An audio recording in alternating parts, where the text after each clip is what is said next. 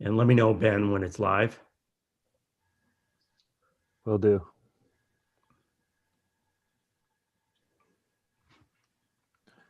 Okay, we should be good to go.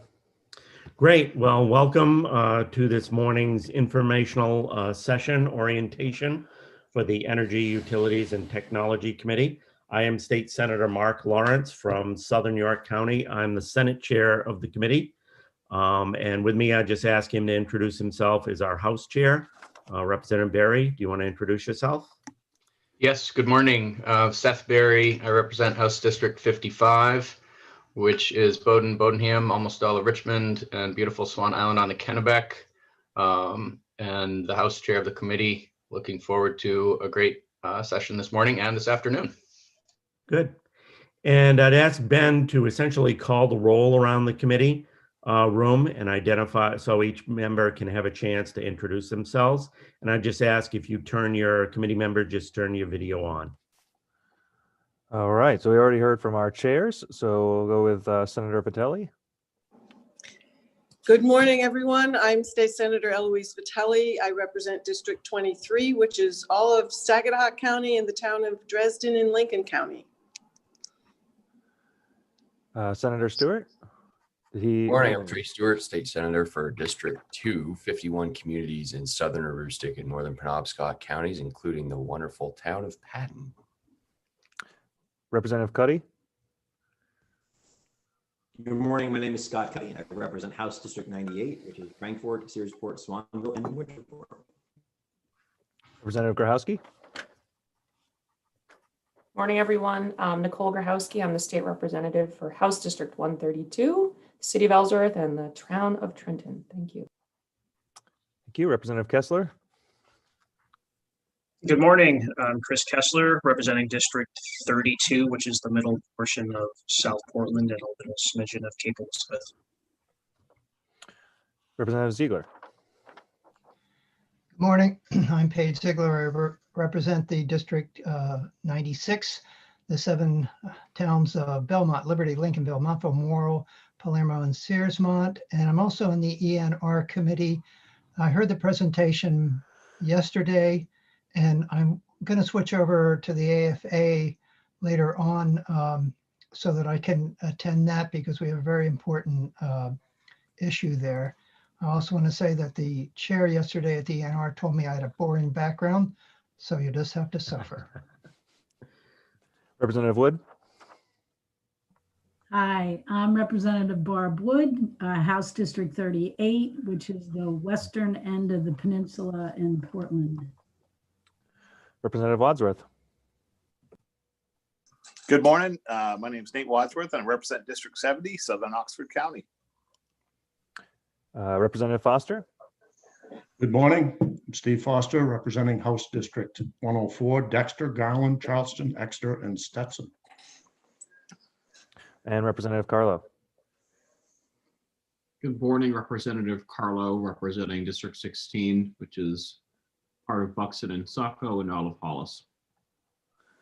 Great. And I'd ask Ben and Deirdre to introduce themselves, and if he's here too. Oh, I see Dan. Ben Freck, the clerk for EUT committee, representing Portland, and happy to be here. Deirdre Schneider, analyst for the EUT committee.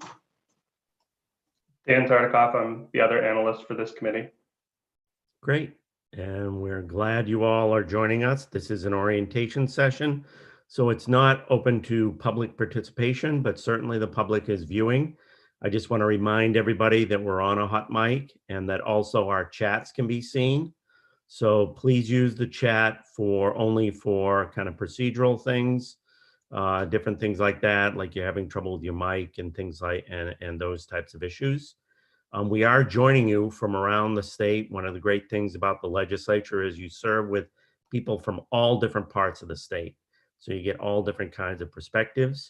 And when Senator Stewart was mentioning Patton, it just reminded me, my great aunt came from Patton. Her name was Lizzie Knowles, and she married a man named Henry Knowles, who ran an inn on the corner in his district called Knowles Corner, which he probably knows very well. is kind of a lonely strip of road, and it was there for travelers on long distance, so they could stay at the Knowles Corner Inn. So we are, if I left my district this morning, I'm on the tip of the southern part of Maine. If I left my district and drove to where Trey is, and my wife left our house and drove south, she'd almost be to Philadelphia by the time I reached Trey's house. So that is how big our state is. And that is some of the issues we face with technology and around the state of Maine. And it kind of leads into what our agenda is for today. So I'm just going to give a little preview. We had, so I can explain to the public what we're doing.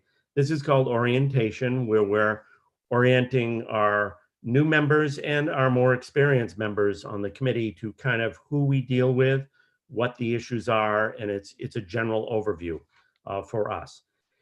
On Tuesday, we had an orientation from our committee staff explaining what their jobs are and what their roles are.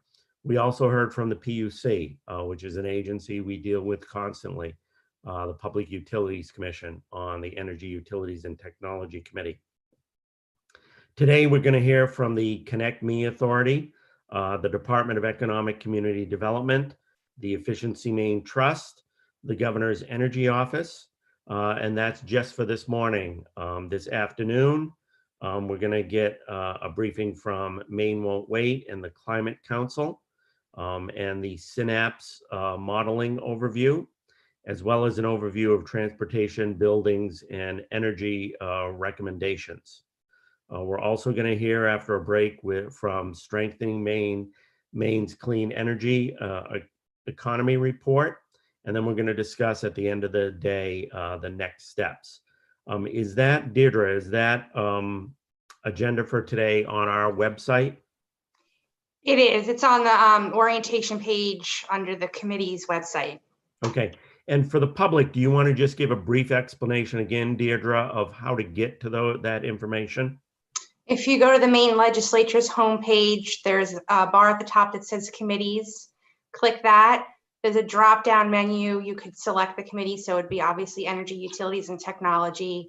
And when you get there, there's a link that says committee materials. So when you click on that, you'll see the list of committee materials. And then the agenda is under orientation. Great. And for those members, this is streaming on YouTube. Is that correct, Deirdre? Yes, that's correct. Yep. For the public. And so where do they go to find that? They go to YouTube, and what do they do? There's a link right on the committee page to the YouTube channel as well. So if they go to that EUT page, there's a link to the YouTube feed for this. Okay, super. So I'll do a little bit of this introduction as we start off each meeting. Our goal is to be open to the public and transparent as possible, realizing we're dealing with a new platform here.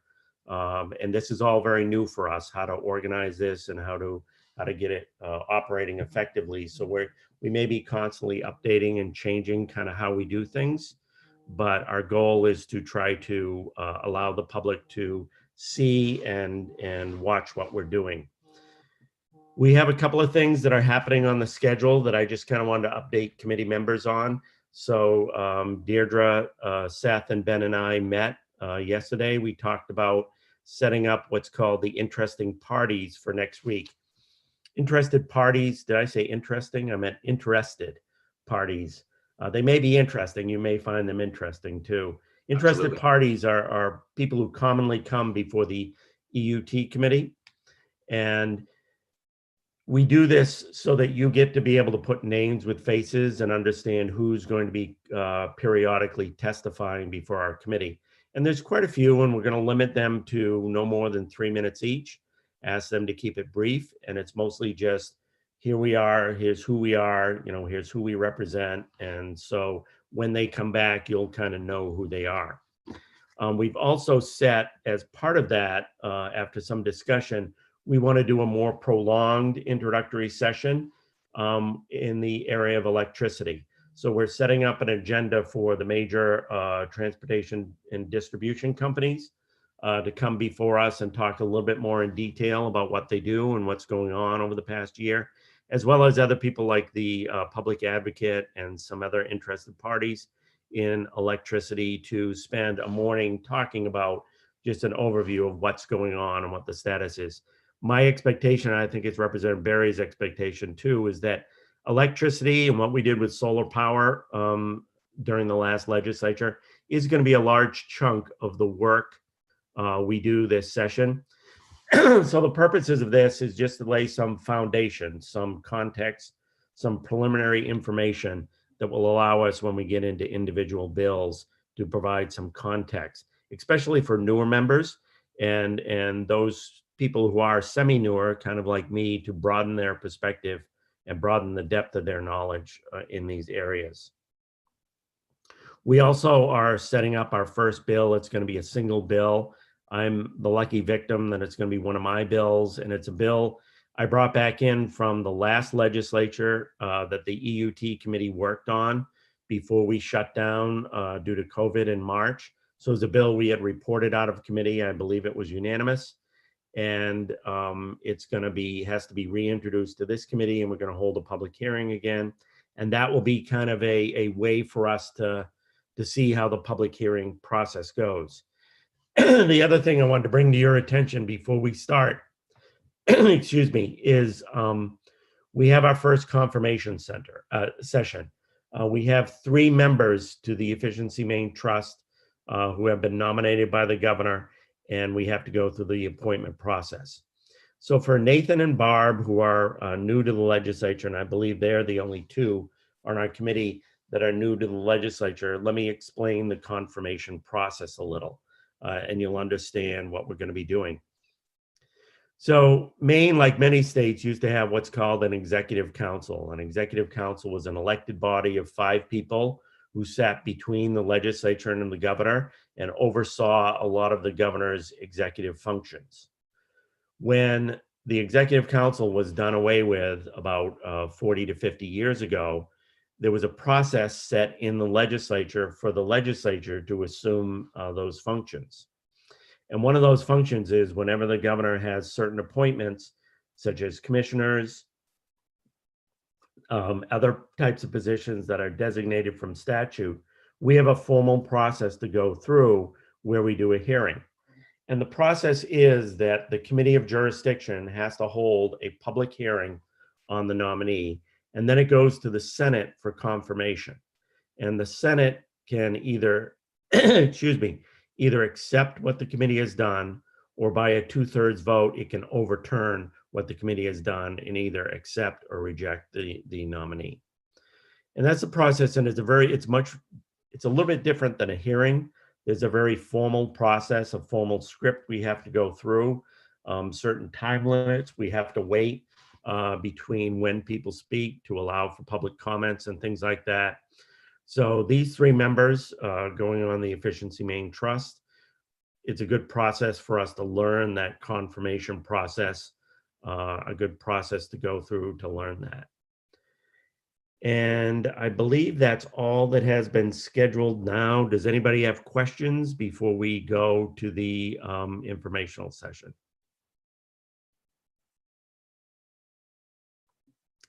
Don't see any hands up. So we're ready to start off. And our first presenter is Peggy Schaefer from Connect Bee Authority. And she's doing a presentation on her annual report and an overview of what Connect Bee Authority does. Peggy, you have the floor. I hit the screen. Screen, thank you. You have the virtual floor. The virtual floor. Good morning. I have a very quick slide presentation. The problem is, you all know with Zoom and slides is that when I share my screen, you all disappear. So here we go.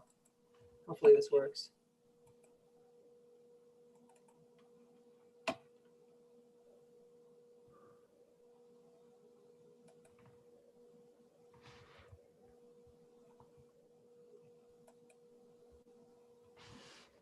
Wait a minute.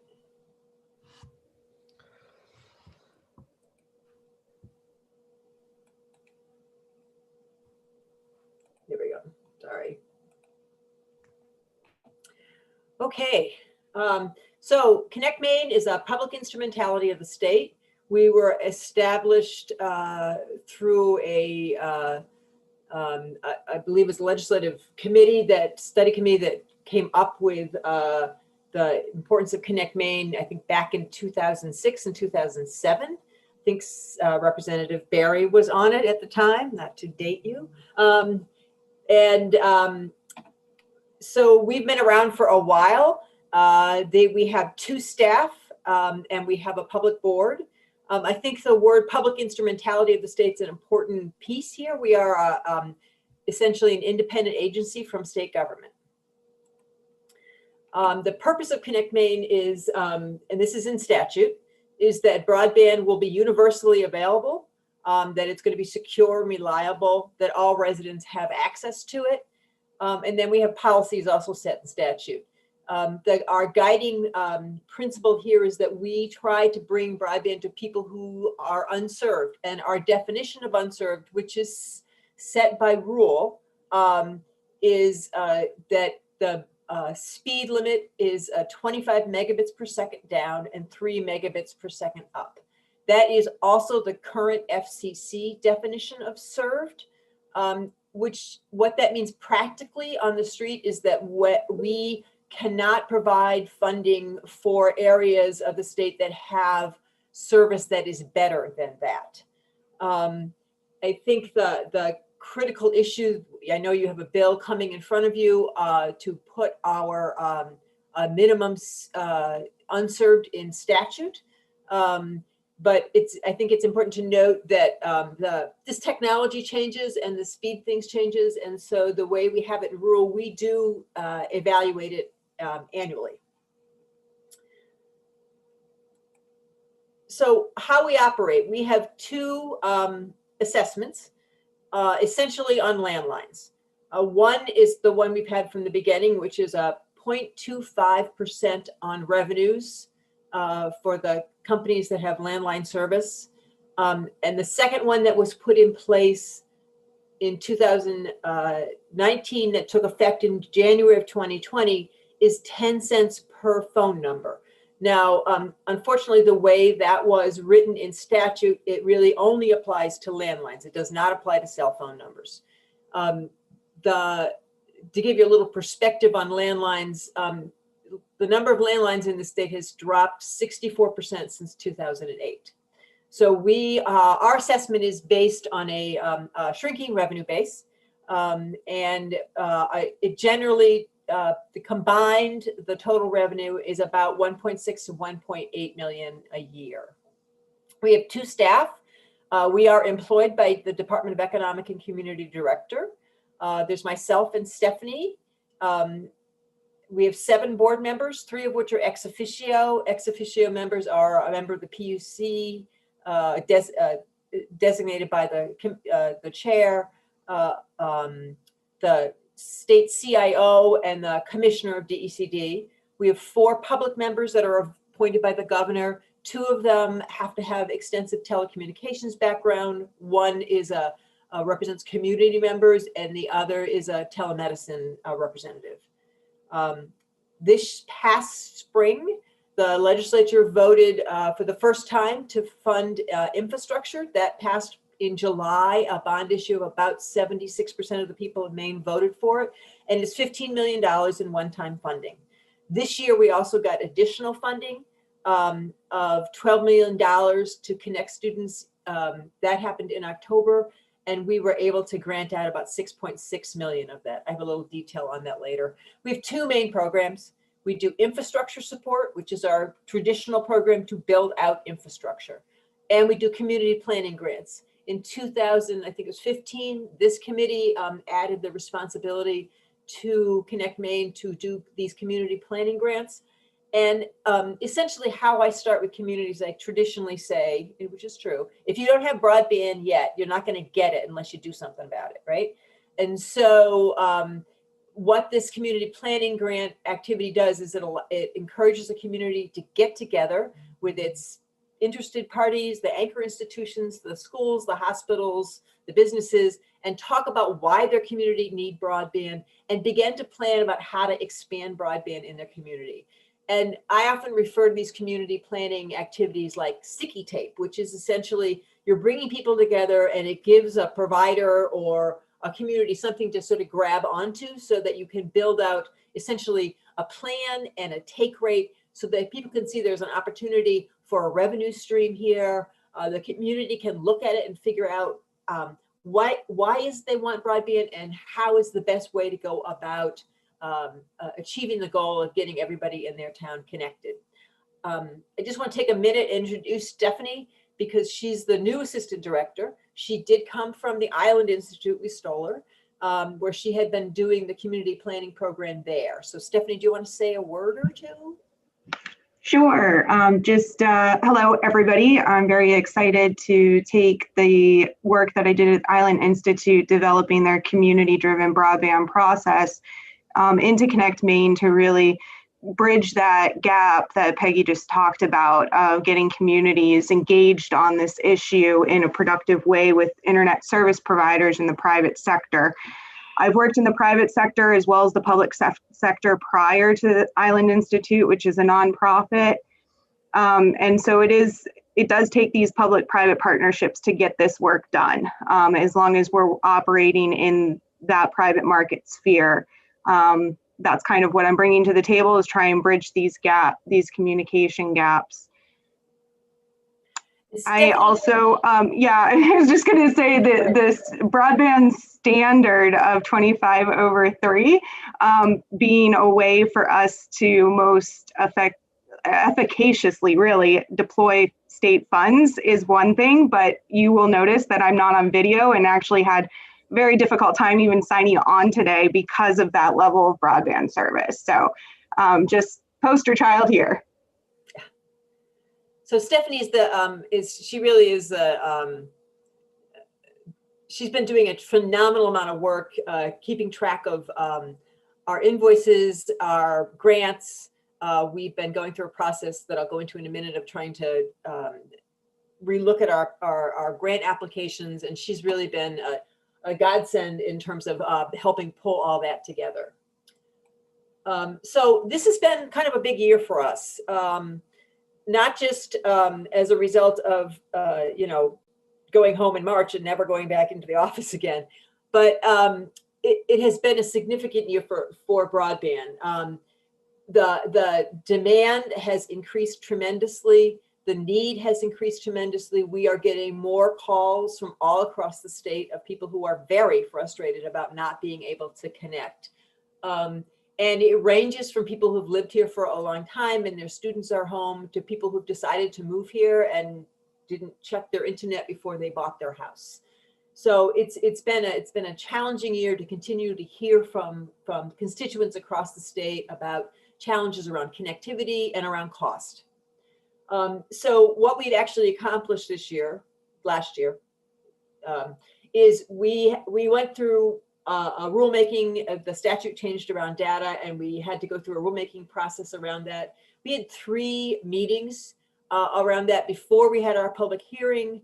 That rule has now been adopted and is in the AG's office for review. We decided at the sort of middle of this process, before we officially drafted the rule for the public hearing, that we were not going to do a wholesale change on our rule. There's a lot of pieces of our rule that we are finding quite difficult to work with in terms of the scoring on our applications. But we had decided that before we did that significant change, we needed to do much more public output. We hired a new assistant director,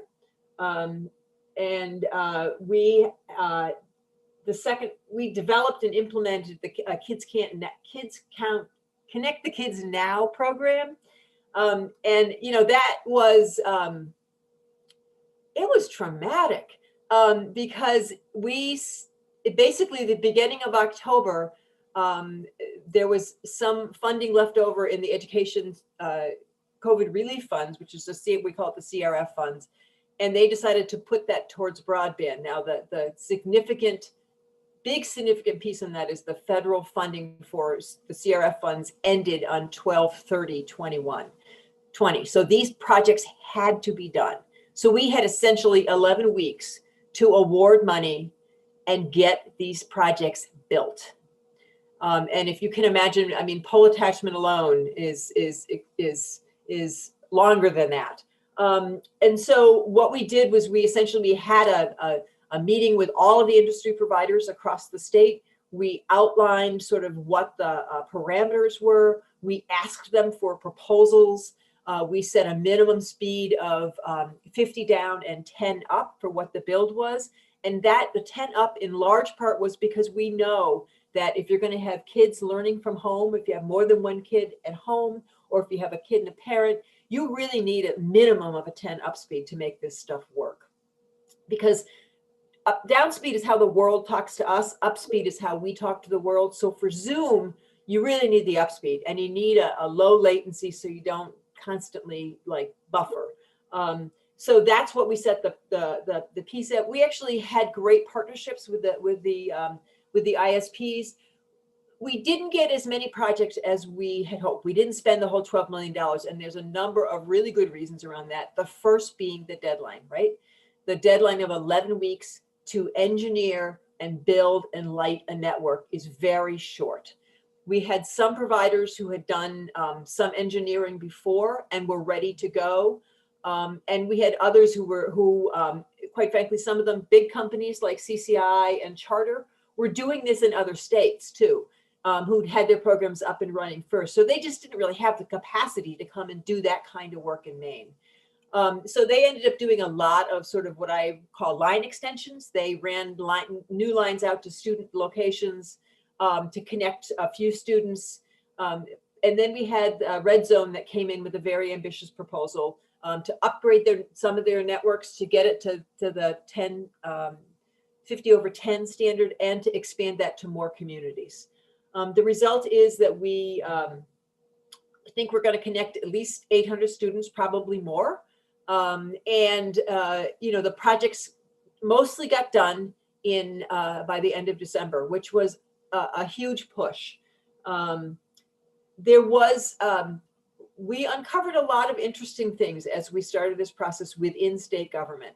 And one of those was that in 2019, DECD, Connect Maine got moved into DECD, and we moved all our money into DECD and started to run our contracts through purchasing.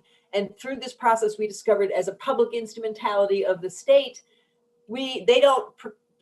purchasing doesn't have any authority to do contracts for us. So now we are in the process of separating ourselves again financially from state government. So it's been there's been a lot of behind the scenes sort of work that the public doesn't see about moving us in and out of state government that have been chunky, shall we say.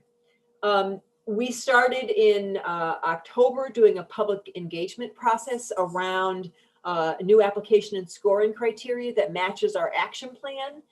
We've had over 100 people attend each of those meetings. We had surveys up online. We took all that input. We've been processing it. We've been working on changing our application. We are moving towards what we're calling a 2-track process for our infrastructure builds. The first track is large community projects, which are essentially universal service for a community.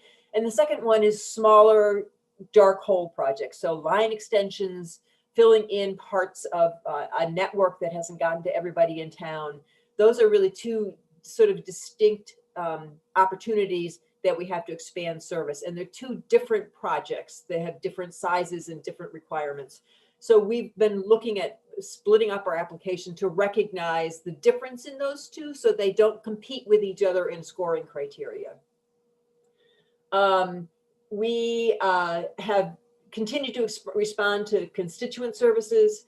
We have worked with the Maine Broadband Coalition to implement a speed testing, a crowdsourced speed testing process. We started over in Oxford County, and that got launched at Thanksgiving. It got launched statewide. And right now we have, I think, almost 10,000 people across the state who've participated in that and done a speed test. And if you haven't done a speed test yet, I would encourage you to go to mainebroadbandcoalition.org and take a speed test. Do it several times, different times of the day. The nice thing about that platform is all of the tests are automatically mapped. So on the Maine Broadband Coalition webpage, there is a map that shows you where coverage is. This is the first time that we've been able to collect this kind of data, the crowdsourced data from people about where service is and where service isn't. We're one of, I think, 4 states across the country that are using this platform to get this kind of data.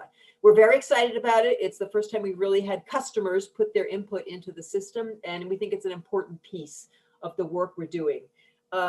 We started in the summer with one of the things we've noticed with the community planning is the real need for community leadership.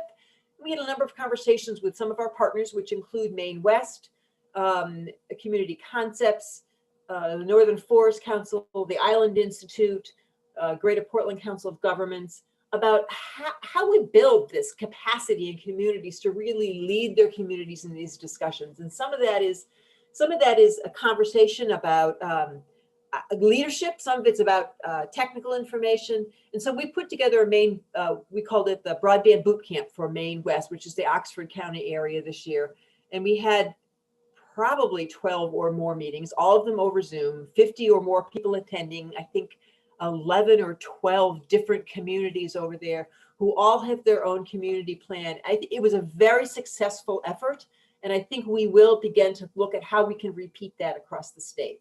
You know, the nice thing about Zoom is that you don't have to collect people in one location. So we could do this for a number of communities, right? Community Concepts and Mia Purcell were really important in terms of staying in touch with these community groups, keeping them on task, keeping them on target. And it was a very great experience, a great learning experience, and something I think we can build on. We've had 14 board meetings in 2000. We normally have about 9. Because of the work we're doing, we've had a number of emergency meetings. We used to have about 6 people show up in public for our meetings. We now have well over 50 on each of our Zoom calls. So, you know, Zoom has really helped us branch out in terms of who we reach. I think the engagement of those people also show, because really some of these meetings I don't want to attend, so I can't imagine why they want to attend them. But some of these shows the engagements and the importance and the interest in the work that we're trying to do. We also tried to start a affordability program in Maine. We had a good partnership with the Department of Health and Human Services. We were getting ready to launch that when the last COVID relief package passed, and the FCC implemented a broadband affordability program that provides up to $50 a month per family for broadband. And so we put our program on hold because it was complicated to run 2 programs at once. So Connect the Kids. This was a significant learning opportunity, right? So we got a significant chunk of money, a very limited time to put it out. And we learned a lot about it, which is one of the things, if you're going to build well over 100 miles of fiber in 11 weeks, it's going to be expensive, right?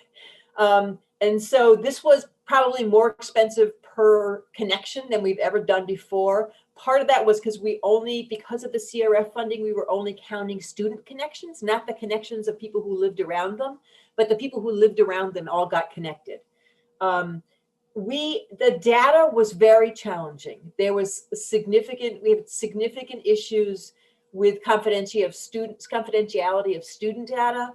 And, you know, we got data from some school systems that essentially said, here are the streets that students live on, which, as one provider said to me, you know, I've been in telecommunications a long time. If I don't know exactly where you live, I cannot connect you. That's not how it works. I can't. So that was a significant challenge. It was met in some instances by internet service providers going and sitting down with their maps and the superintendents in their areas and identifying where their networks were, where they could be, and where they could build. LCI was really great with that. That's the company Tidewater Telecom that serves the Mid-Coast area. That's their incumbent local exchange carrier footprint. And they put together a project for Appleton, Hope, and Lincolnville that brought fiber to that part of their footprint. They also came in and provided a service to parts of Bristol.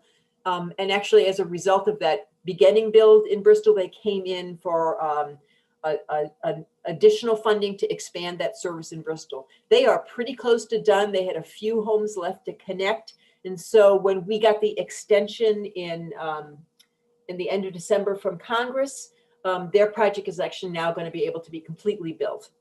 The other project that was pretty ambitious was down east. Axiom is going to build out to 4 roads in Whiting and East Machias that go west off of Route 1. And there's well over 100 students in those areas, also very badly served.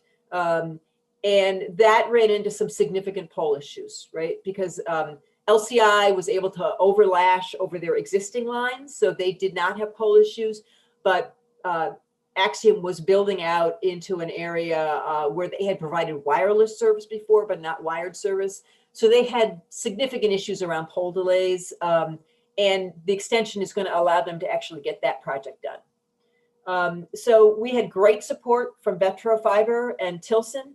They both volunteered to come in and help us. Vetro helped map the student locations, and Tilson provided us bi-weekly call. We had a bi-weekly call with them to talk about the technology, what people were proposing, whether the price was right, how to make sure that people were accountable for what they were building. It was extremely helpful to have experts like that help us sort of shape and manage this program as we went forward. So what's going to happen this year? We have 2 rounds of infrastructure funding, one this winter and one later this year. That will be the bond funding. We are restructuring our systems to put in better accountability, better transparency at the same time.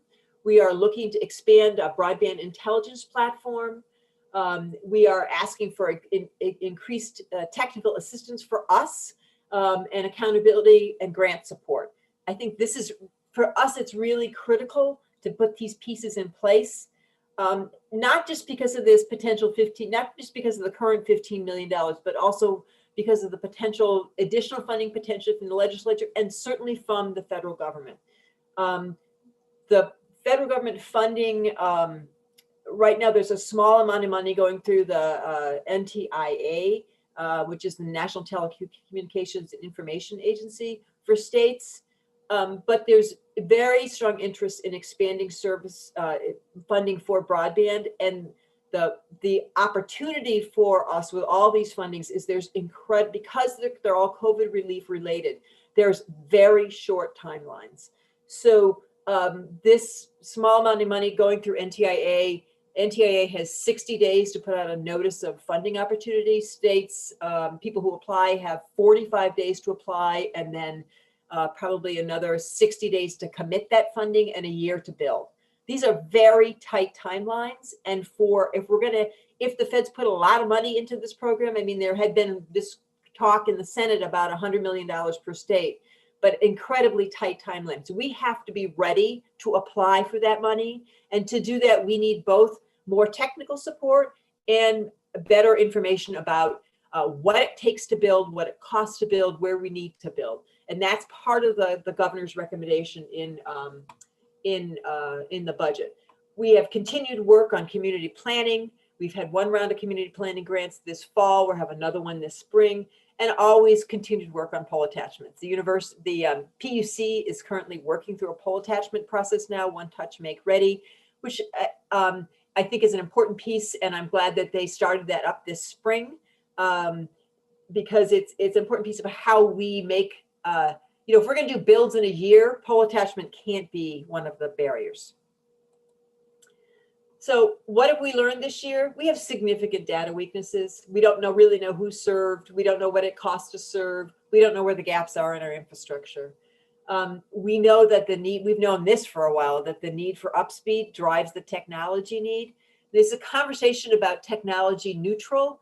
And when the conversation happens at the federal level, what you hear them saying is, well, we can't change the technology because then this kind of technology won't fit into it. To me, that is not technology neutral. Technology neutral, to me, has to look from the consumer experience, the buyer experience. What is it the buyers need from this network to serve? And that is the neutral place to be, not what the technology can do, but what is the needs of the consumer. And I think The FCC hopefully is going to look at that this year. We're continuing to look at that. We need a much longer term strategy for funding. $15 million is good. The conversations we're having with people assumes that we're going to have money beyond this. And we always start those conversations by saying, well, if we get additional funding, we can have this conversation with you. But it's very difficult to have that conversation when we don't have additional funding. There is significant federal funds for COVID relief. Most of those are pretty loose in what they can do. Last year, there was education funding called GEARS, which stands for Governor's Education something, something, something. And the Department of Education used that as a stopgap measure in April and May to provide the MiFi hotspots and tablets for students, which was a great interim stopgap measure, but not a permanent solution. There's more money in that fund last year. Last year, there was 9.3. This year, there's 33 million. So I think it's an opportunity for us to continue to build the partnerships across state agencies to make sure we can meet the needs of students and workers and telehealth. There is a significant affordability barrier in Maine. It's not just Maine, it's everywhere. And, you know, Congress has just finally addressed this with this package they just put through the FCC. That is a limited time funding. It is an ongoing problem. You know, the estimates are that homes that make less than $50,000 a year can't probably afford more than $10 a month for broadband. And the average subscription for broadband is $60 plus. That is a significant change that we all need to address. I mean, broadband is not just running the wire by your house. It's being able to afford the service. It's being able to have a device to be able to connect, and it's knowing how to use the device and how to be safe on the internet and how to use the internet to expand your education and other opportunities. We do need a better grants management and basic infrastructure. We've been giving out $500,000 to $700,000 a year. This year, we're going to give out between October and June, probably 22 million, which is 12 million more than we've given out in the entire history. That is going to require us to be much more smart about how we do it, both how we track the data, how we manage that information, and a better understanding, assistance with understanding what the technology people are proposing and what that technology can do, and making sure that technology that we pay for actually got built. Those pieces and what I refer to as the broadband intelligence platform are all part of the governor's budget request that I think you guys heard yesterday. And finally, that the urgency of this need has only increased. Citizens really see this as basic infrastructure. The emails I get are very clear. They are like, I do not understand why this is not a utility like electricity. Why is it that I do not have broadband insufficient that provides me the service I need? And so I think those are all continued challenges that we have. So with that. Great. Thank you very much, Peggy. You're welcome. Good. Any, before we move on, any quick questions for Peggy? Realizing we have the Commissioner of DECD up next, and we're running about 5 minutes behind. Any questions? Yes, Paige. Thank you, Director, for your information. In regards to Tidewater, and I think you're aware of it, I got quite a few constituents that were upset because on one side of the road, they were paying the same amount and they were getting a minuscule amount of broadband.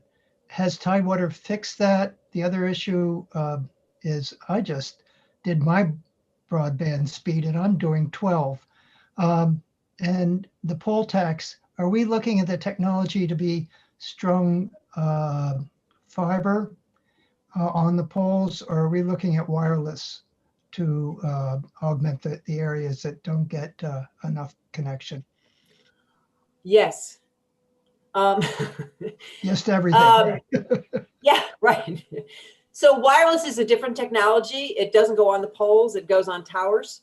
And so in some areas, wireless is a line of sight. You have to be able to see the piece. And so in some areas, wireless works, in some areas it doesn't. Fiber is sort of state of the art. The build that LCI did in Appleton, Hope, and Lincolnville, brought fiber to some of their footprint. They're trying to expand that to bring it to all of that footprint in that service. I don't know the difference between people on one side of the street and the other. That's, this is a street by street battle, and that's, I know they are in the process of hooking everybody up, and some streets got service because they had kids on them, and some streets they had to skip because they didn't, and they're hoping to go back and get those streets. Great. So quick questions from Representative Kessler and then Representative Foster. Thank you, Senator. Good morning, Peggy. I had two questions. One was you had mentioned about the funding source in the statute, and I just wanted to copy paste where the statute is in the chat right now so we can all reference that. And I was wondering if you could please just refresh my memory as to why this is only applying to landlines, and what exactly happened that still limited that funding source when we looked at it last year. So our statute is constructed with a definition at the beginning, right? And the beginning of that statute says that cell phones are voluntary contributors. When this new language got put in, which was, if you remember correctly, we reduced the E911 fee from 45 cents to 35 cents and moved that 10 cents over to Connect Me. When that got put in statute, it got put under literally 2A, the current statute, which means it only applies to communication service providers, which is not cell phones. Okay, that's a tragic oversight. And the other question I had was just in terms of your interaction with broadband service providers, and I'm thinking about how my internet just went up another $5 a month to $74.99.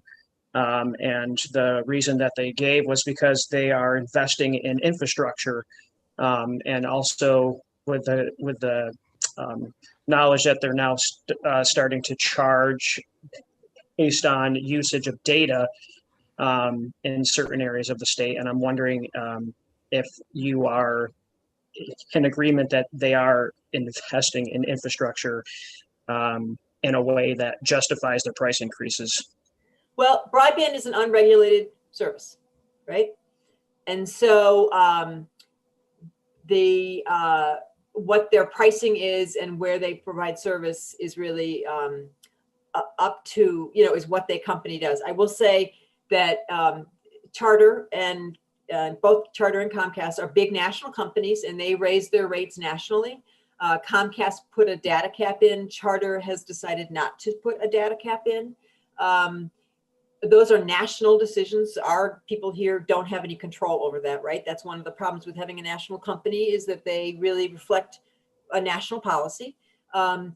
Charter has been, they, I think, announced this summer, they were doing builds in Swanville, Dixmont, and Etna.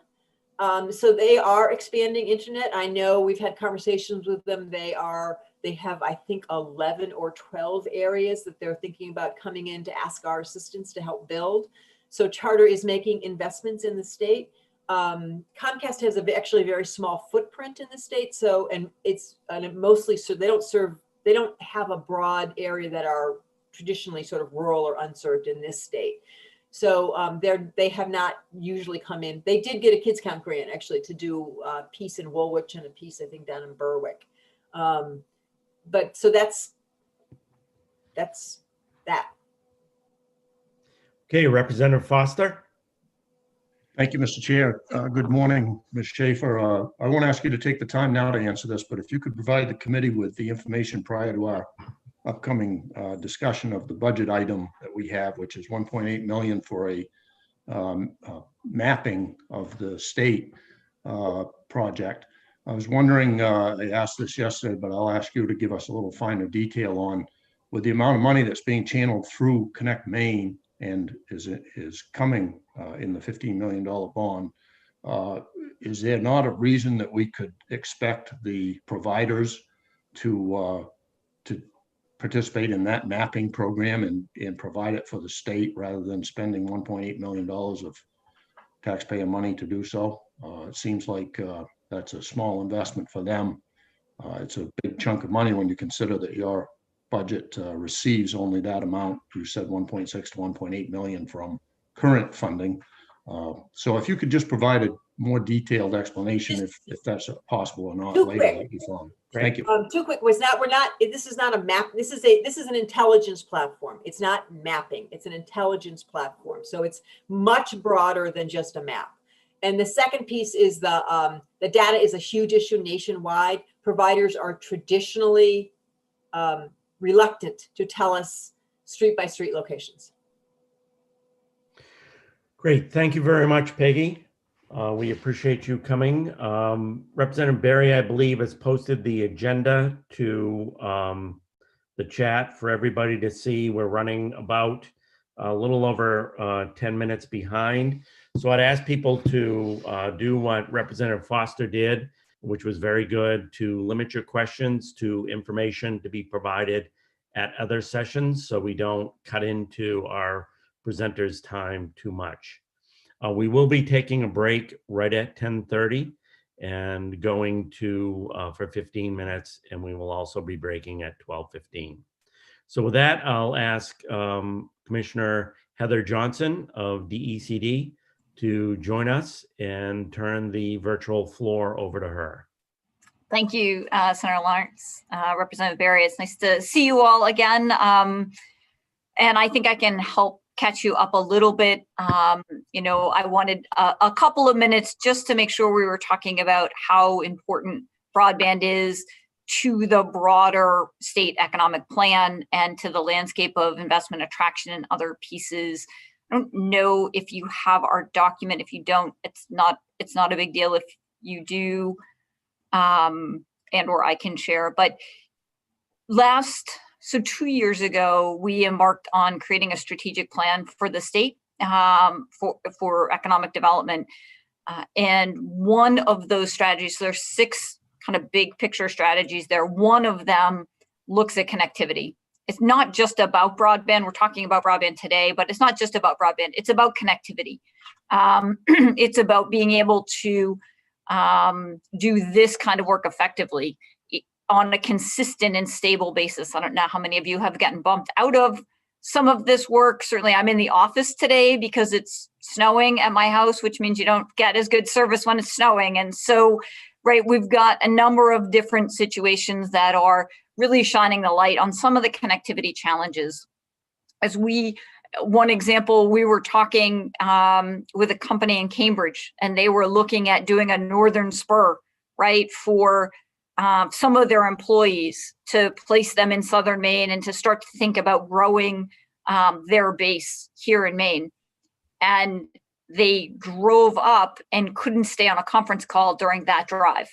And so they called and said, what's going on? What's happening? The reality is we had to move their site location work to a place where they could have real connectivity and manage that connectivity on a constant basis because they wouldn't tolerate a call drop, right? We all get used to that. We all, I can't tell you how many times, right? And when I was at Connect Maine, how many times I would get the call of if I just had a nickel for every time I lost my call between Augusta and Portland, right? And we all know that. And for whatever reason, we tolerate that. The reality is businesses and people coming to Maine won't, and young people won't. And so that's what we're seeing as part of our modern infrastructure to be competitive. We need to have modern connectivity. We have we're seeing obviously significant challenges as a result of the pandemic, but one of the silver linings of the pandemic is people want to move here. We're seeing our rural communities see immigration. We're seeing real opportunity to revitalize some of these markets that were concerned for their hospitals and their schools because they didn't have a population base that would allow for them to continue long term. In migration, right? How do we attract people to these locations was a real challenge for them. And now there is a natural movement for their real estate and rural communities is up. We're seeing even rural outdoor recreation assets be at capacity because those are the types of places people right now are able to move. We've long-term talked about telework. And 2 years ago, if we'd have suggested to do this meeting in this format, I'm pretty sure we wouldn't have been able to get that through for a variety of reasons. So sure, could we have done this? Did this technology exist? Of course it did. People have been doing this across the world for years. But until you have to, and until you start to generate those behaviors, it's much harder, right? To encourage telework, to encourage remote work, to make that just be part of a normal standard. Now, the universe has done that for us. So to be able to attract those people to come to Maine and bring their jobs with them is a reality. And you can do it in real volume right now. And so in order to do that, though, they have to be able to do their work. And they have to be able to integrate into communities in the way that they choose to. So modern infrastructure for business investment, modern infrastructure for people moving here. And what we're seeing, somebody asked me the other day, well, do people ask you about connectivity? And they don't, because they just expect it, right? That's table stakes in the rest of the country. And so they don't, they'll get here and then they'll ask why they don't have it, and they're surprised. And so in order for us to be competitive, it's one of the pieces we've seen these gaps, right, statewide for students that I think Peggy must have talked about the Connect the Kids. I think I came in right at the end of that. We've seen students have challenges. We've seen districts have to stagger kind of remote learning days. So young kids go from 8 to 10 and middle school kids go in the middle of the day, older kids go later, because multi-household families don't have the capacity to do that work. So that's a lot of talking. And I said I would give you some of your time back. But I think really what I'm trying to emphasize is this isn't an esoteric problem anymore. It's a consistent problem. We've had it for a long time. What we're seeing is it really play out right in front of us. If you look at even cellular connectivity and look at where our markets are compared to other like markets nationally, we aren't very competitive.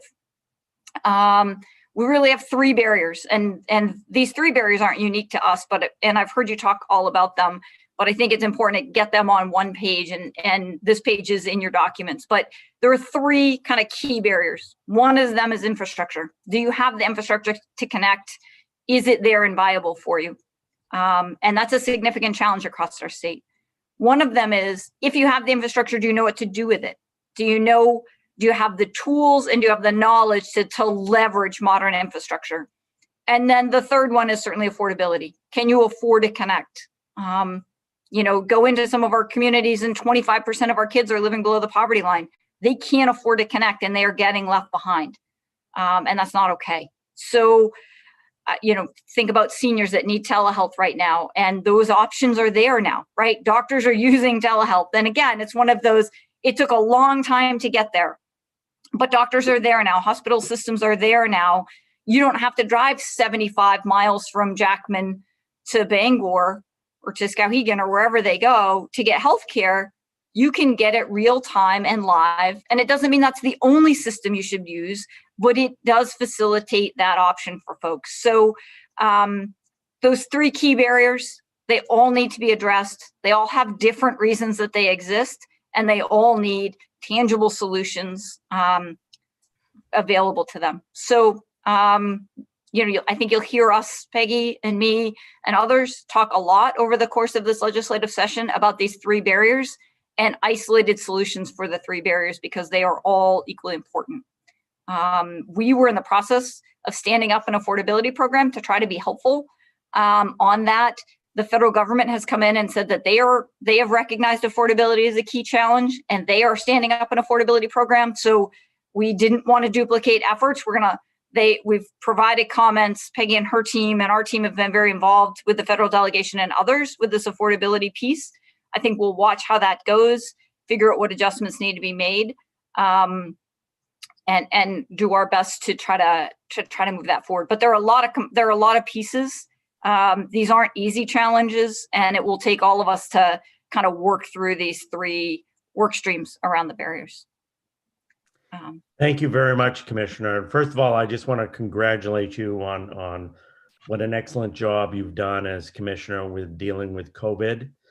This is the first time we've gotten back together since COVID hit, And I've been very impressed about how Maine has stayed ahead of the curve economically and keeping its unemployment rate lower than around the country and in facing the challenges. So congratulations on the work you've done. We're a little bit ahead of schedule, so we do have some time for questions. And I was hoping the commissioner could give us also a impression of if there are things you expect to be coming forward from the administration that our committee is going to be considering. You don't have to let us know exactly what they are or the details now, but if you might be able to give us an overview of what we're going to be facing, because I think all of us recognize, especially from your discussion of how critical the issues this committee is going to be dealing with, how critical those issues are going to be for Maine's economic future. So Commissioner, is there anything that we should know about that might be coming down the road from the administration? Yeah, thank you. Thank you for the opportunity, Senator. So I would say the first thing is this supplemental budget piece, right? Having the tools to really tackle this challenge in an efficient and accountable way is a key priority. So that is one piece, that's the big first piece. I would say as we go forward, I think there will be the Governor's Economic Recovery Committee has made some clear recommendations that I think inform legislation, and some of you have picked up pieces of that. That primarily looks at affordability and funding for infrastructure and different ways to fund that infrastructure. So my expectation is you'll see more there. Again, potentially less in legislation, less from us on that, but more in our support of legislators that have kind of picked up that mantle and are carrying it forward. From the administration, I think you'll see an ongoing effort around effective expansion and accountability for that expansion, right? We have a history of giving out small pieces of money and kind of hoping for the best almost, right? There's not a lot of accountability because that takes a real technical expertise that you only need for, bits and pieces of time. Now that the federal government is also putting forward some significant pots of money that we need to go compete for, you'll see that. I think you'll see us be very aggressive about these federal pots of money. We've been kind of on the front end in partnership with the delegation, kind of trying to navigate that work and trying to get communities, providers, and the state aligned so that we can be competitive. Because we need to not compete internally in Maine, we need to compete externally with other states to go attract that fund here. And I think you'll see some aggressive moves there about how we take advantage of that. Great, thank you. And that's a good point, Commissioner. In our orientation, and especially for the new members, we talked a little bit about our interactions with AFA, and we don't have a lot of agencies that are affected by AFA, but I think the Commissioner's points are very good, is that a lot of our issues are going to be in budgetary matters, and it's worthwhile for us to pay attention to those, because whereas we do the policy, especially in the broadband area, is affected by the resources that are available. I'm going to go to Representative Berry next, and I'm hoping, Representative Berry, you'll talk a little bit about the broadband coalition you're putting together and involved in the legislature on this issue. So Representative Berry. Thank you very much, Chair Lawrence and Commissioner and Director. We appreciate the presentation this morning. And for those who are not aware, I just want to make sure that you all do know that Commissioner Johnson, came from a previous position as the director of the Connect Maine Authority. So she held Peggy Schaefer's position previously. And I think that is a great story, and it does I think help to underscore the importance of broadband to this administration and to DECD. It's great to have someone as director of DECD who really understands this issue in depth because it's so pivotal right now. I did, in fact, Senator Lawrence read my mind. I did want to just make the announcement, and you'll hear it here first, that there is a broadband caucus forming and all legislators are more than welcome. The first meeting of the Broadband Caucus will be the evening of February 10th. We have chosen evenings just because you need more Zoom in your lives, and that's obviously a little tongue-in-cheek, but we intend to make it fun and snappy and a little relaxing. Keep it to an hour. It'll be every 2 weeks, so starting on the 10th, and it looks like 6 p.m. is the time frame, so 6 to 7. We have as co-chairs for the Broadband Caucus House and Senate Republican and Democrat, Tom Schofield and myself from the House, and Senators Bennett and Maxman from the Senate. Looking forward to getting started. We're also working in close partnership with the Maine Broadband Coalition. You've heard them mentioned today a number of times. That's the speed test. They put up the speed test website that Representative Grahowski mentioned in the chat, and they'll be close partners with us as we move forward. So we'll be talking about a lot of these things there. I just wanted to make sure you're all aware, and we hope that there'll be strong representation from this committee because it is our purview. So that's the main thing for me. I guess I just also wanted to give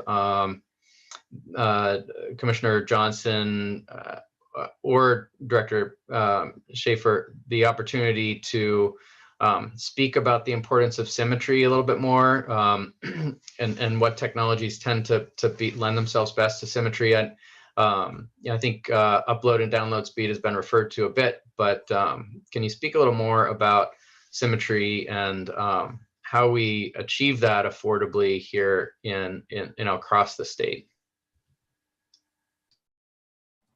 Peggy, do you want to go ahead and start, and I can follow up? Go ahead. So you need to unmute. Okay. I know. Yeah, I had to find it. Symmetrical service is service that is equal on the upload and download.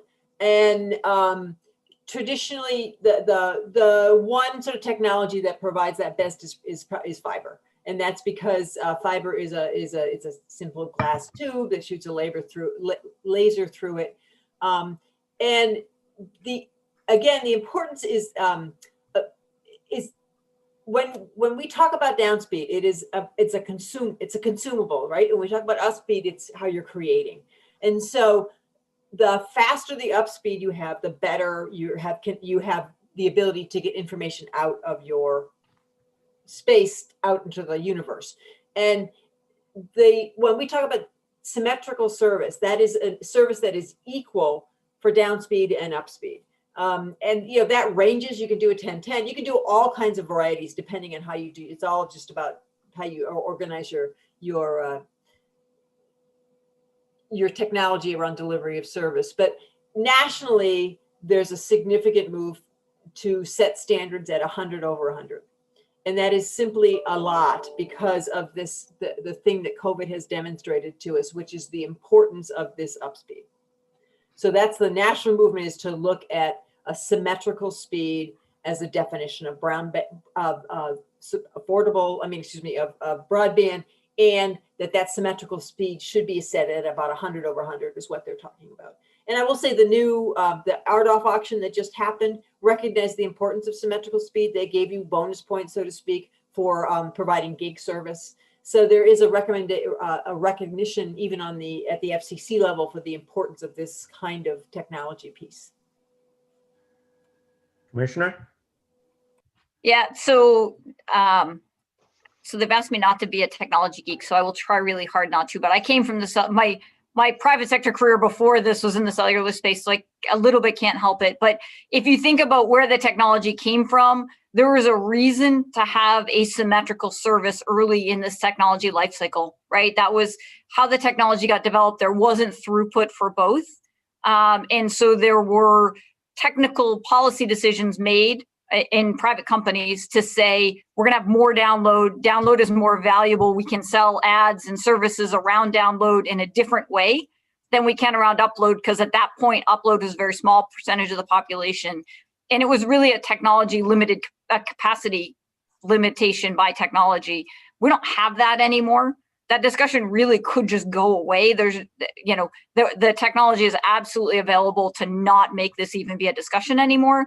And I think to Peggy's point, that is slowly becoming less and less of a discussion because the universe is moving there. So I hope, right, yesterday we talked about a couple of discussions we've been having for a couple of years now. I hope in a couple of years forward, we don't have this discussion anymore because technology has just moved us past that. And our decisions, our good decision making and accountability around execution has moved us past that. Thank you. Great. Seth, did you want to add something? Nope, just maybe a clarification that 100 over 100 is, correct me if I'm wrong, Director Schaefer, that is what you mean by gigabit service, correct? No, remind me, give us the distinction there. I always forget. Right? So a gigabit's like, it's like 1,000 over 1,000. 1,000 over 1,000. Thank you. Yes, that feels like a lot to some of us here in Maine. Yes, and not if you lived on Islesboro, but yeah.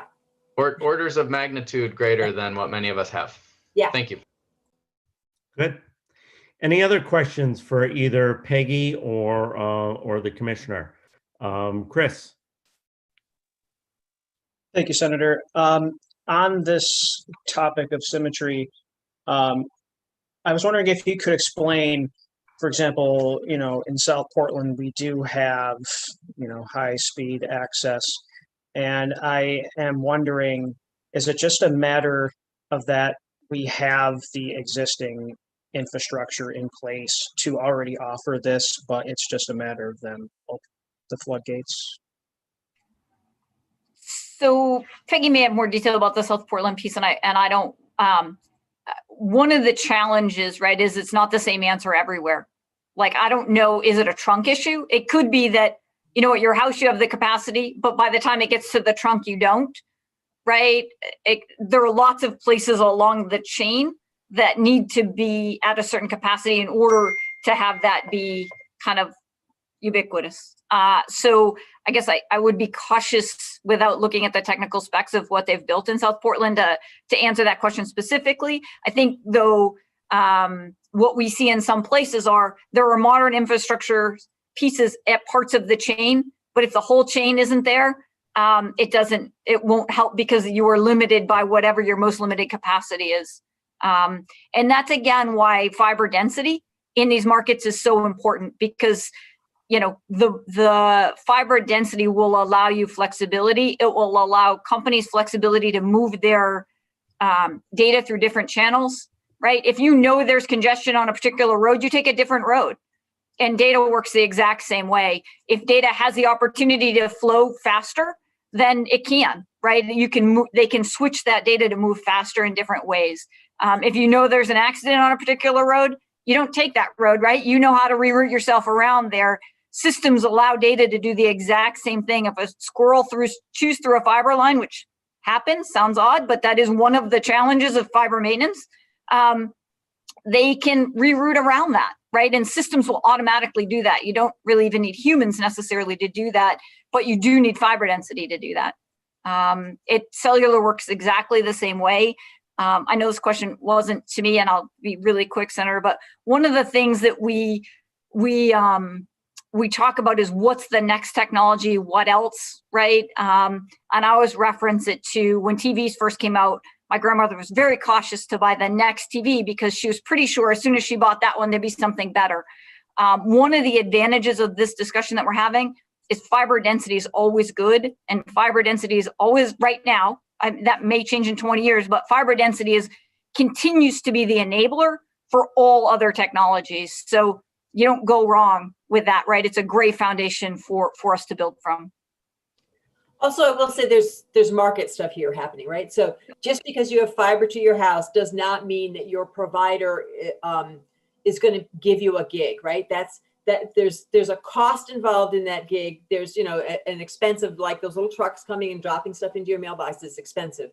And so just because you have fiber doesn't necessarily mean that your provider is going to provide you a gig. The technology is capable of doing that, but there's a whole market piece about what customers want and what service you put out and what the inner workings of that technology is. So our interest is that when we build that basic fiber when we build that basic background, that it has the capacity to do unlimited speed, not necessarily that you get it today. So those are two different things. One is the technology and one is the service that delivers that technology to you, which is a market-based service. Great. I have Representative Foster and then Representative Grochowski. Thank you, Mr. Chair. First of all, thank you, Commissioner, for being here. And I would echo some of what Senator Lawrence said earlier, that having dealt with several commissioners during this pandemic time since March, you seem to be most on top of your game and most quick to respond to issues that I brought up for my constituents. So good job. My question, I was going to ask this of Ms. Schaefer earlier, but now that we have recouped some of our time, I'll ask it and either of you may answer. You mentioned about calls being dropped. Obviously that, unless I'm behind on technology, is not a function of broadband connectivity. But I'm wondering, as we have discussed previously on this committee about new technology, if you could bring us up to speed on where you see 5G coming to, especially rural Maine, which is obviously going to see that last, where you see that tying in both for not only cell, but also for broadband high-speed connectivity. Thank you. Yeah, thank you, Representative Foster, for the questions. And Peggy, sorry, I'll start and then please jump in. Cellular and kind of fixed broadband, right, are two different discussions, but fiber density will improve cellular access, right? Because they will be able to proliferate cell phone towers much less expensively. They will be able to put additional services on existing towers as well. Because if you think about what happens, right, it goes from your phone to a tower, and then it's got to hit backhaul.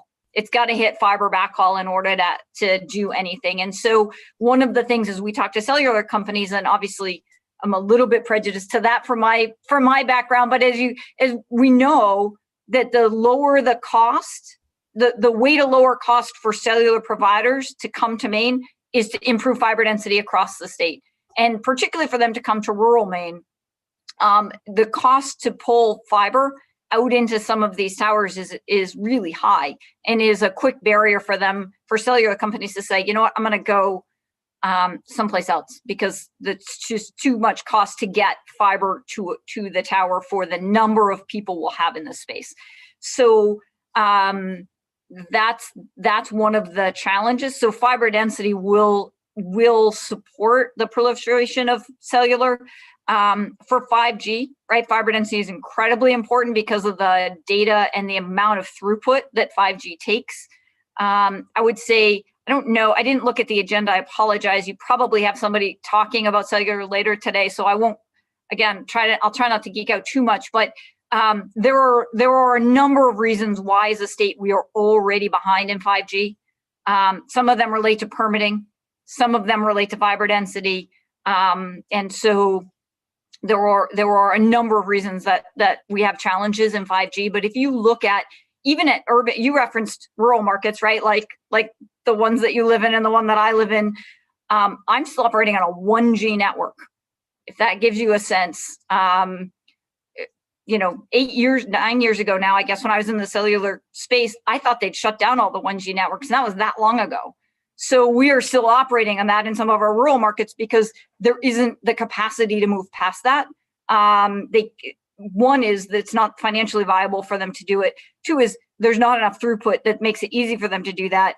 So if we want, as we think about upgrading that system and supporting private providers to come in and upgrade that system, fiber density is a real key to that. But I would say permitting, particularly for 5G, permitting is a real key as well. And my guess is you'll see a lot of 5G you'll have a lot of 5G permitting discussions in this committee, and I will probably be watching from the sidelines, but happy to jump in as well on that because that is a key barrier. And even our urban markets, Portland, Lewiston, Augusta, are already behind in 5G. Senator Lawrence, you're on mute. I'm sorry. I will recognize that he said my name by reading lips. Yeah, that's, and Commissioner, first of all, this is one committee where you don't need to worry about geeking out. We are all geeks on the committee, so welcome to the club. I love it. Representative Grahowski. Thank you, Senator Lawrence. I sort of was asking some of these questions yesterday, I suppose, but I am curious how the crowdsourcing that's happening right now through the coalition will feed into the Vetro or whatever mapping contract that we're looking at. And I also want to say thank you so much for considering how to bring tools to small rural communities, because an issue that we experience is that people are calling and saying we need internet, but they're less able to organize. The city government is less able to do that work with or for them. So I think to the extent the state can step in, we're seeing that that's really critical at this point. So I want to thank you for recognizing that as well. Peggy, do you want to take the crowdsourcing discussion first? So it's actually pretty simple. We just download the data from the Geo platform and upload it into the Vetro platform, and then it just merges those two. The tools in the Vetro platform are then enhanced by the information from the crowdsourced speed testing. So it sort of helps verify them and also puts them into the map where we would have more ability to use the other pieces of the Vetro platform to work with. One of the other things I would add to, right, is that technology platforms will tell you what the capacity is, right? What the wire on the pole will do. Somebody earlier, as I was logging in, was saying they had just done a speed test and it was an odd number, right? It wasn't a sellable, marketable number. If you do a speed test and you pay for 25/3, it's unlikely that you have 25/3 exactly. Some of you will have a little bit more, some of you will have considerably less.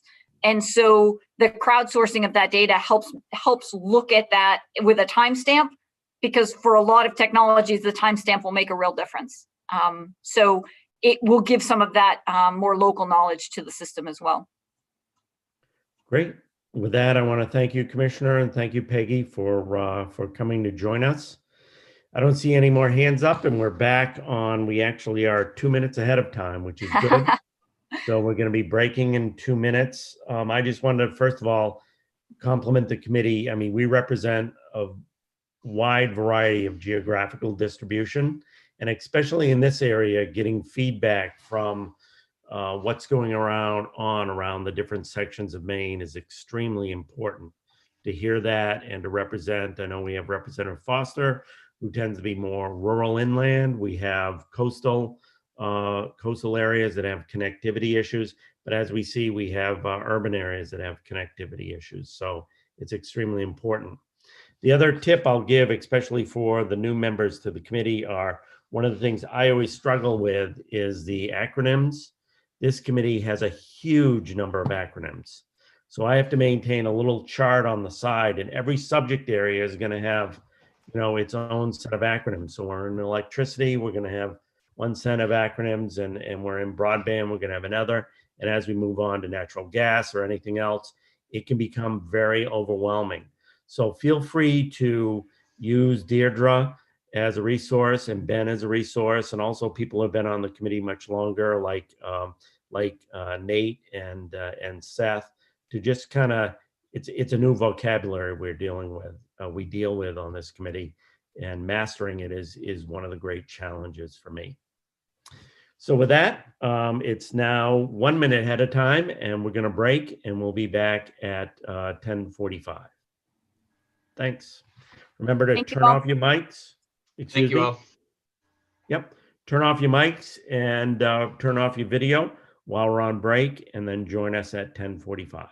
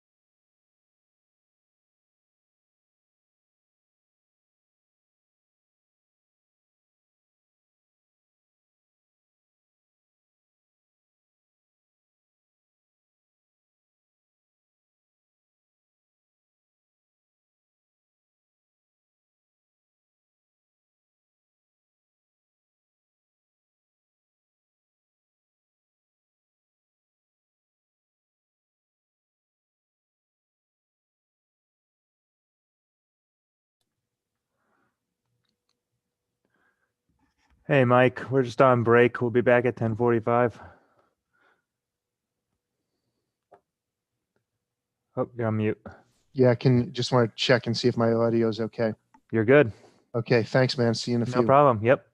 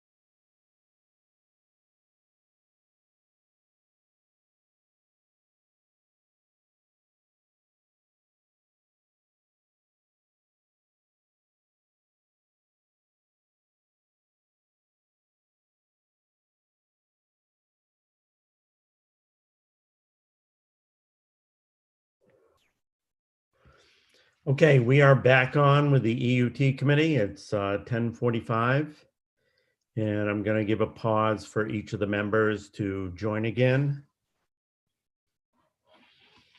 So if you're back on, you should open up your video. And I just want to remind people, and correct me if I'm wrong, Ben, that we do continue to stream live during our breaks. Correct. So that's why I asked that you mute your video, good one.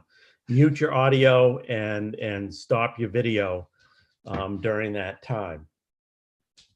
So, and I talked a little bit earlier about acronyms. You also have to deal with a whole new vocabulary on this committee. So don't feel like you're stupid if you don't understand certain words, certain terminology.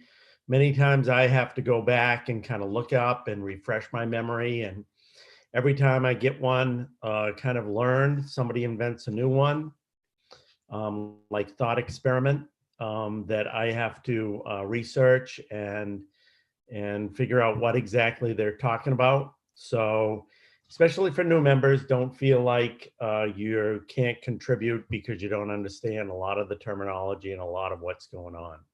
It's going to be constantly changing, and you're going to be constantly running down this new terminology and these new acronyms.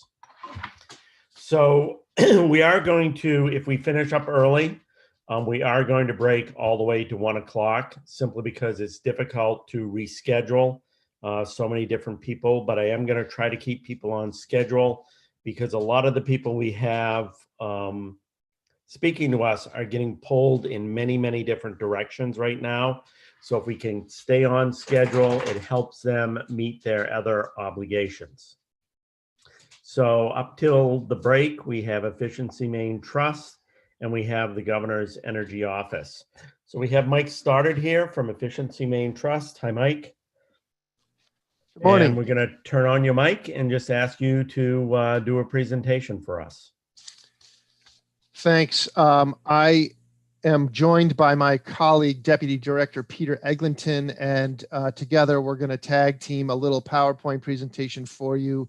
We noticed there are so many new members on the committee this year that we thought we would try to paint a little bit of a picture of what we do at the trust.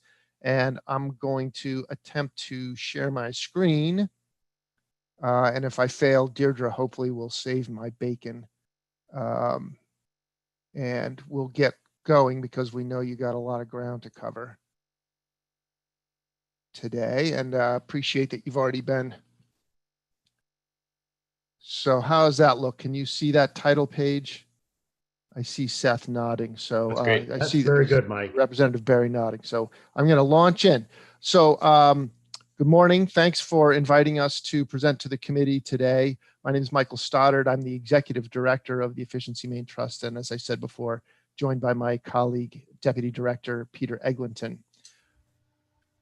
The trust was formed just over 10 years ago. We just celebrated our 10th anniversary last July by act of this committee and the legislature to establish a quasi-state agency to take on the task of administering programs for energy efficiency and alternative energy.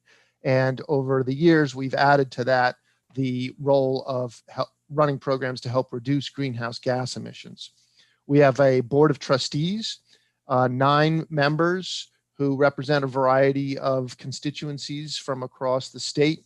And we develop a 3-year strategic plan periodically, and that has to be approved by the Public Utilities Commission, and we have ongoing oversight from the PUC. So we're a lot like a utility, but our sole mission is to help save money by saving energy and reducing greenhouse gases. The programs we run focus on activities that occur on the customer's side of the meter. So in the world of utilities, you'll often hear about things that are on the utility side of the meter or on the customer side of the meter. We're focused on the things that happen on the customer side of the meter. We service all customer groups, all energy types, and all areas of the state.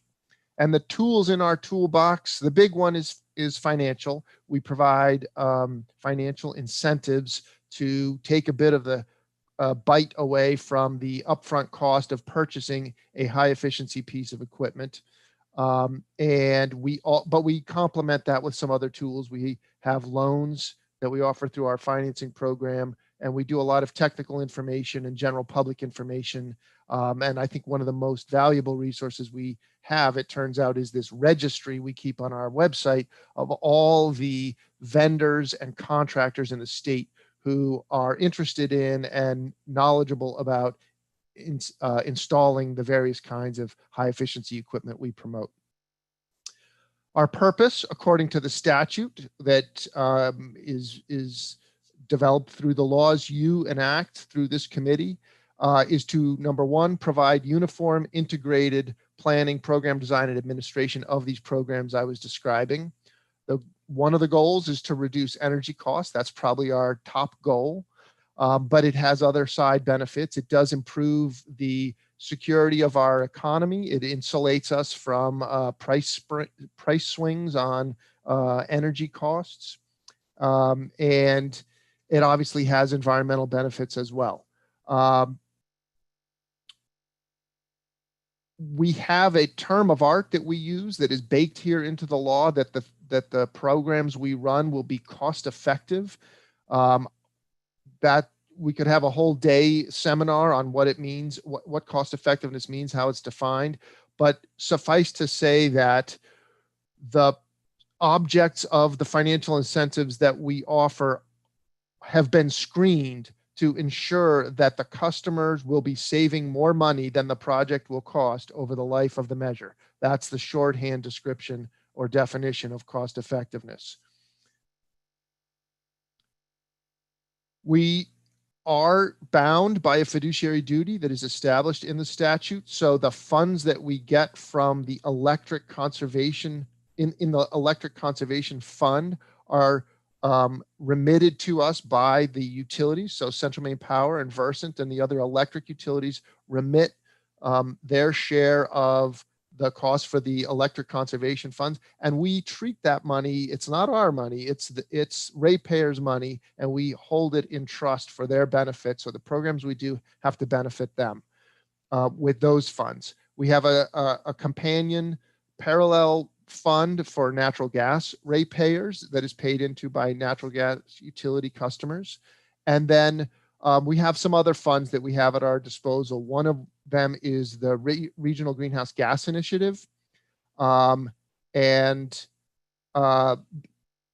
again, the statute establishes that we're to spend the funds in a way that would benefit the customers who paid into the Regional Greenhouse Gas Initiative.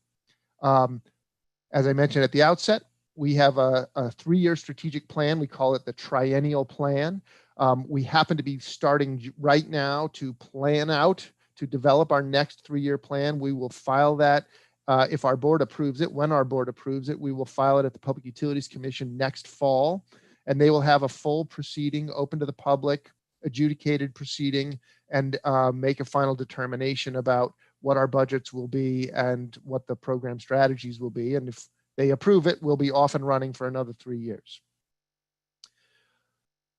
The reason you have these programs in Maine and in states all over the country is that it's pretty well established that the higher efficiency technologies face some challenges. And the typical one is that because they tend to derive from new technologies, the new technologies tend to cost a bit more because they haven't fully been penetrated into the marketplace. So it's early days for some of these technologies, and or there may be something about them that just costs a little extra, something about the materials or the engineering or something.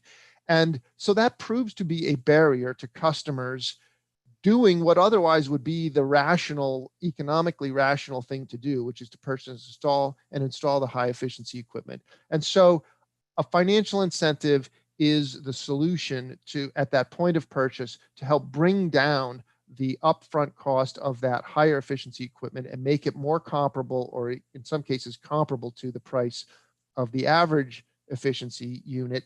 And in that way, we can help Mainers in their homes and in their businesses and in industry keep up with higher efficiency, better investments in better quality equipment, so their overall operating costs are lower, and that makes them more competitive. And at the same time, it's great for the environment because it means we need to use less energy to get the job done. The higher upfront cost is the most typical one. It flows through the whole supply chain. When you have new technologies, they're untested. Maybe the maybe the local contractors and supply houses are not that familiar with them, and so they might be hesitant to carry that equipment. And so when the customer comes shopping for it, they can't find it, or they can't find very many options, and the prices may not be so good. So we're trying to sort of brute force get past that by making it more attractive for them to bring in more inventory, more options, and that ultimately ends up making it more accessible for customers and more affordable. So where does the money come from? Well, I did mention some of that at the outset when I was talking about the fiduciary duty, but the number one source of our funds is the utilities. So they chip in a big portion of our budget, and it goes to the programs that are designed to save the energy that they deliver. So it is a system benefit that is being achieved when we're able to help customers invest in more efficient equipment. The budget is set for those programs at a level that we now refer to as MACE, which you see here in the parentheses. It's the maximum achievable cost-effective amount of savings that we estimate, and that the PUC has reviewed and approves, that we estimate we can achieve in each year.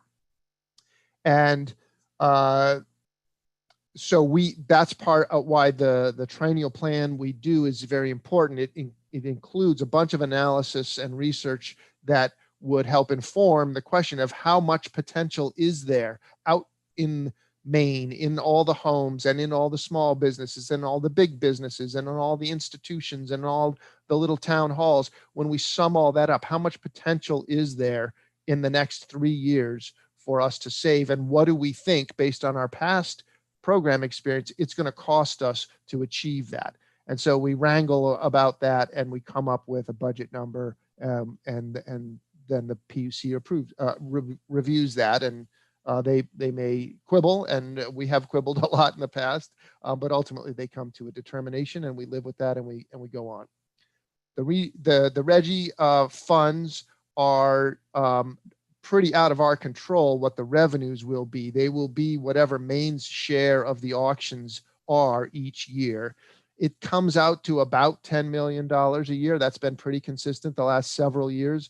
We'll see if that changes. I think there are some changes happening in RGGI, so to be determined, but that's one of the revenue streams. We have been able to record all of the electrical savings from all of the projects we've done over the past decade and track them, and we can submit those savings to ISO New England in the forward capacity market, and we get a dividend from that. They pay us some value for the capacity savings that are associated with all the energy efficiency projects that people have done in Maine. Then there are some settlements from time to time. Oops, sorry about that. There are settlements that occur. Volkswagen had a settlement recently, and we have helped administer the funds from that. The MPRP, the big transmission line project from 2008, that had some settlement funds in it that we have administered for low-income customers and for large industrials. The New England Clean Energy Connect settlement has some funds in it to be spent on heat pumps and EVs. So Efficiency Maine is a logical place to help administer those funds when they come through. And so those are just some examples of the different funding streams that we have. I just wanted to give you a quick illustration. This is not Maine. This is all 6 New England states combined, but this is what got these programs, made them so popular in the prior decades, was when people started to realize how significant an impact it could ultimately have. So peak demand in the summertime has traditionally been the big driver of how expensive our transmission distribution system is. They have to build more of it. It can be costly. If we can reduce the need to build more transmission capacity, it can be quite valuable to all ratepayers. So you see here, this is the sum of all the energy efficiency programs in the 6 New England states, Maine included, and we're really having a significant impact, saving something in the order of 2,000 to 3,000 megawatts of demand off the system in the summertime.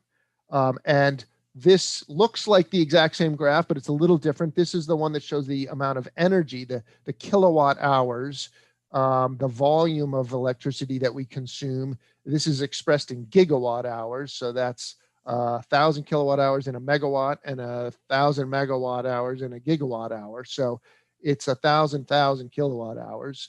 And you see that we've got 25,000 gigawatt hours that are estimated to be saved by all of these New England programs together. So that's saving people lots of money, reducing a lot of air pollution in the process. These are just some highlights from last year's annual report. The committee receives our annual report on December 1st of each year. And last year we reported to you that the results of last year's program activity, last fiscal year, which ended June 30th of 2020, 133 million kilowatt hours and 147,000 MMBTU. Those are million BTUs. Our forecasts are that would equate to lower energy bills by $237 million over the lifetime that those upgrades will exist. Those are result in benefit to cost ratios of something around 2.3, 2.4 to 1. And those are total dollars. That's not just the $1 that Efficiency Maine put in, but also all the funds that the participants contributed themselves. So for about 50 million of our dollars, we leveraged about $49 million of incremental private funding investments and achieved those levels of savings, $237 million of lifetime savings. We're pretty excited about the heat pump program. By last year, it had surpassed 55,000 units. By this year, we're over 65,000 units. We were able to knock down summer peak demand on the grid by almost 22 megawatts. And we estimate that that's saving about 55,000 tons of greenhouse gas emissions. I think I'm going to skip this because my colleague Peter is going to walk you through some of the programs. So you have a flavor of the programs we have. But if you're interested in numbers and quantities, these are some of the highlights from last year's program activity. But we want people to know that the order of magnitude is in the tens of thousands of projects that are happening across the state at all levels in all sectors. And I also want people to have a sense of the importance of the cumulative impact of savings, because as I said, when you put in a high efficiency LED light bulb, you get savings in that 1 year compared to the other light bulb you would have used. And that's great, but it doesn't end there. It doesn't just stop working at the end of 1 year. That light bulb may last 10 years. It may last 15 years. And we have studies that show the lifespan of all of the different kinds of measures that we promote. And so we can calculate the cumulative effect of that same light bulb plugging away for the next 10 years. But next year, we might do another program that puts in a second group of light bulbs. And so we can add those together. They stack up on top of each other. And we've been doing this for 10 years now, more than 10 years actually, but under the auspices of the Efficiency Maine Trust for 10 years. And the cumulative impact of those last 10 years of programs are showed in these sub-bullets at the bottom of the page. So in 2020, the sum of those 10 years of activity of all the projects that are still trucking along, not the ones that have expired, we subtract those out, but of all the ones that are still operational, we have estimate that we're saving 1.37 billion kilowatt hours from what otherwise would have happened last year. And that's almost 12% of last year's, of the 2019 total load. So it has a powerful effect, energy efficiency programs. Peter, I'm going to turn it over to you. Great, Michael, thank you. Would you like to control the slides or should I? I got it. Okay, great. Thank you, everyone. We do this work by designing programs around various customer types and fuel uses. And what you see here is a list of our programs. From a customer's perspective, they should see us as Efficiency Maine. they shouldn't have to figure out what program they fit in. But for us, it's very helpful to identify the different types of products that different customers will use and our outreach strategies around different programs. And now I'm going to touch on all of these in the following slides. So Michael, if you could go to the next. Great. The first category is around our commercial and industrial programs. And we structure these in three ways. One is around custom projects, and these are for the larger customers by and large, which have unique characteristics. They may have a manufacturing process that is very unlike other similar businesses. And we provide a more hands-on approach for these customers to design ways for them to save energy. At the same time, we know that there are products that provide a predictable amount of energy savings regardless of where they're placed. And for those, we have something called our C&I prescriptive program, which is more turnkey, off-the-shelf products. And these are marketed to all businesses, even the larger ones, but also the mom and pop Main Street businesses. We have a dedicated small business initiative for the very smallest businesses. Most businesses in Maine are small, and so they can receive support through our C&I prescriptive program, but the smaller ones are less targeted by contractors. The larger businesses, you've got contractors that are pitching work and looking for opportunities to save energy. The small ones don't necessarily have established relationships with electricians and HVAC suppliers in that way. And so we designed special enhanced incentives for the smallest businesses to help them achieve energy savings above which they would ordinarily do. Next slide. This is an example of the small business initiative. We were able to provide a targeted set of incentives to help this particular business upgrade their lighting and bring the project costs down from their perspective from a payback period of almost 4 years down to less than a year. And they report not only energy savings, but better quality light and better working conditions. Next slide, please. Another type of program that we offer is through different supply chains. And this includes both through distributors, which cater to the contractors, as well as retail locations, your big box stores down to your Family Dollar stores. And here's where we offer instant rebates, instant discounts, as well as mail-in rebates for a variety of products. And this is where we hit our greatest reach. Everyone can benefit from these initiatives. Next. Here's an example of something that we supply both through the distributor program as well as the retail program, and it's our heat pump water heaters. And we're very excited about the progress that we've made to date. We are the #1 installer of heat pump water heaters in the country per capita, as well as for any given state. We've got 8% of all units that are shipped within the United States were installed in Maine, and we have less than 1% of the nation's population. We've been able to help other jurisdictions design their programs to hopefully achieve similar results, but it's one of our top priorities for electrifying Maine's homes and businesses. Next, great.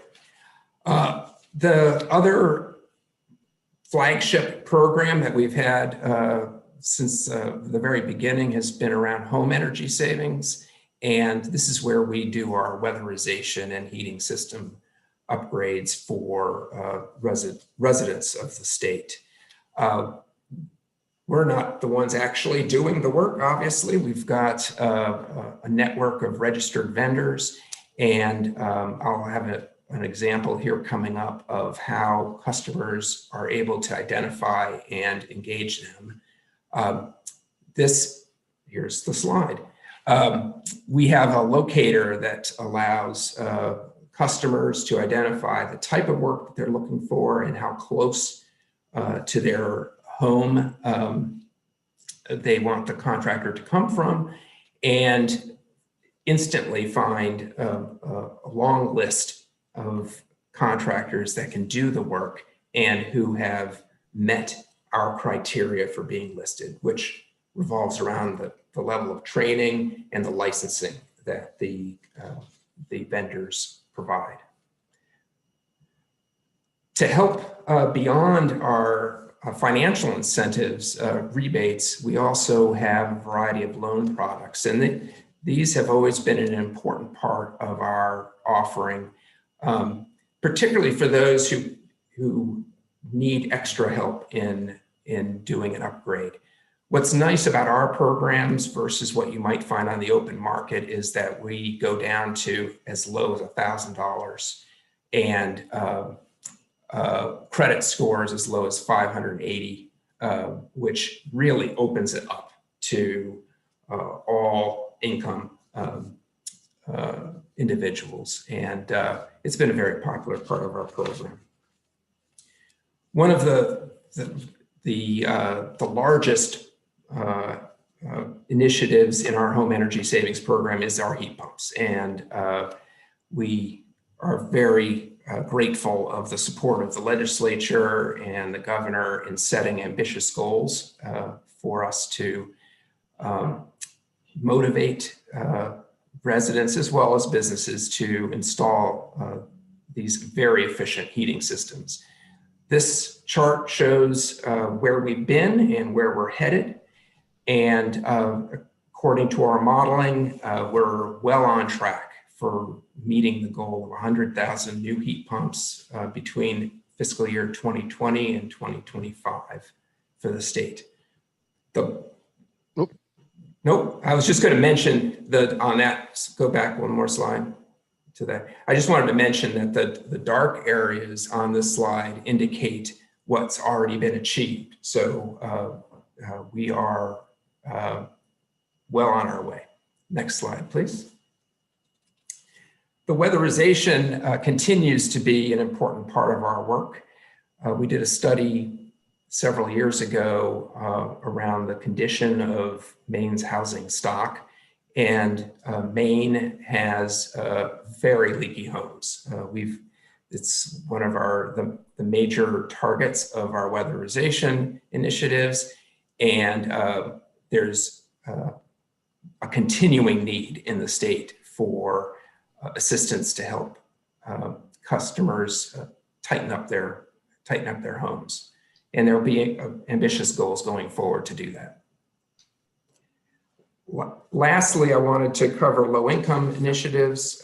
Similar to the small businesses and the commercial and industrial initiatives, low-income individuals can take advantage of all of our home energy savings programs, as well as our retail initiatives. But they often need more assistance. And to do that, we offer 4 types of initiatives. One are market-based, where we provide higher incentives for low-income households than other households, and allow them to participate in our programs more easily. We also offer direct mail campaigns where we send them business reply cards, and they can express interest in receiving do-it-yourself kits of LED bulbs and aerators for faucets and showers. We do direct install, where we cover 100% of the cost of upgrades, specifically around heat pump water heaters and weatherization. And then lastly, we partner with the utilities to help support those who are in arrears on their electricity bills. And we provide them energy saving products, as well as tips and other support to help them lower their energy bill. I'll turn it back to Michael for electric vehicles. Thanks, Peter. So legislators may recall that a couple of years ago, Maine received some funding from a VW settlement, the settlement of a lawsuit against Volkswagen. And that money was run through the Maine Department of Transportation, but a piece of it was earmarked for electric vehicle charging stations. And so that's one of that's when Efficiency Maine got involved in electric vehicles. And that was followed shortly after with a second round of settlement funds, one against Volkswagen again. And that second round of funding was then dedicated to complement the charging station initiatives with a rebate program for the actual vehicles themselves. And so that was launched in September of 2019. So we have just a little over a year under our belt. And then your committee in 2019 also established some authorization in the Efficiency Maine Trust Act to guide us in expending those funds. So we've been hard at it, and we're pretty excited that we now have the beginnings of a robust network of EV charging stations all the way from Fort Kent down to Kittery and all the way from Calais over to the western border. So not only us Mainers are going to be able to drive around in our EVs in the near future, but also any of the visitors from out of state who want to come spend their tourist dollars here. We welcome them to do that, and now they can charge up en route. But we're also putting more and more attention on the vehicles themselves. And so we're pleased to be able to offer financial incentives for that. And we have varied incentive design so that government entities and low-income customers have enhanced rebates to try and put these more in reach. And in the specific case of low-income customers only, we're also offering rebates on used electric vehicles and plug-in hybrid electric vehicles. So we're trying to make sure that it's accessible to all sectors. And it's early days, but it's really exciting work, and I think we're gonna get a lot of good things done. This is just a quick graphic representation of what's happened in the first 18 months since we've been doing this work. On the left, you see the zip codes where all the EV rebates have gone. So you might have thought they would all be in Cape Elizabeth, but that's just not true. They're all over the state. And same with the charging stations. The red ones are the ones that came through our programs in the last year and a half. The green ones are the ones that have happened through just free market. A lot of the square ones are Tesla supercharger stations, which are nice, except that it only works if you have a Tesla. So if you don't have a Tesla, they're not much use to you. So we've been trying to complement that through the chargers that we're investing in so that they're universally accessible to any EV driver. And you see, we've got the first part of it done in Western Maine, getting all the way up to Jackman and all the major routes that go over to the western border of our state. And in a week or so, we're going to release an RFP for these fast chargers, these level 3 fast chargers going over to the eastern part of our state. So they'll go over to Bangor and Ellsworth and up Route 1. And then in subsequent years, we'll build out from that core. We do have a very small program that is ongoing for renewable energy. It is funded by a very sporadic revenue stream of alternative compliance payments off of the RPS, which has been practically nil in recent years. And so there's not much going on there. But when we do accumulate enough funds, we've been trying to target areas of real need. So you can see some pictures here of some affordable housing, low-income housing projects in Washington County that we were excited to be able to put PV on.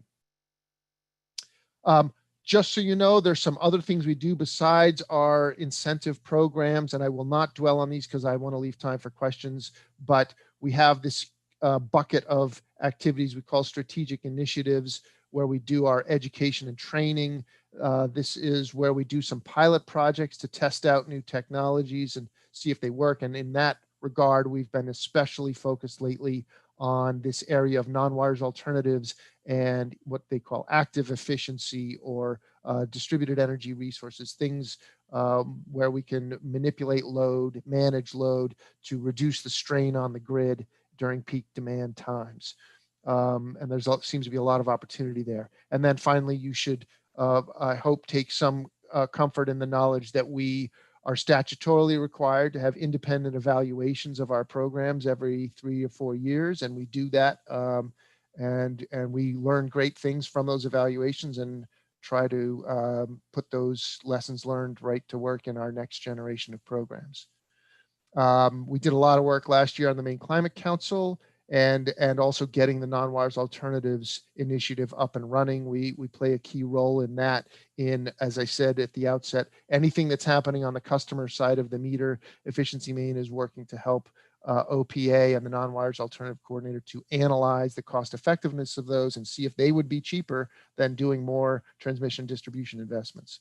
And if they are, then we'll be taking the lead in trying to develop those resources. So it seems to be working. We're really privileged and grateful for the opportunity to do this work and to try and serve Mainers to help them lower their costs and their greenhouse gases. We think we've learned a lot in the last 10 years and put those lessons to work. And, you know, here's to another 10 years. But with that, Chairman Lawrence and Chairman Barry and members of the committee will wrap up and be happy to answer any questions. Great. Thank you very much, Mike. And I'm going to switch to so I can see everybody's smiling face. Mike, do you still have it on screen share? Oh, I'll stop that. Yes. Yep. Thank you. Good. Sorry. So we do have some time for questions. So we have about 8 minutes. So I'd encourage you, if you have a question, just to raise your hand, either physically or virtually. And I see Representative Kessler. Thank you, Senator. Good morning, gentlemen. I have a series of questions because this is my favorite EUT topic. Question number one is, has there been any type of MACE-like analysis when it comes to the unregulated fuels? No, we have never done a full economy-wide analysis of what the cost-effective potential would be for unregulated fuels. And I suppose a follow-up question to that would be, what would be needed to help get that kind of analysis going? Well, you'd need to have a good reason to, I mean, you'd want to know what your objectives were, I guess. I'd need some guidance. You know, our assumption has always been that since weatherization is cost effective, and since certain upgrades to heating systems are cost effective, you would have, those are fairly expensive projects. So I think our presumption has always been that I don't know what you would do with that information, right, if you knew what the total sum was, but I don't think you have the, we don't have a funding stream. So as people may or may not be aware on the committee, the electricity ratepayers chip in to the electricity conservation program. The natural gas ratepayers chip into the natural gas conservation fund. But there is no correlation. There's no similar charge or fee or assessment that is placed on oil or propane or kerosene, so or biomass. So the unregulated fuels are not chipping in any similar way. So there's not an obvious place that you would have, that we would have money to use other than the dollars we have from RGGI, but they are not nearly enough to cover the full range of potential that exists. And it's not just in homes, that extends to all the commercial and industrial users too. Senator, I'll abstain from asking and let the next person go, and if there's any more time. And I just want to say, if I might, this is our day job. We'll come meet with any of you, anytime, any place. So if you don't have time to ask a question today on this call, just have Deirdre shoot me an email, or give you my email address, and you can contact me directly, and we'll set up a time and we can talk as long as you want. Great. Are you all set, Chris? Great. If you could take down your hand, that would be great. Okay, thank you very much, Mike. Started for coming and talking to us. We Did you have do your have hand a up, Representative Berry? question from Representative Wood, Need I to believe. wave. Oh, your mic is muted. Thank you. Thank you. This is all very, very interesting to me, and I'm looking forward to learning a ton about it. I have a really, I think, basic question on the electric vehicles and the public charging stations.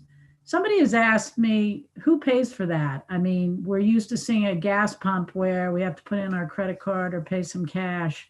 How do the electric charging stations work? So there are two categories, just so you know. There are actually three categories, and they call them level 1, level 2, level 3. Right. Level 3 category are the fast chargers that you see on the side of the highway, or you will one day. They're good at a highway rest stop. They will charge up most of your battery in 30 minutes. Those you have to pay to use. Those are expensive to own and operate, and they are going to charge people to, just the way you pay for a tank of gas, you're going to pay to charge up your battery. So you pop in your credit card, or you have a special swipe card, and you pay for that. The level 2 chargers are the smaller ones that you're starting to see crop up in municipal parking lots, or maybe in a workplace parking lot.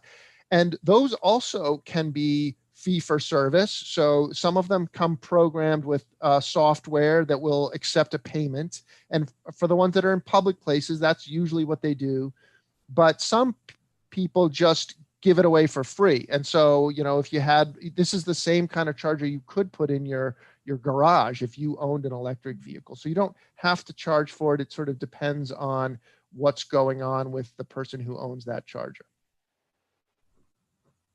Thank So you. Mike, just out of curiosity, do companies like LL Bean or whoever who want to attract people to stop at their area often put those in level 1 or level 2 and leave them free of charge?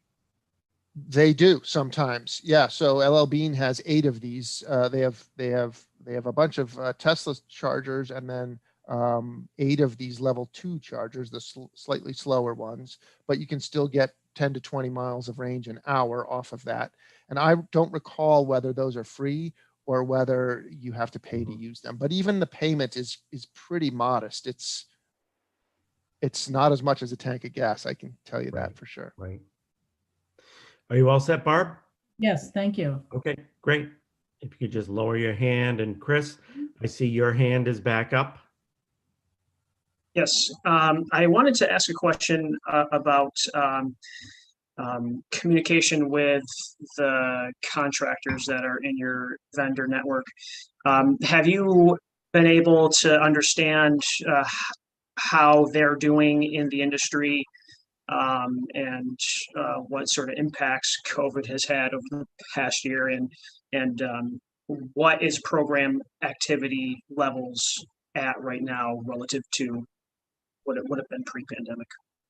Well, we had the same question, and in the summer we called every one of them, and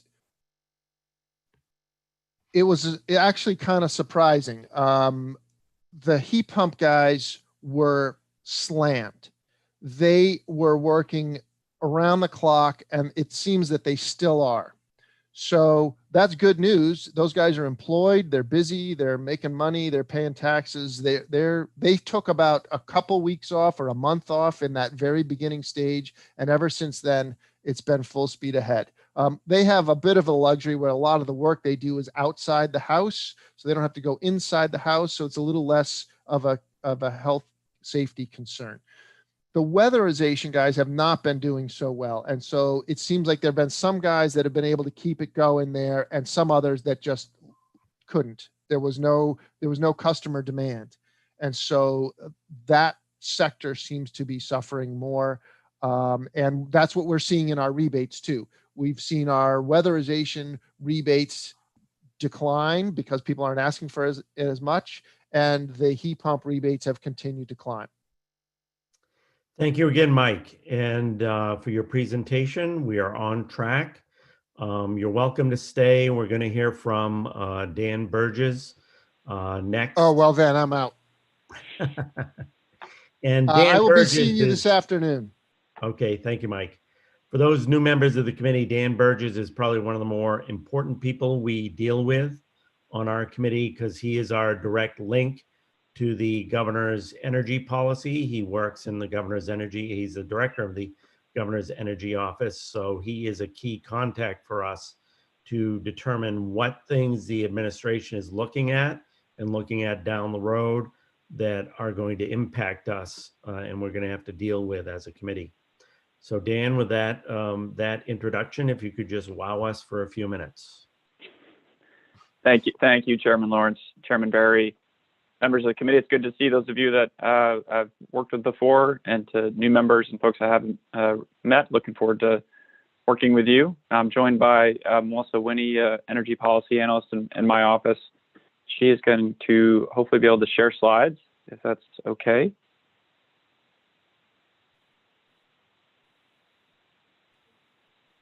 Great. So thank you for having the PUC and Efficiency Main Trust go before me to hopefully take any of the hard questions. I appreciate that. What I'm going to do is just try to provide a high level introduction to the Governor's Energy Office, discuss some very initial high level market pieces of how we fit into the region, and then review some of the key policy areas and initiatives that our team is working on. And I'm going to try to do it all in 45 minutes before you hear from me again this afternoon with Director Hannah Pingree on the Maine Climate Council. So next slide, Melissa. So right off the bat, I want to let folks know that we have recently updated our webpage, and so a lot of what I'm talking about here will be available there.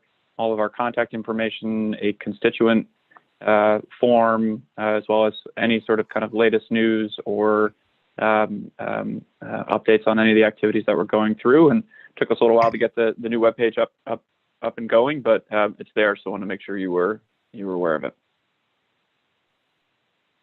So the Governor's Energy Office, per statute, is the primary energy advisor to the governor.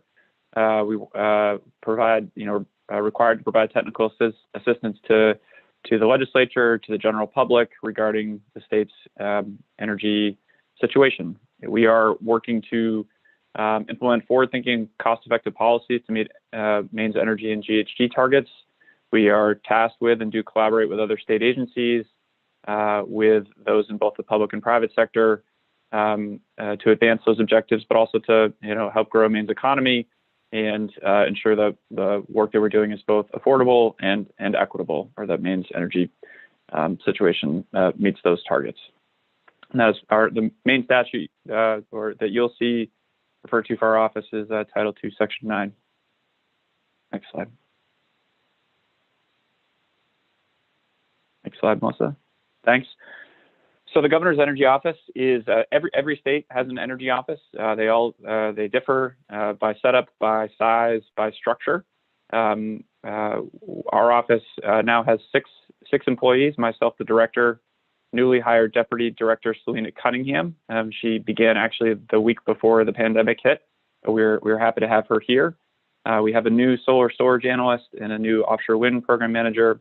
We have Lisa Smith, a senior planner who's been in our office for more than 5 years, and then Melissa Winnie, who is here on the call. She will be the primary point of contact for legislative affairs for this session. So her contact information is there. I will do my best to be responsive to any requests that you all have, and ask that you help run some of those through Melissa, just to make sure that we don't miss any.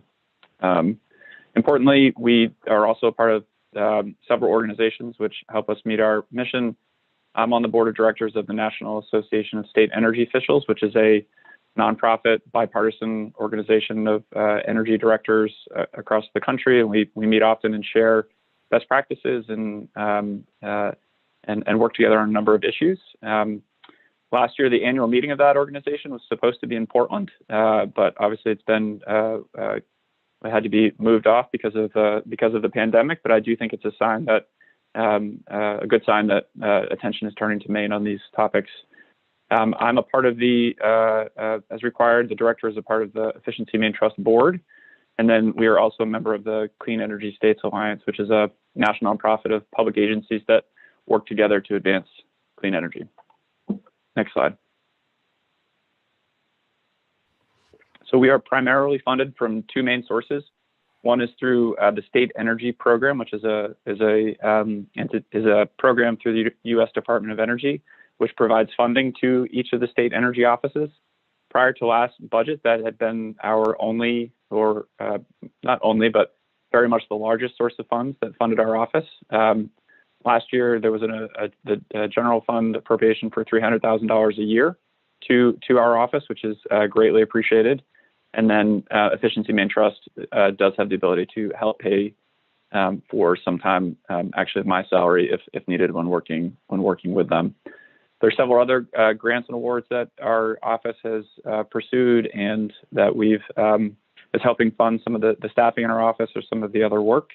I'm happy to go into that at another time, but we've gone from when I started in the 2 to 3 range to now having 6. Again, a couple of those grant funded for a couple of years, but it really does increase the amount of work that we can do, and hopefully will continue to be a resource for you all. I wanted to note that we've been very active during the pandemic, particularly early on. I think as we all were trying to figure out the impacts to the energy industry, both on the electricity side, but also the fuel side, delivered fuel side, worked closely with emergency management, with federal agencies, with others as we worked through that. Anything from utility workers responding to storm outages during that, working with utilities, to home heating oil deliveries, to some of the work Michael was talking about, what could be done safely or not. We're involved in a lot of coordination there, and we'll have continued to be throughout. Next slide. So I won't go into this. I think Commissioner Chairman Bartlett went through. Obviously, we were part of ISO New England, which is the grid operator for the 6 New England states. Next slide, Melissa. And then a piece of Northern Maine is not connected to ISO New England. It is managed by the Northern Maine Independent System Operator. And I think Chairman Bartlett went through some of that with you, so I won't spend a lot of time going through that breakdown. Next slide. So how do we fit kind of within the New England electric grid? So we, on the left, you can see this is the chart is a little out of date, but the numbers still hold pretty true, that we represent 10% of the electricity consumption in New England. So you can see that Massachusetts is in the 45 to 50% range, Connecticut about a quarter, and then Maine and New Hampshire close behind at the 9 to 10%. So we are a relatively small portion of the electric consumption in New England. And on the right, you can see from where our electricity is generated. Again, this is a little bit old, but the numbers are still pretty close, where we've got 30% of the electric generation coming from Maine is from hydro, 20% from wind, and 22% from wood and wood-derived fuels, so biomass. The numbers have updated a little bit to show an increase in hydro and wind generation, and a little bit of decrease in biomass and gas. You can see we have a relatively clean electric generating fleet. I do think it's important to, and I'll talk a little bit about the portfolio standard, but this is just the generation happening in Maine, not necessarily where the environmental attributes are going or where the RECs are being purchased, but I think does give a good snapshot of Maine's electric fleet. Next slide. So I'm taking the liberty of borrowing a few slides from ISO New England. If their time permits, I might suggest our office making a connection with them to have them potentially come just do a ISO New England 101. But I did want to show that kind of the change that has happened with our electricity grid over the last 20 years. So this is a 20-year chart showing the change in by resource type in New England. So on the far left in the year 2000, you can see that both oil oil and coal made up about 35 to 40% of the electricity that was in New England. And what we've seen over the last 20 years is really a drastic shift away from that, where now it's less than half a percentage point. You can see is on the top is the blue bar is an increase in natural gas. And I think, you know, you're also seeing a decrease in nuclear and otherwise. So this is what is happening in the New England grid, this kind of transformation away from coal and oil to more natural gas and other resources. And I think you're seeing states invest in policies which advance kind of both the cleaner energy resources as well. I think it's important also, this does not the amount of capacity, so the amount of electric generating capacity, the amount of power plant capacity. There's still quite a bit of oil and coal, oil capacity that is still in the region that is kind of on standby for extreme weather events, extreme cold in the winter, and also when gas capacity constraints might exist. But wanted to show that there is a transformation happening. Next slide. And part of the reason for that is these coal and oil-fired plants and nuclear plants have been closing both as they age, as fuel costs go up, and frankly, as natural gas prices came down, as environmental compliance costs have gone up. There has been over the last less than a decade, over 7,000 megawatts that have gone offline, and potentially, according to ISO, another 5,000 that are at risk from going offline. On the left, you can see the chart of some of the major plants that are kind of retiring, and then on the right, you can see that as a region, these are the projects that are in line to be in the interconnection queue for ISO, so they're in the queue to potentially be interconnected. Wind represents the largest resource of new proposals, followed by solar, and then third is energy storage. And I think that itself is a change even over the last few years about kind of what's in the queue to back these resources up. Next slide. So we are working with the other New England states to look at how our grid is operated. We have come together with the other governors in New England to put forward a vision for reform at ISO New England and how our electricity markets are being managed. And we have begun to have kind of technical sessions on 3 topics. And I won't spend time going into them, but I'm happy to do so later or offline. The 3 areas where we want to make sure that our regional operator is working with us is around market design. So making sure that our electricity market is designed in a way which considers state policy and state goals. We want to make sure we have a robust transmission planning process. And then we want to make sure that we have proper governance and transparency mechanisms in place. So the governors came together, said we want to work on these issues together, and we are working to hold right now kind of technical sessions and forums to identify what potential solutions might be for this. Next slide.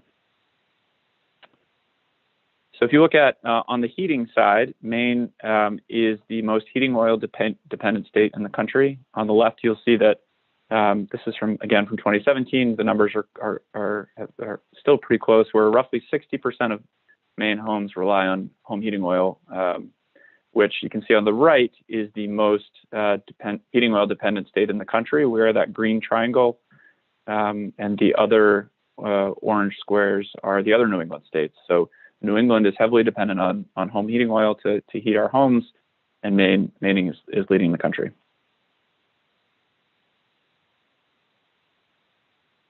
So one service that we provide through a US DOE grant is a weekly fuel price survey. We conduct a weekly survey of heating fuel prices, so oil, propane, kerosene, and others, that provides the cash prices for these products. And then we post those products on our website. On the left, you can see the information that's provided each week. This is the heating oil prices for this week, shows the average high, low for each. And then we have charts on the right, which show the kind of the monthly up and downs of the prices. This is really meant to inform consumers when they're making these choices, to ensure that they know what the market looks like. And we often take constituent calls with regards to this information or other challenges, and we're happy to happy to be that resource and can help direct as needed. But this is a service that we do more regularly in the winter and less regularly in the summer, as the desire for it is not as great in the summer, as you can imagine. Next slide. So we'll talk about this in the Climate Council briefing, but if you look at where Maine's emissions are coming from, the electric power sector all the way to the right is actually the lowest by sector. So we're at 7% of our emissions are coming from the electric sector. The biggest chunk is transportation, and the next biggest chunk is buildings and residential buildings and commercial. So the kind of the building sector with industrial sector falling in between. And we'll talk about that a little bit more this afternoon, but kind of wanted to paint the picture of where the emissions are coming from. Next slide. So last legislative session, I'm not going to go through all these, but as I think you all are very familiar, but just a reminder of how much got done in this committee and others to advance a lot of these objectives. It was what I've seen called one of the most, at least one of the busiest committee energy sessions in recent memory in Maine, and I heard one call it one of the most ambitious clean energy and climate sessions in the country. And so you've heard from the Utilities Commission and Efficiency Maine Trust about implementing a lot of this.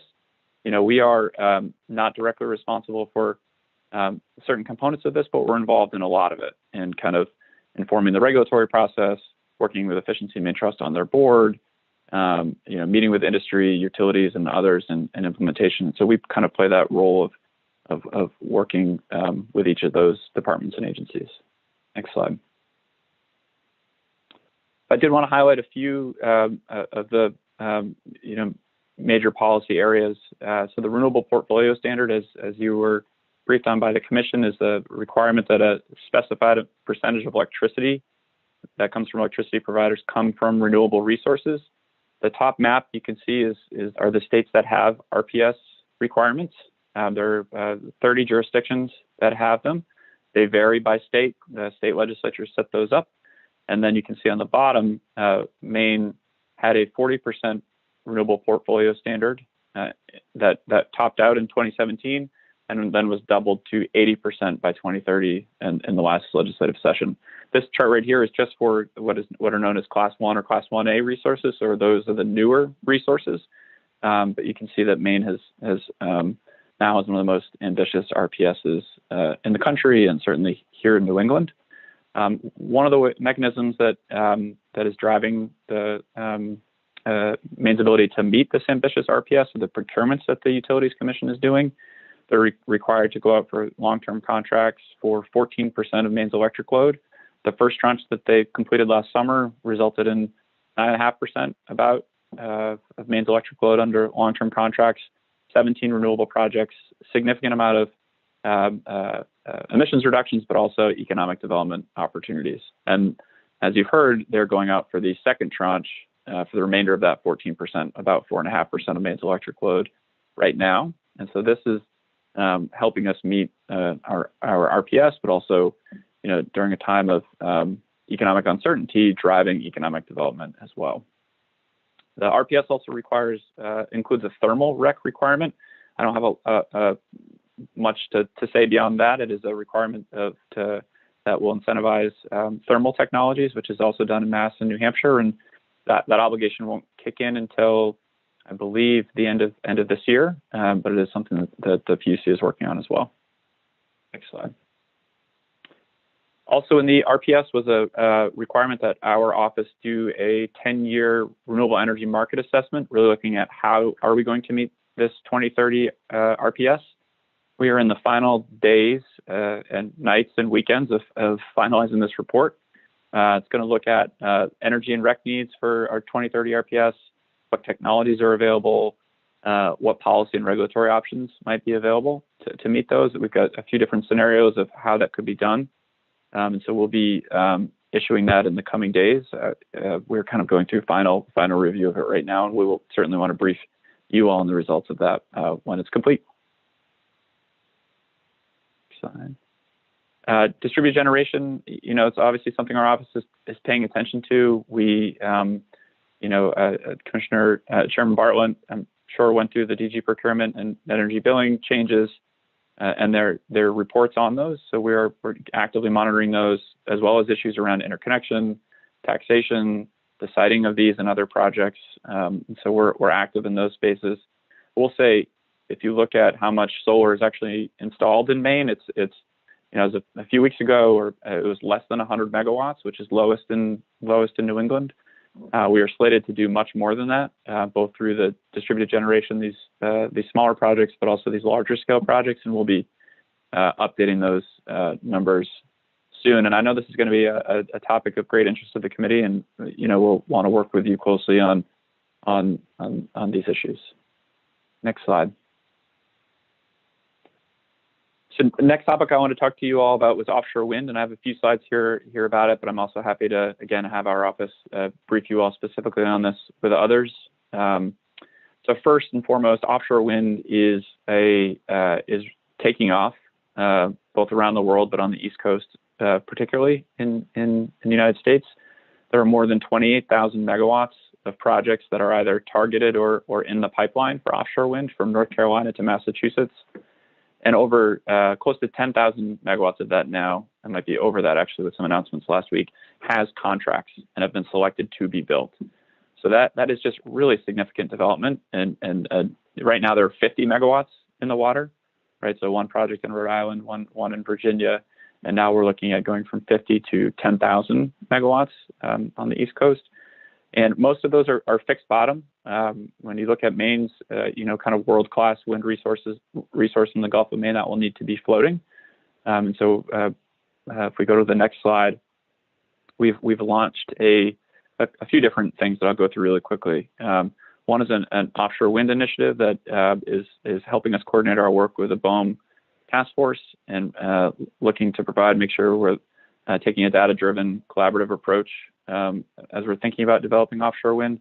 But importantly, to help fund that, is we received a $2 million grant from the U.S. EDA to develop a roadmap for how we best consider development in the Gulf of Maine, both from an energy perspective, but also from a ocean environmental data, ports and infrastructure, all those items. So we'll be kicking that off in the coming month or so as we look to kind of build this long-term roadmap for offshore wind.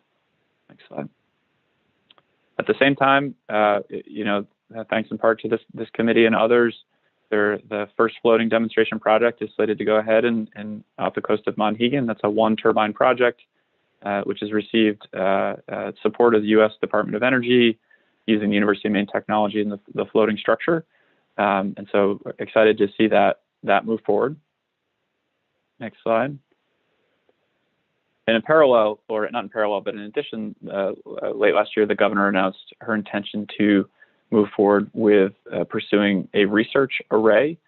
So any state waters in the Gulf of Maine are 3 miles, or the coast to 3 miles. Those are considered state waters. Outside of that are managed by the federal government. The development you're seeing on the East Coast is predominantly commercial scale development that has a commercial leasing process. Basically, they identify areas, there are auctions for those areas, and then those projects are developed.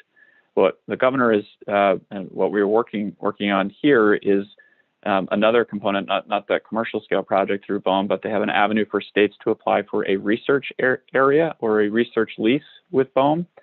And we are pursuing that. We have identified that the site should be 20 to 40 miles off the coast, should be interconnected into the southern half of Maine, that should be about 16 square miles and contain 10 to 12 or 12 or fewer floating turbines. We're going to use the New England Aquaventus technology, and we are currently working on a process to work with both the fishing industry and other interested parties to move that forward. We've held several webinars and conversations with the public, and this week the governor announced that we were going to seek a pause on state waters development, not including the Aquaventus project, but any new commercial scale development in state waters, and really turn the focus onto this federal waters research array project. So there's a lot that goes with this. Happy to talk to you all about it here or offline as we move forward. the same time, this last on offshore wind, the governor and last March announced that we'd be doing a site assessment of Searsport. There's with these offshore wind developments come the opportunity for port development infrastructure to launch these offshore wind turbines. And so we are working closely with the Department of Transportation on a study to look at options for investments to maximize to look at what the options are for the Port of Searsport. Next slide. I won't spend a lot of time on this, and I think the next one that I have, just kind of given what you've heard from Efficiency Main Trust, just to say that this is of real importance to the Energy Office. We work closely with the team at Efficiency Main Trust on the governor's goal of 100,000 new heat pumps by 2025, and we also, again, as Michael mentioned, working with Maine Housing on the issue as well. But it's certainly Maine really is leading in this space, and so it's we're looking to continue to do more there. And I can't recall if Michael mentioned this, but we're also monitoring the update of the building energy codes from the prior code update of 2009, moving that forward to a new code and adopting the potential for municipalities to adopt a stretch code. So we're while that is not in the Energy Office, it's something that we're watching really closely. The same on clean transportation. I won't repeat what Michael indicated and what we're going to talk about this afternoon, except for it's of real interest to our office and the Policy Innovation Office. Why don't we go to the next slide? I'm almost done, I promise. A few of just kind of other activities that don't necessarily fit within one bucket or another, but wanted you to be aware of is we are in the process of updating our energy assurance and emergency management plan. State energy offices are an integral component of ensuring that we have a robust planning process and things together when it comes to energy assurance. This is one of the items that got paused a little bit during the pandemic, and we do have a consultant on board to work with us on it. As you can imagine, a lot of attention in this realm has shifted a little bit, or shifted to the COVID-19 pandemic, and so now we're working on next steps to ensure that we've got the energy assurance and emergency management plan together. The same can be said for the Northern Maine stakeholder group that we began working with several meetings in Presque Isle to look at reliability, fuel security, cost issues related to Northern Maine not being connected to the grid and some of the unique challenges that they faced. We had several meetings, sent out a survey late summer, are now working to update and summarize that in anticipation of that conversation, of there being interest from you all and otherwise in moving something or addressing potential issues there. And so we're working to do that as well. I think I'm almost done.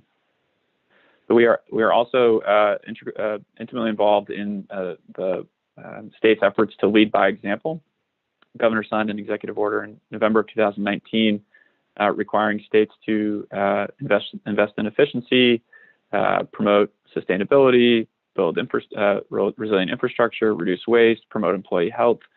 So we have convened a group of folks from different agencies around state government as required, and are getting ready to release a report which will show how state government is doing in meeting these objectives and really kind of leading as we look to meet these clean energy and climate objectives. Next slide.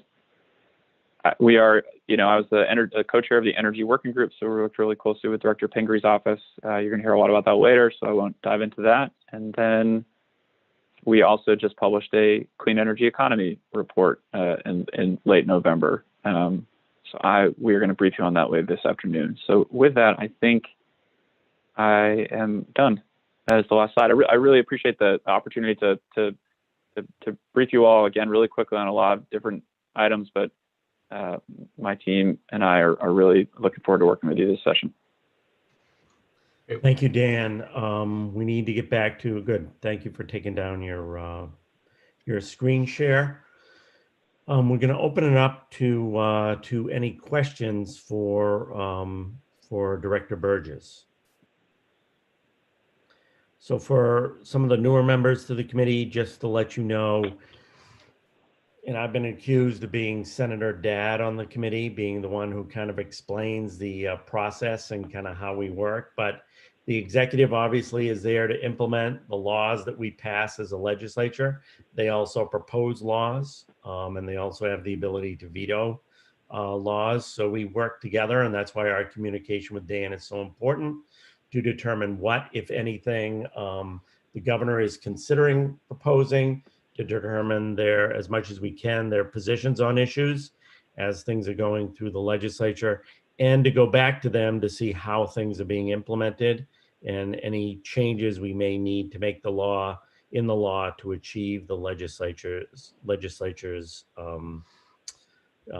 directive. So I'm looking to see if we have any questions.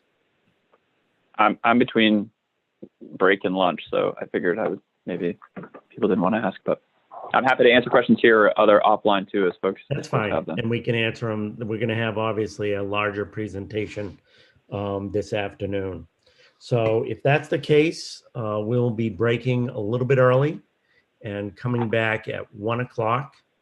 And for the presentations this afternoon, which include the Climate Council, which are going to be pretty detailed and pretty involved. So have a good lunch, store up your quote unquote energy for this afternoon, and we'll see you all at 1 o'clock. Remember to mute your computer and to stop your video. Thank you.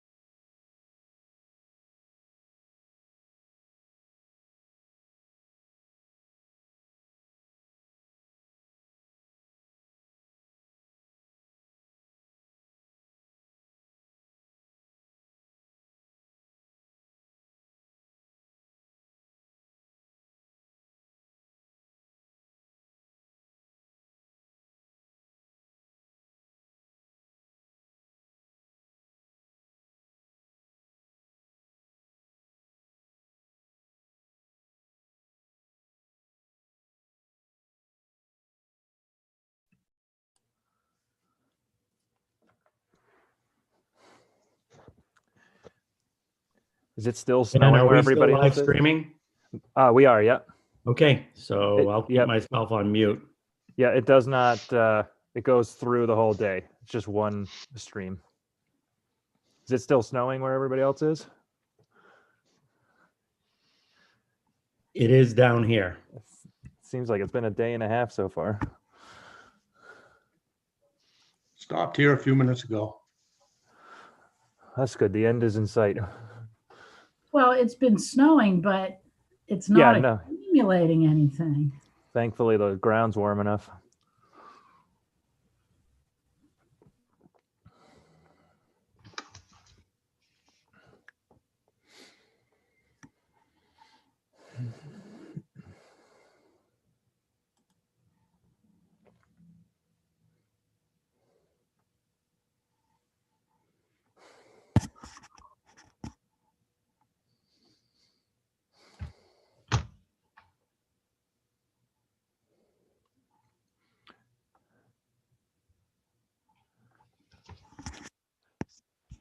So members who left during the break, no problem getting back into the room?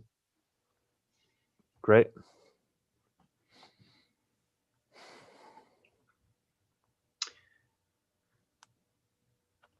We do have at least one member who is unable to join us due to problems with his internet provider today, who shall not be named. The representative is Scott Cuddy, but I won't name the provider. There's no map we can look at to find out either.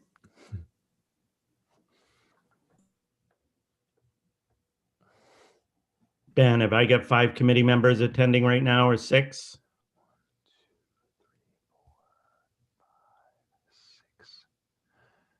I have 6, and it doesn't look like Representative Kessler is back Oh, yet. he just joined. Okay, he would make 7. 1, 2, 3, 4, 5, 6, 7. Okay, good. So we have 7. So I'm going to start up so we keep on time.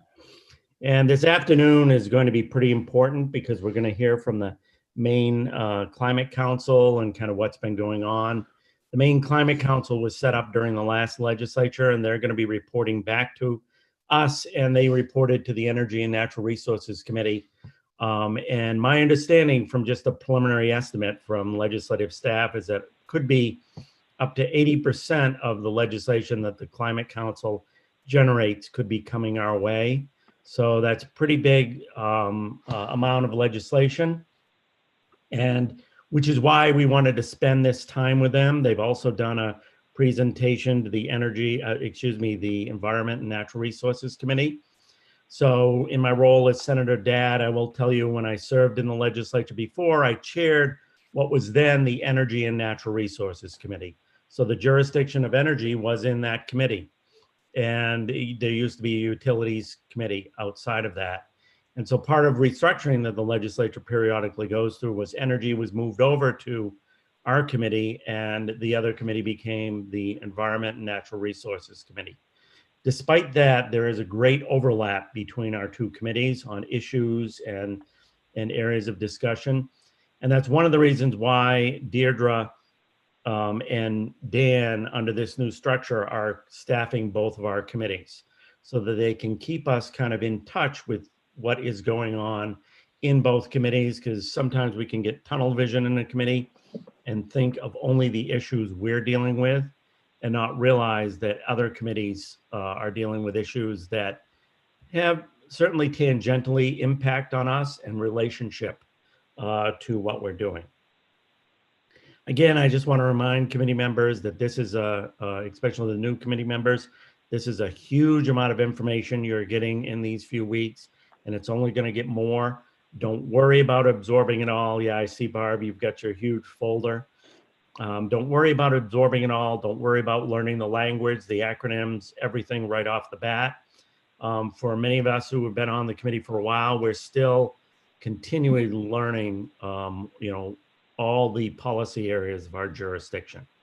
So take your time and absorb. So we're pleased today to have Hannah Pingree, the Director of the Governor's Office on Policy, Innovation, and the Future. And again, Dan Burgess back with us, who's the director of the Energy Office. And they're going to do a presentation on Maine Won't Wait and the Climate Council overview. So I'll turn it over to Hannah to lead that presentation. Great. Thank you, Senator Lawrence and Representative Berry and members of the committee. Dan and I are going to tag team this presentation for you all. I know that Representative Ziegler heard it all from us yesterday, and he asked, do I have to listen again? I said, it's going to be slightly different, Representative. So I think we're trying to give you a presentation today with a little bit more of a energy focus. We've brought our ACE modeling team so you can really ask the hard questions. But again, I'll let Dan kick it off and we'll go back and forth. And again, we've brought in our co-chairs of some of the working groups of the Maine Climate Council to really help walk through the details. Thanks, Hannah, and great to be back with you all after lunch. You have it on your agenda, but we will give a brief overview of the Climate Council. Then we've a little bit different from yesterday's briefing. We have the Synapse team to go through some of the modeling and some of the results that came out of it, focused on the energy and buildings and transportation sectors. Have the co-chairs that will talk about the recommendations, and then later in the afternoon we'll go through the clean energy economy report that our office has released. But we have slides, so why don't we start going through them? Thank you for having us. What's the next slide? So the Climate Action Plan was released in December of last year, and really wanted to start this. You heard some of this this morning from me about how Maine is actually tackling climate change. If we can go, you know, when I presented last time, we talked through a long list of legislative activities that went through, but it was more than that, was a very busy beginning start to the governor's administration, from establishing the Climate Council and GHG goals, signing the RPS legislation we talked about, 100,000 new heat pumps, EV programs, many of those items. But also, which we didn't get into, was the Maine joined the U.S. Climate Alliance, a coalition of 25 states committed to meeting the Paris Climate Accord, ended the onshore wind moratorium, engaged in some of these regional efforts in offshore wind, and then, which we haven't talked about in this, but introduced legislation on HFC super pollutant limitations. So very busy on both the legislative side, but also on the executive side, a number of activities related to climate and clean energy. Next slide. I'm going to skip the slide because I think you've heard enough from me talking about kind of the RPS and solar and heating, both from folks, but all of this is underpinning the work of the Climate Council. And with that very brief overview, I'm going to turn it back to Director Pingree. Great. So, I mean, Dan and I wanted to give you the beginning, kind of, especially the process of the Maine Climate Council, how we got to some of these recommendations. I know that Representative Berry was on the energy working group. Many other members of the legislature participated. So some of this, sorry, you've heard this several times, but hopefully it'll be a good reminder. So we're going to talk about the process, the kind of big buckets of recommendations. And then again, you've got 3 of our working group co-chairs as well as Synapse to really dive into some of the details. Not that Dan and I aren't happy to talk about them. So just, and I will say at the very end of the day, we're going to talk a little bit more about specifically on implementation. Some of the bills we're bringing forward this legislative session. Certainly there are many good, great legislative efforts also happening. We're really trying to understand what all of those pieces of legislation are. And then obviously, I know Representative Berry is especially interested, how do we pay for some of this work at the state level, certainly also looking to what's happening in Washington, D.C. So again, the Maine Climate Council was passed in a piece of legislation in 2019, sponsored by Senator Woodsum, former member of this good committee. And we were excited that the bill did receive overwhelming bipartisan support. I think really a sign that in Maine, folks on both sides of the aisle sort of recognize what's happening with climate and the need for, everything from our fisheries and farmers who talk about the need to prepare to the co-benefits of clean energy when it comes to jobs, overwhelming support for weatherization, something that Senator Woodsum has long supported. So The bill was passed again now in 2019. Next slide.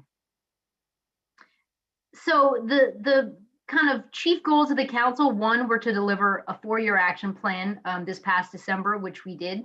The plan requires that we get ourselves on a pathway to reduce Maine's emissions 45% by 2030 and at least 80% by 2050. The governor also signed an executive order that the state shall achieve carbon neutrality by 2045. I'm happy to talk about that in more details. And then also, you know, it's half kind of reducing our emissions and half how do we prepare our state for the impacts of climate, both resilience and adaptation. This is community planning, public health. Certainly our economy is already feeling the impact. So the sort of plan is half how do we reduce our emissions, and the other half how do we prepare and better prepare our communities. Next slide. So again, this is probably a graph some of you have seen many times, but where are the state's emissions coming from? 54% of our state's emissions come from the transportation sector. The majority of those are from passenger vehicles. 19% from our homes, primarily heating our homes. 11% from other buildings, not our homes. 9% from the industrial sector, and only 7% from the electricity sector. So this kind of lays out our challenge of reducing the state's emissions, where we need to do the most work. And certainly you can see here that there's a fair amount of heavy lifting. The data from this, and we talked about this a little bit yesterday with the Environment and Natural Resources Committee, comes from the Maine Department of Environmental Protection, who puts out a report every 2 years on Maine's emissions. And we really, this is data that comes partially from the federal government, partially from some Maine sources, but we really seek to try to compare all the US states apples to apples. So Maine's DEP emissions reporting is done in that way. Next slide. So you can see on this graph, most of this I've already gone over, but the legislature in the early 2000s sort of started the work of climate action planning, and they set a goal to reduce Maine's emissions at least 10% by 2020. Again, they also set the 1990 baseline.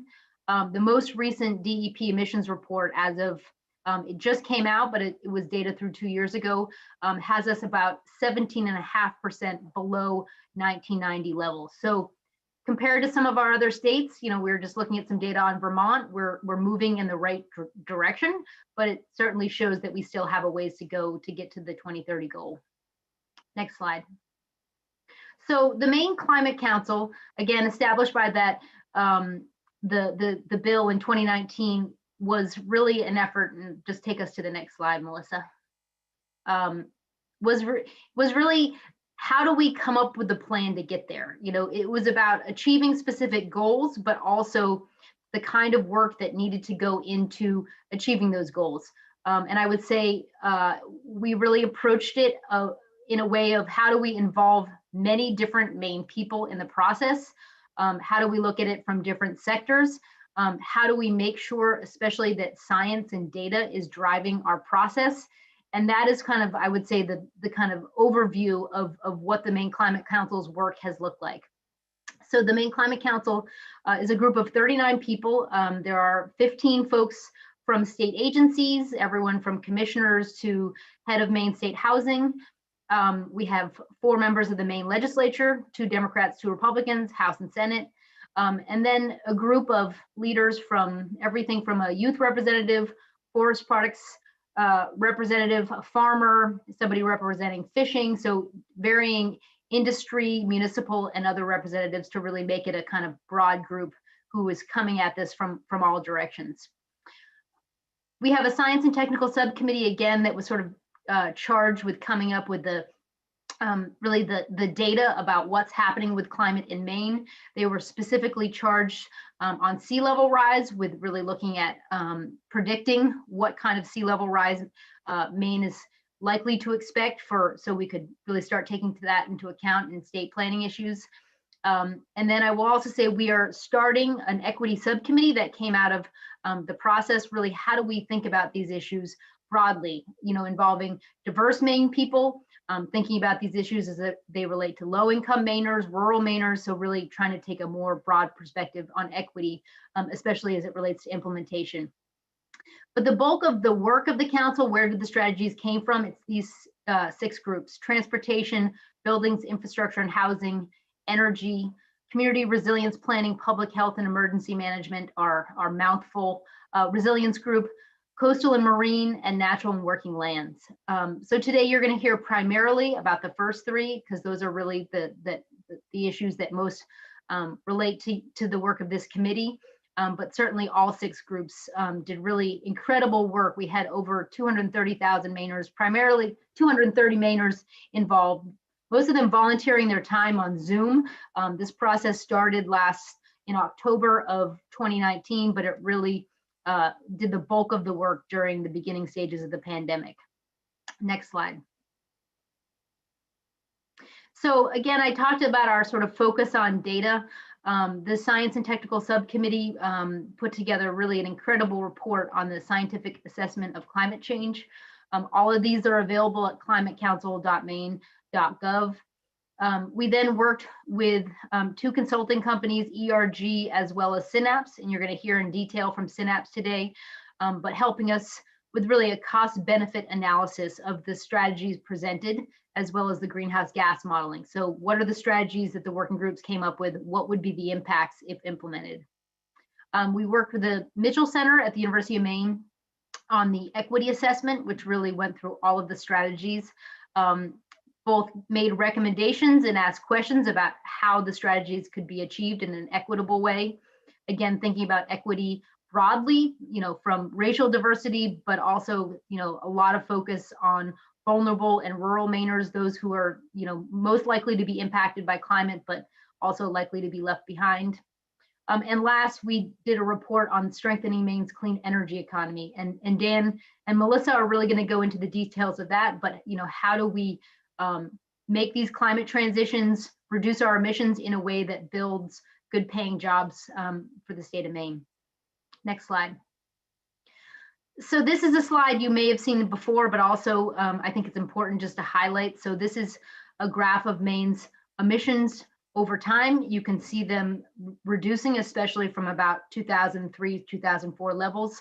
And at the same time, Maine's GDP has increased. So it's good to see these moving in opposite directions. And I think that of the 25 US states involved in the US Climate Alliance, the states making the most progress on reducing emissions, they are seeing a larger increase in GDP than those states not participating. So I think it's just, there's probably a variety of reasons for this, but just good news that you can reduce your emissions and grow your economy at the same time.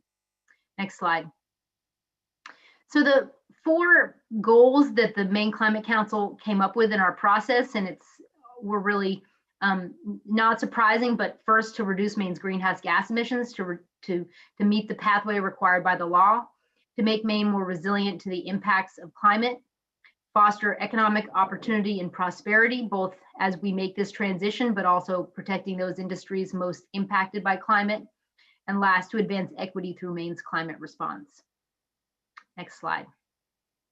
So these are the working groups came up with, I think, over 100 great ideas, and some of them were overlapping, some of them were really specific to certain sectors, but we put them in these 8 different buckets, and we love to use that word bucket in climate, but the first 3 are the ones you're going to hear most about today. Those 3 strategies around transportation, buildings, and the energy sector. These were almost all primarily focused on reducing our emissions. Again, you're going to actually hear more about how we grow Maine's clean energy economy and good jobs. And then the last strategies are more about both carbon sequestration and resilience. So how do we keep our working forests working while also sequestering an incredible amount of carbon? Maine is 90% forested, so we really want to maintain that and maintain a vibrant forest products industry at the same time. So a number of strategies around thinking about our land, how do we provide additional resources to foresters, to the forest products industry, to agriculture, and as well as coastal sequestration. The next two build healthy and resilient communities and invest in climate-ready infrastructure. Obviously, we have many communities from inland flood-prone communities to coastal communities who are already grappling with infrastructure challenges. So significant amount of work done on how do we really support our municipalities and regions around investing in infrastructure, preparing for the impacts of climate. And then last but not least, really an overarching strategy. A lot of this work needs to happen in partnership with Maine people, whether it's the business community or young people already taking action on climate. Some of these issues are, there are certainly many people in Maine who want to make a difference and they want to know what they can do, others who are skeptical, and we want to make sure they have access to the programs, to the opportunities, whether it's incentives through Efficiency Maine to install a heat pump or weatherize, or how can they help their community better plan. So a lot on how do we better communicate and engage with Maine people. Next slide. So we're gonna, I don't know if Dan wants to say any more, but we're gonna pass it off to Synapse, who was a great partner along with ERG and doing a ton of work. Again, all the details and many more reports than any of us have time to read are on our website, climatecouncil.maine.gov, as well as the website of our office where a lot of the Climate Council documents are housed. You can literally watch every meeting and engage with every working group and see what happened. But again, I just, at this point, really want to thank Representative Berry and many people out there who spent so many hours in this process and through these working groups to come up with these solutions. And it's exciting to now be at the point where we're coming back to you, the Maine legislature, to tell us, what people came up with and now think about how do we actually start to take action. Thank you, Hannah. I will just point to really appreciate having Steve Latendre from Synapse Energy Economics here. He does have a hard stop at 2, so I think he's planning to present some information and potentially take a few questions. And if there are questions that we can't get to here, please direct them to Melissa on our team, and we're happy to follow up. But given the wanted to go in depth on the energy sector modeling with Steve, with you all, so you could see it, ask questions, and be informed by that work. So with that, we'll turn it over to Steve. Right. Well, good afternoon, everyone. Can everyone see my screen okay? Yep. Okay. Well, great. Well, first off, I would just like to say thank you for the opportunity to present the work that we performed in support of the Maine Climate Council. And I just would like to just start by recognizing the team. I worked with my colleagues, Jason Frost, Jamie Hall, and Pat Knight. And Synapse was largely responsible for conducting the energy sector modeling, which I'll be describing throughout my presentation this afternoon. I'd also just like to acknowledge what a privilege it was to work with Hannah and Dan's team and the teams and the working groups. Really an incredible group of committed folks with lots of great technical knowledge, and it was really a collaborative effort which resulted in this work. I'd be remiss if I didn't do a quick advertisement for Synapse. We are based in Cambridge, Massachusetts. We are a energy and economics consulting firm, and we largely support public interest clients. We have quite a history of working with different groups in the state of Maine. That includes Efficiency Maine Trust, and we've also have been representing the Maine Office of Public Advocate in ISO New England proceedings. And we do a variety of work, again, all related to different facets and dimensions of the energy and environmental issues that are facing our country. So with that, quickly an overview. As I mentioned, we were a subcontractor with ERG, Eastern Research Group. ERG did largely the adaptation, modeling analysis, and Synapse was brought on board to conduct the energy sector modeling. So at its very high level, this exercise in modeling was really trying to understand what the transformation of Maine's energy sector is required in order to achieve the aggressive greenhouse gas emission goals that the state has established, as Hannah mentioned, 45% by 2030 and at least 80% by 2050. So this this challenge is obviously not solely faced by Maine. Many jurisdictions across the country and the globe are looking at these issues. And the literature is quite clear. What's required in terms of transformation of our energy economy really is understood as electrification of vehicles and buildings linked to a transformation of the electric grid towards low carbon renewable fuels. So our modeling looked at each of the different sectors: transportation, buildings, and the electric sector. And we were looking at, again, what level of electrification in the buildings and transportation paired with the renewable grid is going to be necessary for Maine to meet its aggressive greenhouse gas emission goals. So for the transportation sector, we use a model that we developed in-house at Synapse. It's called EV Ready. And it's what we call a stock flow model. We have every single vehicle in Maine represented in the model. And over time, we see how the vehicle fleet in Maine transforms as vehicles are retired, new vehicles are sold, and how does the vehicle fleet evolve over time. And we can turn different levers and different knobs to increase the amount of EV adoption. And through this modeling, we can see how the vehicle fleet transforms, what is the energy that's being consumed, how much energy, and what are the emission profiles from the transportation sector. The building sector model, similarly, this is a tool that we developed at Synapse, the Building Decarbonization Calculator. This is also a stock flow model. We have in this model characterized all of the heating systems in Maine's residential and commercial building, industrial and building sectors.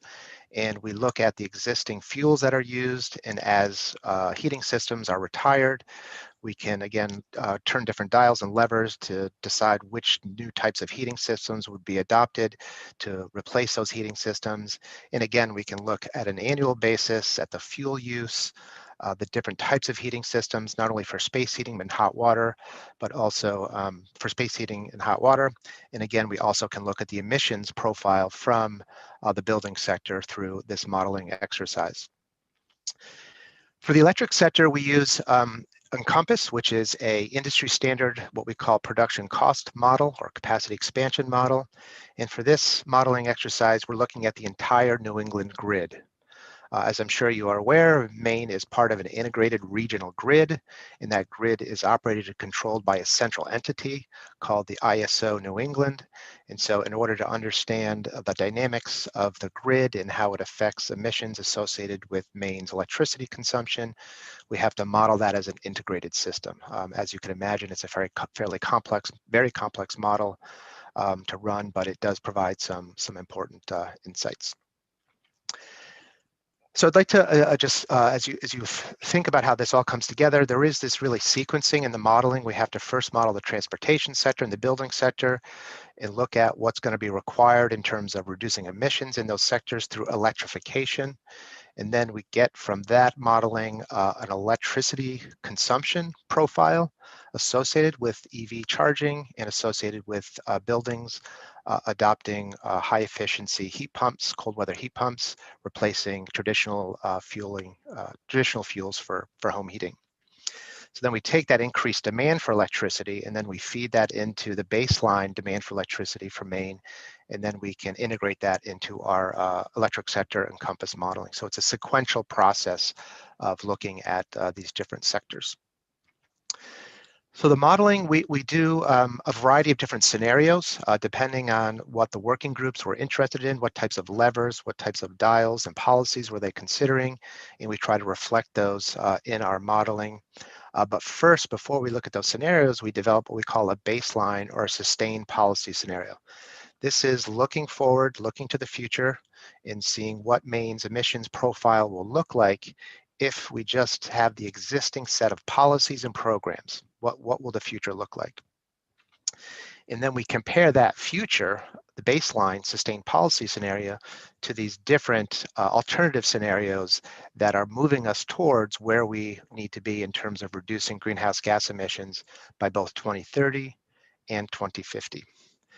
And I'd just like to note that nobody's crystal ball is perfect. Modeling is very useful and it can inform policy, but really the results here aren't designed to be prescriptive. They're about what is the directional way that we need to move as a state to achieve our climate goals. So it really is more of a compass, less of a prescription in terms of exactly how things will play out. We all know that things will change, technologies will evolve, behaviors will change. As we know, in this era of COVID, we've seen dramatic reduction in transportation emissions. So I just want to present that caveat. So with that, I'm going to go through each of the sectors, and I do want to leave some time for questions before I need to head off to Maryland via Zoom. But I'm going to start by the transportation, then we'll go into buildings, and then we'll get to the electric sector, and then we'll conclude with a look at the emissions profiles that we've developed from our mitigation modeling.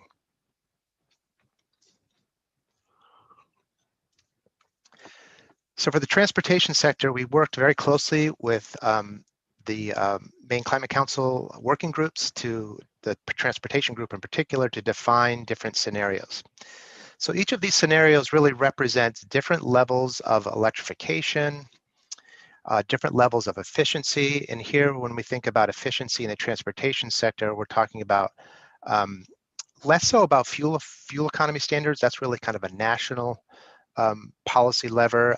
So we really focused a little bit on that, but mostly on efficiency in terms of reduced vehicle miles traveled. So the less we travel, the more we use mass transit and alternative forms of travel, such as bicycles. What does that do in terms of vehicles use and emissions? So we looked at a variety of scenarios. We also did include in the T3 scenario some displacement of gasoline with low carbon fuels. In the end, the T4 scenario is the scenario that both met the 2030 goal and the 2050 goal, and the T4 scenario was the basis for the Maine Climate Council's recommendations in their report that Hannah referenced. So I'm going to show you just a series of charts, and I know that these, we're not going to have a lot of time to pause on some of the details, but just to give you a sense, this is representing each of the different scenarios that I just showed you, and it represents the percent of light-duty e-vehicle sales share.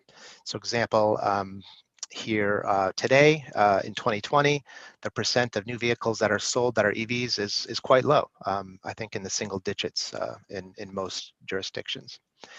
So in order for Maine to meet its greenhouse gas emission goals through transportation electrification, as Hannah noted, it's a large portion of Maine's emissions, it's going to require a very rapid ramp of transitioning to the sale of EVs for new vehicles. So this shows the different scenarios. The baseline scenario, very little progress over 2050 given the existing programs and policy framework. And the other various scenarios show much more aggressive vehicle electrification. And the T4 scenario here shows the most aggressive electrification. And that scenario is suggesting that we would have to achieve 85% of new vehicles, of all new vehicles sold being electric vehicles, light-duty vehicles. And I would note, just a few weeks ago, that would seem like a pretty stretch goal, but I would just note that today, General Motors, interestingly, announced plans to become carbon neutral by 2040 and to commit to reducing tailpipe emissions by 2035.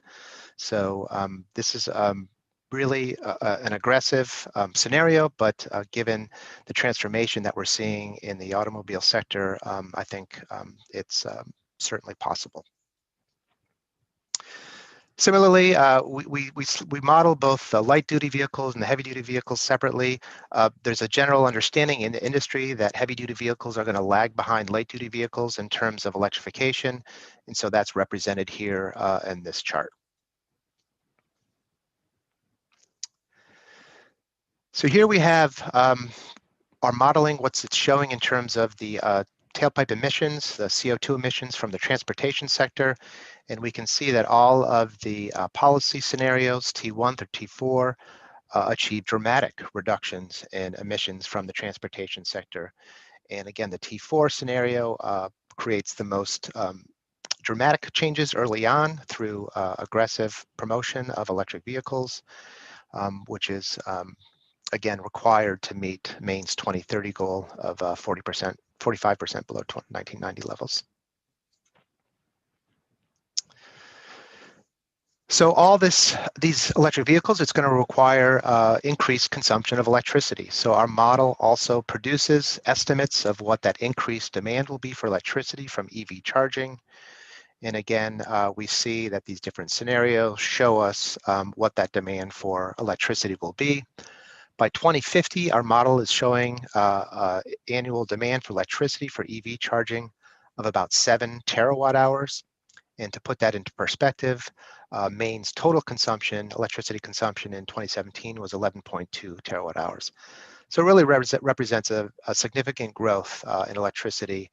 And what you're doing is you're displacing gasoline purchased at the pump with electricity purchased from your local energy supplier, electricity supplier. Just one note here is the red line is the T2. That shows a more aggressive efficiency reduction in vehicle miles traveled. And there is this trade-off between reducing vehicle miles traveled and the amount of electricity, the amount of energy needed for your transportation sector. And that's clearly represented here in the difference between the red line and the yellow and blue lines just above that. Moving on now to the building sector. Similarly to the transportation sector, we explored not only the baseline, the sustained policy scenario, but we also looked at 4 different policy scenarios.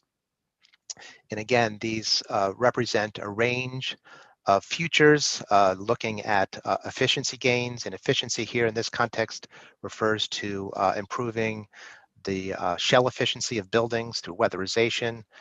Efficiency Maine does an excellent job, has a very strong weatherization program. And so we looked at expanding that and what the impact would be in terms of energy use for space heating and for water heating. We also did look in the H3 scenario at the potential of displacing traditional fuels with some low carbon fuels. And again, the H4 scenario was the scenario that was used to formulate the MCC's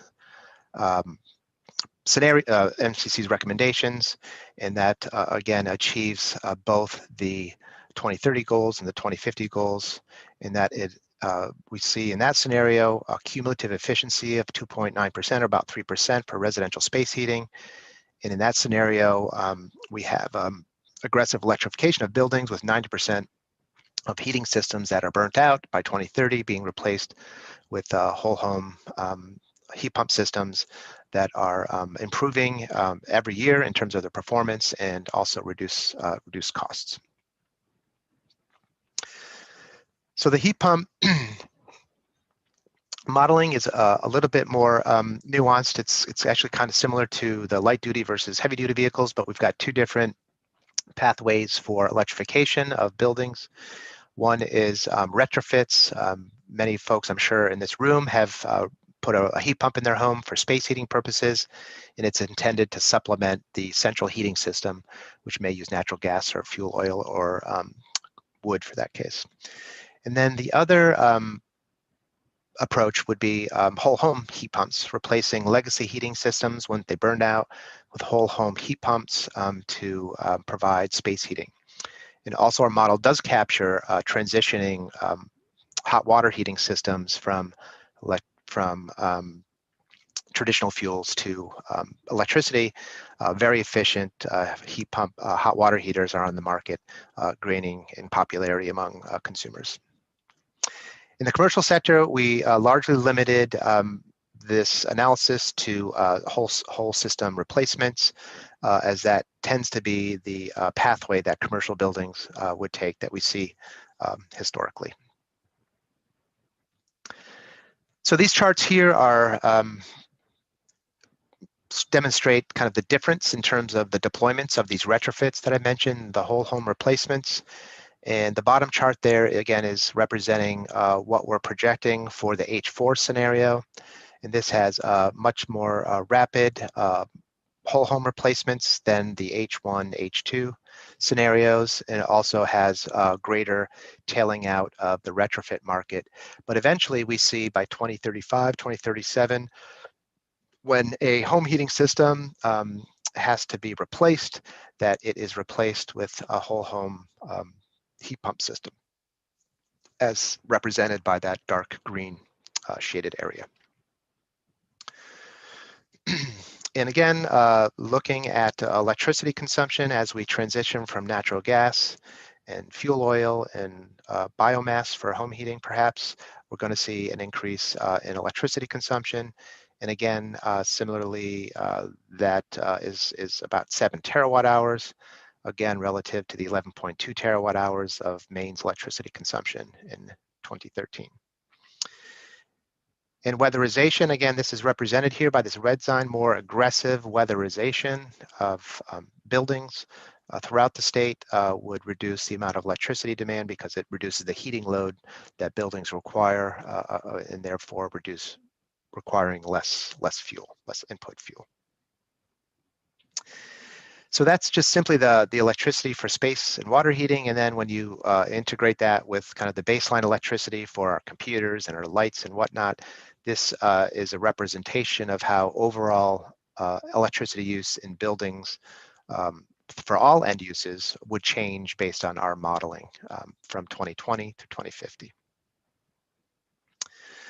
Greenhouse gas emissions, the blue line at the top represents kind of the base case, business as usual, and all of the policy scenarios demonstrate significant reduction in greenhouse gas emissions. The percentages are there on that bottom chart, and all achieve the 2050 goal, and the 2030 goal is met by the H4 scenario with a much more rapid ramp up of building electrification. Well, not much more, but a bit more ramping of building electrification relative to the H1 and H2 scenarios.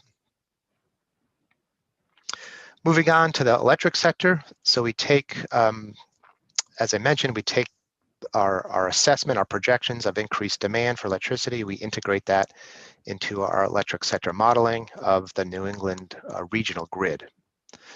In this case, this model is much more labor intensive and time intensive. So we have 2 runs that we did. We did a continued baseline policy scenario. Maine already has an aggressive 80% RPS renewable portfolio standard by 2030. That's represented in our model. And the decarbonization scenario, the modeling run included T1 and H1. And we, just given resources and time, we were not able to rerun this model, and it's clearly we are confident that the impacts would be quite limited, given that Maine does have this very aggressive RPS in the short term. And so just to kind of highlight that, this shows the transportation and thermal electric load relative to the other scenarios. And so that we do see in 2030, the T4 and H4 scenario does have 1 terawatt hour approximately of greater load than the T1, H1 scenarios. This represents just about 10% of Maine's 2019 electricity and about 1% New England electricity demand. So it would really have a limited impact if we were to rerun the model with the T4, H4, given, again, that Maine has this aggressive RPS program. And so the results are very robust for this modeling. So this shows the electricity dispatch for the New England grid with the sustained policy. And the sustained policy, again, represents all existing policies throughout New England in terms of RPS programs. So we see that load is projected to stay relatively flat across New England as efficiency gains essentially offset growth in EVs and heat pumps in the sustained policy, the baseline scenario. We see a significant increase in wind and hydro and wind and solar resources as states implement their RPS programs, and we see a decline in natural gas production. Again, and this is the baseline scenario. Moving to the decarbonization scenario, here we see a significant increase in load across New England. And I should note that we assume that all New England states pursued electrification comparable to what we were projecting in Maine. However, we did not assume that, I should note that the Maine policy scenario for the electric sector assumed 100% RPS by 2050. So we did not assume that for the other New England states. So what we do see in our modeling is we do see that natural gas production economy-wide throughout New England does increase, but we also see a significant growth in wind and solar and hydro. And our modeling, again, focused on Maine, and the modeling did, in Maine, achieve its RPS goals both for 2030 and for 2050. Again, this is showing New England-wide results.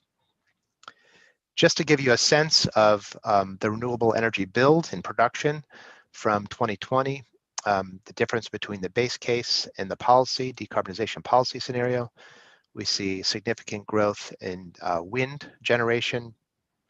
The baseline is showing about 6.2 terawatt hours, and the decarbonization sees much larger growth in wind energy generation for Maine of 17.7 terawatt hours. Similarly, we see significant growth in solar, both behind the meter, DG solar, and utility scale solar. And energy storage also in the model is selected. The model has an economic optimization routine, which selects different resources based on cost projections to meet load. And you can see that even with a significant growth in demand for electricity in the state of Maine, carbon emissions from the baseline of 0.8 in 2020 remain quite low at 0.7 million metric tons in the policy decarbonization scenario. So I know that's a lot to run through, but I want to just quickly here in the next couple of minutes just talk about the economy-wide emissions, and then we'll have just a few minutes for questions and do my best to provide answers. So the sustained policy scenario, and I'm sure this isn't a surprise from the prior charts, but if Maine, like other states, continue with existing policies and programs, it is very unlikely that they would meet their greenhouse gas emission targets. So this is what we are projecting from the baseline scenario. If just we kind of status quo, the policies and programs we have in place today would not get us to where the state of Maine and other jurisdictions are aspiring to in terms of addressing their greenhouse gas emissions.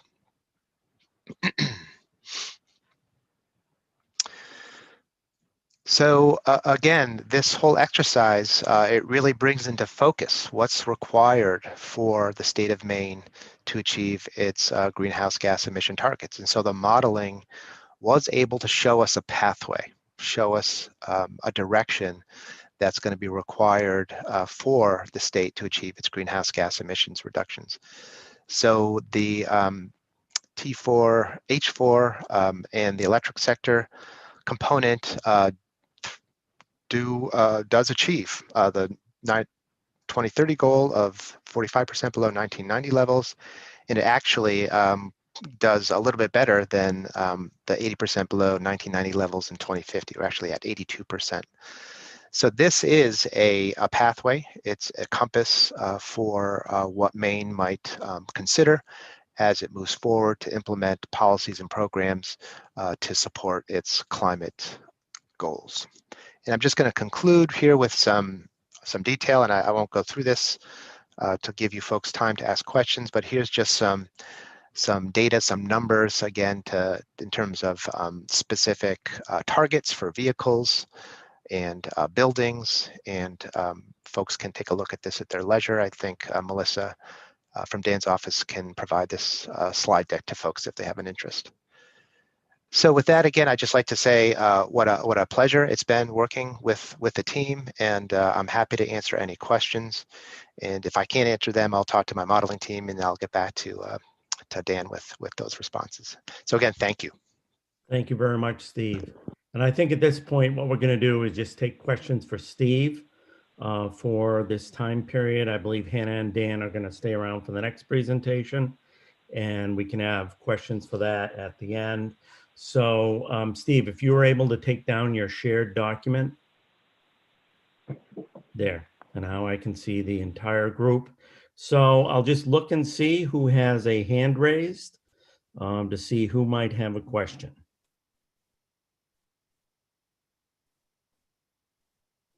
Looks like, oh, there's Representative Kessler. Thank you, Senator Lawrence, and thank you guys for the work that you've been doing. I wanted to know, based on the timing of when this work was done, do you have any indication as to how much carbon reduction has occurred since the start of COVID and how far that's gotten us to the goal? That's a great question. I know I don't have that information at my fingertips, but I believe there has been demonstrated reduction, in particular in the transportation sector. I think there's been a bit of increase in some of the building sector since folks were, I know I'm heating my house more than I probably would have if I was at the office. But I think the general idea is that that is temporary, that we would kind of be transitioning back to the pre-COVID era of mobility and energy use in buildings and electricity. But I don't know of any kind of rigorous study that has really quantified that or evaluated that. So with that caveat. Great. Steve, you had a question, Representative Foster? Yes, thank you, Mr. Chair. Mr. Latendre, thank you for your presentation. Looks like you've spent a lot of time crunching the numbers for the different scenarios. I'm wondering, I'm interested in the generating capacity based on 2020 numbers for solar and wind, which is primarily what you're looking at, providing the necessary generation in years ahead to 2050. If you could tell us if you have the numbers. If not, I guess we can develop them from your slide with the required electricity. But if you have the numbers, what you're looking at for the amount of solar that will be needed versus wind, and I'm kind of interested in how many acres of solar panels and how many land-based and offshore wind platforms will be needed. Representative Foster, that's an excellent question. A lot of states are thinking about how do we accommodate this new renewable energy in terms of the landscape. That was not a part of our analysis. I'm not sure, Hannah, if ERG did any analysis on the land requirements for solar. But it's an excellent question. I don't have that in terms of the land requirements. We do have the specific requirements by year. I can certainly share that with you in terms of what the solar and wind resources would be required to meet the state's RPS goals. But I don't have the analysis in terms of where that would be located or what the land requirements would be to accommodate that build out of RE renewable energy. I just add, it's probably a good question for Dan and a kind of an ongoing question for the Energy Working Group and honestly this committee as well as other committees of the legislature. So, I mean, I think part of the work I think that Dan and Melissa hope to do is as we think about this transition, clearly the planning work behind where are these resources located and where do they need to be located and how will they be cited? I don't know, Dan, do you want to jump in on that? Because I think it's a very good question. It's an important question and not one that the Climate Council has yet, we have not modeled and we have not come up with all the answers. I would just say that it's a great question. I think that you're going to hear about some of the recommendations that came out of the Climate Council per group, and one of them was exactly to consider citing and have more conversations around citing of projects. I think it's a good question. We can follow up with more information.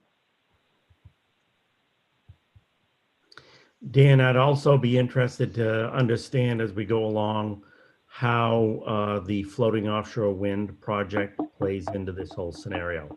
and how it was accounted for in this. It sounds like you're just looking at not what projects have the potential for coming online, but what you would need. And I just want to get some kind of sense of if we were able to reach full fruition on the floating offshore, what that would mean for our ability to meet the renewable energy requirements. Yeah, thank you, Chairman Lawrence. I think that's a great question, and actually, I think will dovetail well into the RPS study that we're just finishing up right now, which will include some scenario analysis, which will include offshore wind. So I think that's a great question. Steve, I don't know if you would have answers to some of that too, but I think we have the information from Synapse for this, and then we'll have more through the RPS study coming up soon. Yeah, I mean, I would just note that you know, the floating offshore wind is still an emerging technology, and so the costs for that technology still are developing in terms of what the implications will be. You know, what the cost implications are. But I know there's lots of work being done on that. I think there's a lot of good work at NREL that's been done, and I know that there's some folks in the state of Maine working on that as well. Good. Thank you. Other questions for Steve before we let him go? Trying to look for hands. I don't Guess see. I'll jump in with one if you don't mind. Go ahead, Senator. First of all, thank you very much to all of you for presenting to us today, and Synapse, since we have you with us for a little bit. Steve, thank you. And can you speak a little bit more about financial modeling? And I you know, maybe this is more of a question for the others, but while we have you here, I know there was this a cost of doing nothing analysis, which I look forward to hearing more about. I'm also really interested in projections for sort of the cost of the infrastructure that's associated, maybe with some high-low, you know, projections, because we don't know where technology pricing will lead exactly, but to have some sense of infrastructure costs. And then thirdly, kind of different financing scenarios. I think we'll really need to understand, you know, the different methods to finance this infrastructure that will be required, and what the pros and cons of each financing method might be. So if any of you could speak to that while we have you, Steve, that would be great. Yeah, I'll just comment. I know this was a topic of considerable discussion in the Energy Working Group and some of the others. In terms of our contribution to this project, costs were largely part of our grid modeling through Encompass, the New England-wide electric sector modeling, and we use industry standard cost projections that are produced by NREL. They're called the annual baseline. They've got cost trajectories for different renewable energy technologies and other forms of generation. And again, our modeling has an optimization algorithm which looks at the demand for energy over time, and then selects those resources that are available based on a cost and availability basis. And I think there are some, you know, Dan, I think Dan could probably comment on some of the other conversations around financing and different structures.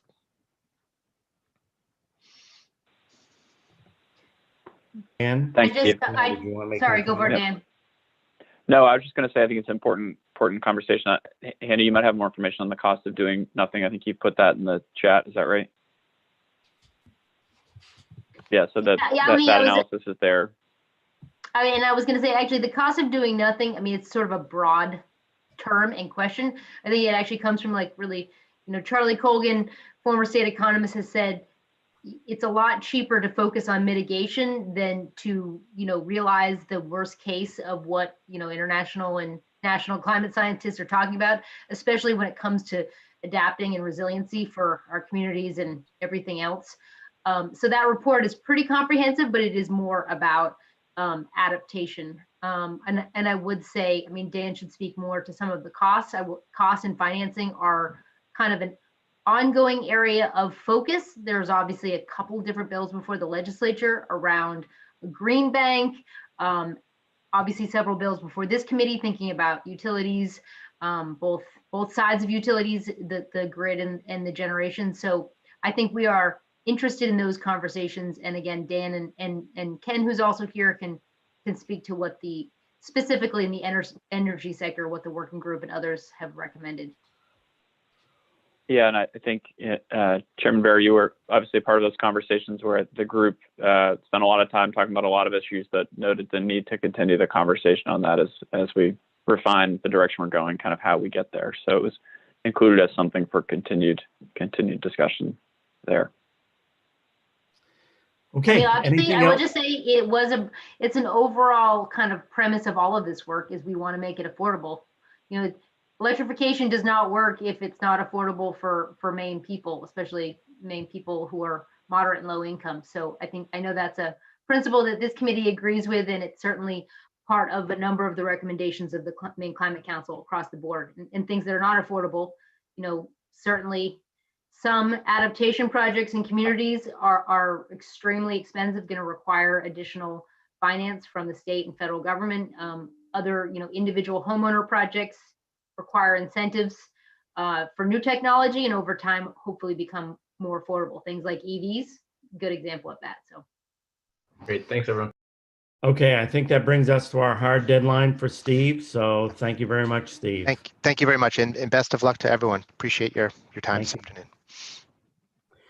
So we're going to go on to our 2 o'clock presentation. And that presentation is going to be by 4 different people. It's going to cover an overview of transportation, building, and energy recommendations. First, we have on transportation, we have Joyce Taylor, Chief Engineer with MDOT. Going to be followed up on buildings with Mike Stoddard doing a presentation from the Efficiency Maine Trust. On energy, we're going to have Ken Colburn from Symbiotic Strategies do a presentation. And finally, on generally transportation, buildings, and energy, we're going to have a period of time for questions and answers for about 15 minutes. We will be taking a break after that and coming back at 3:15. So I'll turn it over to Joyce to start off. Mr. Chairman, if I might just provide a brief just the table setting. So Sure. Joyce, Michael, and Ken were each co-chairs of their respective working groups and on the Climate Council and just key members of the work. And so we thought we would have them speak about those specific topics and the recommendations that came out of the council. Just wanted to set that up. So thank you. Good. Joyce, I think we have to turn your mic on. Nope, can't hear you. And you are unmuted. Well, a little bit, but yep, Did that help? that helps. Technology, the chief engineer can't get her earphones to work. That's not a good sign, is it? I need a teenager in the house again, I'll tell you. So thank you for having us. We really appreciate it. The transportation working group was, I called it the fan favorite because we had a couple hundred people following us at any one time. A lot of interest in listening into our Zoom meetings. We had a wide group of members from AARP to AGC, Maine Better Transportation, Maine Motor. The Nature Conservancy is actually, Rob Wood is just going to start co-chairing with me. Conservation Law Foundation, we had municipal members, a regional planning agency member. And one thing I like to say that's kind of unique about transportation, when you look at 54% of the emissions, most of that is personal choice, right, by folks. It's not anything DOT controls or the state controls. So I'm trying to find people to be part of that conversation. The everyday person in the state of Maine was a challenge. And so one of the things that we did do is we really sought after rural stakeholder meetings. We had a couple rural meetings to make sure we were hitting all parts of the state. We did have a planning person from Northern Maine that was on the committee. We also had an urban group because that's very different. You know, we do have two different transportation systems in some ways. And we also had a marine working group. If you were ever been on the transportation committee, you would know that even though marine emissions is a little bit of the pie, there's an awful lot of conversation that goes on around ferries. So So we did do a Marine group with that, like Hannah's smiling, so she knows. So what I want to do is, because I looked at your agenda, Melissa's going to just share one slide with you. So I'm going to have one slide to talk to you about. And in some ways, transportation is rather simplistic. It honestly comes down to we drive a lot of miles in this state. We are a very rural state. 65% of the miles driven are rural, 35% are urban, suburban. Rural drivers tend to drive a lot, especially more low income folks who tend to own cars that are not as efficient. So it became very clear early on that we could put vehicle miles traveled and affect that, and we could try different things, but electrification of the system was really the only way to meet the modeling numbers that Steve put down. And I have to say, I have personally gone through an evolution of I'm someone that Hannah laughs, I never spend more than $10,000 on a car. I refuse to do it. So when I look at EV prices, I'm kind of thinking about folks, my son is in a direct care job and makes 30 grand, and he can't afford certain vehicles, right? So that's kind of typical. But what I think is interesting, and that is very hopeful in terms of EV over the next 4 or 5 years, is a lot of states are beginning. California, Mass just announced they're not going to allow any internal combustion engines to be sold after 2035.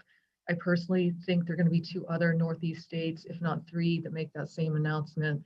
We're going to have a lot of used EVs in the market that are going to become available to Maine citizens, I think. And also, I can tell you, I chair the Autonomous Vehicle Commission. Autonomous vehicle technology is coming. Some cars are much more smart than others. And it's also driving electrification, because those 2 things have a lot of synergy together. And so you're going to, I think, really, I believe as an engineer, we're getting really close to being able to get the electric vehicles to be a lot less money. I think it's going to be a lot more competitive. A lot more models are going to be out there. And it's, we're really on the cusp. I mean, I was watching, my husband's a NASCAR fan. I was watching the Daytona 500 last year, and they were advertising the electric Ford 150. I couldn't believe it. That was not the market I would have expected. So, I mean, it's becoming a thing. And so I think if you can think about it broadly, as Steve said, at first it felt really aspirational to us. But I think that, there's a lot of things in play right now that this could become a really great strategy for Maine. As part of this effort, though, the Transportation Working Group is going to continue to meet. We've been working with Jonathan Rubin at the University of Maine, and I would call it electrification equity. And how do we make sure every Mainer sees themselves in the climate plan and feels that there's something they can do, and how do we help folks who want to do this be able to find an affordable way. So, we're looking at data, we're looking at other states. California has some really great information on, how people buy a car, how do they select one. Jonathan's done some research that says, if you've been driving a truck forever, you're probably not looking for an EV sedan, you want a truck.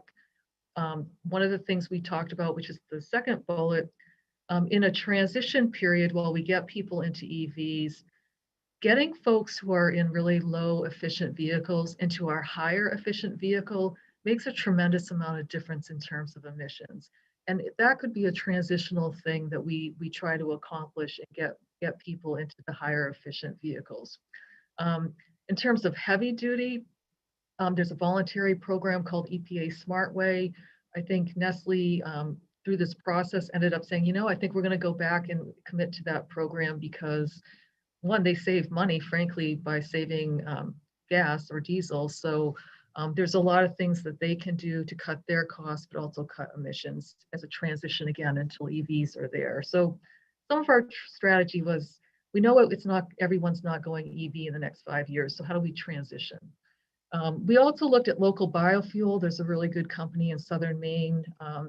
In the past, I can tell you, like 10 years ago, EUT tried biofuel, other people tried it, and their engines went to heck and no one would use it again.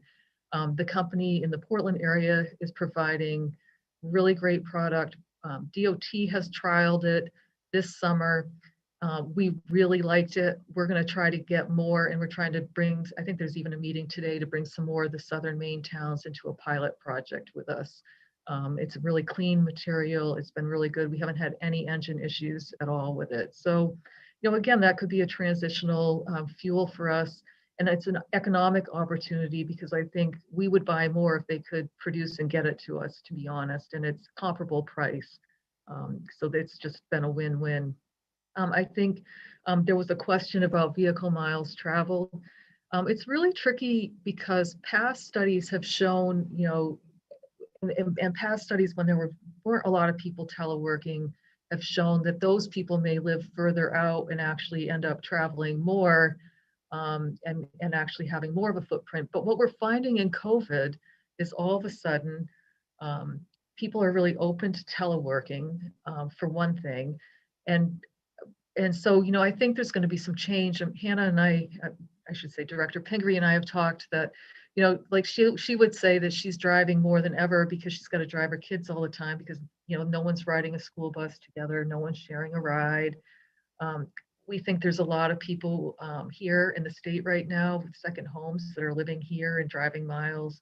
Because right now, in the beginning, it was like a 50% to, and then it went to like a 30% reduction of vehicle miles traveled.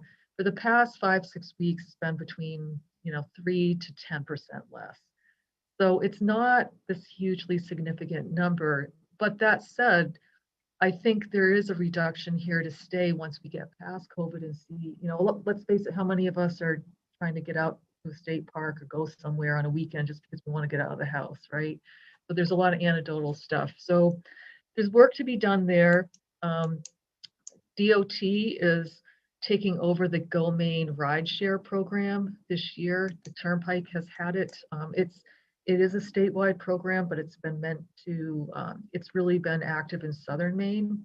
And so we're looking at taking that on and really driving that into a program where, you know, I think one thing I've learned from all of this climate work, there's a lot of people who believe in it, a lot of people who want to live it. And we need to get those people who want to cut emissions, they need to start sharing rides and show other people how to do it. And so how do we capture those people who want to make a difference and start to move that needle? We also talked about public transit quite a bit. It's, you know, are some electric buses that have been purchased from the VW settlement, but there's more than that. I think one thing we realized is we need to really take a futuristic look at what public transit means. It probably doesn't mean in rural Maine that you're going to have a big bus show up at your house and then drop you off at Hannaford and pick you up again. That's not a realistic financial model for rural Maine, but how can we find new ways? I was on a call this morning with a woman who's got a business, and she matches up volunteers whose kids might put so much money in their account, and then volunteers drive them for a low cost to get them to where they need to go. I mean, there are models that we need to start to get serious about that have synergies with other things such as public health.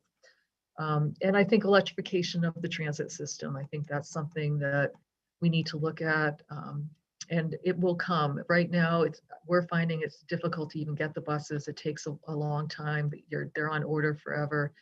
So we're looking at that. Land use policies, really what that's about is, you know, we need to start having walkable, bikeable villages, living communities where people will walk and they'll bike if they feel safe.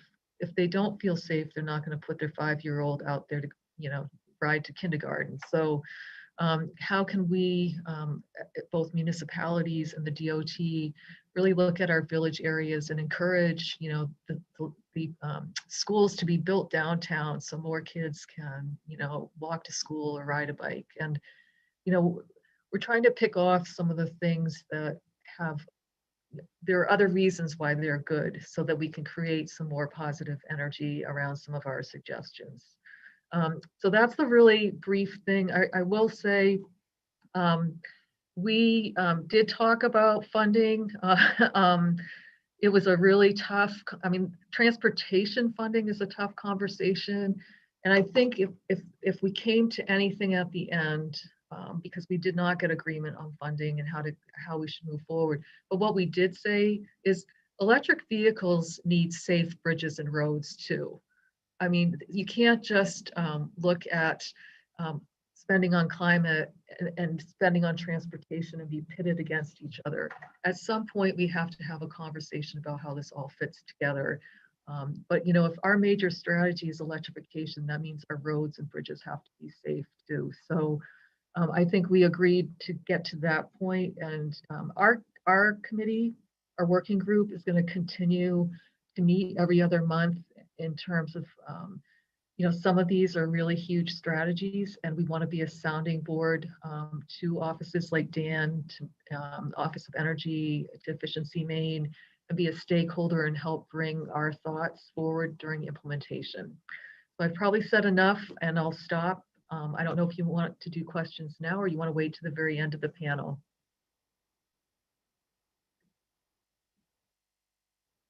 So what we're going to do, Joyce, is we're going to wait, if you could stick around till the end of the panel. Absolutely. So we can deal with all the questions at once and just keep our momentum going on what's being presented. I will note that I got a text, and I think Hannah just posted it to the group chat, about an announcement by General Motors about eliminating light duty vehicles by a certain date. So if you have a chance, take a look at that, and we'll go to our next presenter, who's someone who we heard from this morning, Mike Stoddard. Good morning. Good afternoon, Mr. Chairman and members of the committee. I'm Michael Stoddard. I'm the Executive Director of the Efficiency Maine Trust. And I appreciated the time with you this morning to give an overview of the Trust's work, and especially pleased to be able to chat with you now about the work that the buildings work group did in the Maine Climate Council. I'm going to try to share my screen, Mr. Chairman, if that's okay. That's fine. I just have a couple slides that are illustrative to put a little bit of color to our work. Can you see that on your screen? Okay. Yes, we can. So just a couple slides. So we had a great group. I was very fortunate to serve with Kathleen Meal, who was co-chair from Maine Conservation Voters. She did all the hard stuff and I did the easy stuff. Worked out great. And we had a really nice cross section of stakeholders, including architects and engineers, a lot of good folks from the building community, and environmental advocates, affordable housing. We had good representation from the Maine Department of Education and also the university system, and the private colleges. The industrials participated in all the meetings, and we had some good small business reps as well. So you can see a nice cross section of folks to talk about what it is in the building sector that we could be doing in Maine to reach these 2030 and 2050 carbon reduction targets. You've seen this graph a bunch of times, but it bears repeating. For our work group, we had to figure out what it was we were targeting, what were we going to talk about. And so this is a nice little illustration that nearly 20% of the greenhouse emissions in Maine are coming from residential homes. Another 11% are coming from commercial buildings, and then another 9% from industrial and manufacturing. So you're at 20 plus 10 plus 10, you're at about 40%. It's the other big chunk in addition to what Joyce was just talking about. This is where the greenhouse gas emissions are coming from. Now, I don't really think I have to explain to everybody on this committee what's going on inside those buildings that is causing these emissions. We're consuming some amount of electricity to run our air conditioning and our lights and our refrigerators. But the bulk of the emissions is coming from the high carbon content fuel that we use in Maine to heat our spaces and to heat our hot water. And so that's mostly number 2 fuel oil and propane and some amount of kerosene and natural gas. So though that's what we had to look at and target. That's where it's coming from. And we looked at what the options are for reducing consumption of that or switching that consumption to some other kind of fuel that has lower carbon content. This was the list of 6 overarching strategies we came up with. There were more than 40 individual actions items that people recommended. And we, if you go on the website at the Climate Council, you will see the work groups working materials. And if you go in there, you'll see the report that this work group submitted to the Climate Council, and it has them all laid out and spelled out. We didn't exclude any. We also didn't endorse any, but it was really a nice participatory process that welcomed not only all the work group members, but actually members of the public were welcome to join in and listen and participate in the conversations and submit suggestions. So it was everything in the kitchen sink in there. This was how we summarized what the ways to think about and organize the recommendations coming out of our work group. Number 1, new construction. There's never a better time to pick the right design and configuration and materials for your building than when you're first building it the first time. It's a lot more expensive and time consuming to come along later and rip out the old stuff and put in something new and better. The way this is most cost effectively dealt with in all states across the country is through building codes. And we're pretty pleased that in Maine a couple years ago, the legislature did direct some speeding up of Maine's adoption of the most recent version of codes. The MUBEC board has done that and is in the process of finalizing the rules around that. So we are soon to be in a world where the building code uses the 2015 edition of the ICC codes, and we'll be in good shape. We'll be right in the middle of the pack with all the other states of pretty high efficiency for the codes. There's still a lot we could do in this state to help improve compliance with those codes. We got to provide some training and education for the builders and for the code enforcement officers, because there's a lot that's changed since the last version of the code we had back in 2009. But this will achieve some very cost-effective energy savings, and I think also is a fantastic consumer protection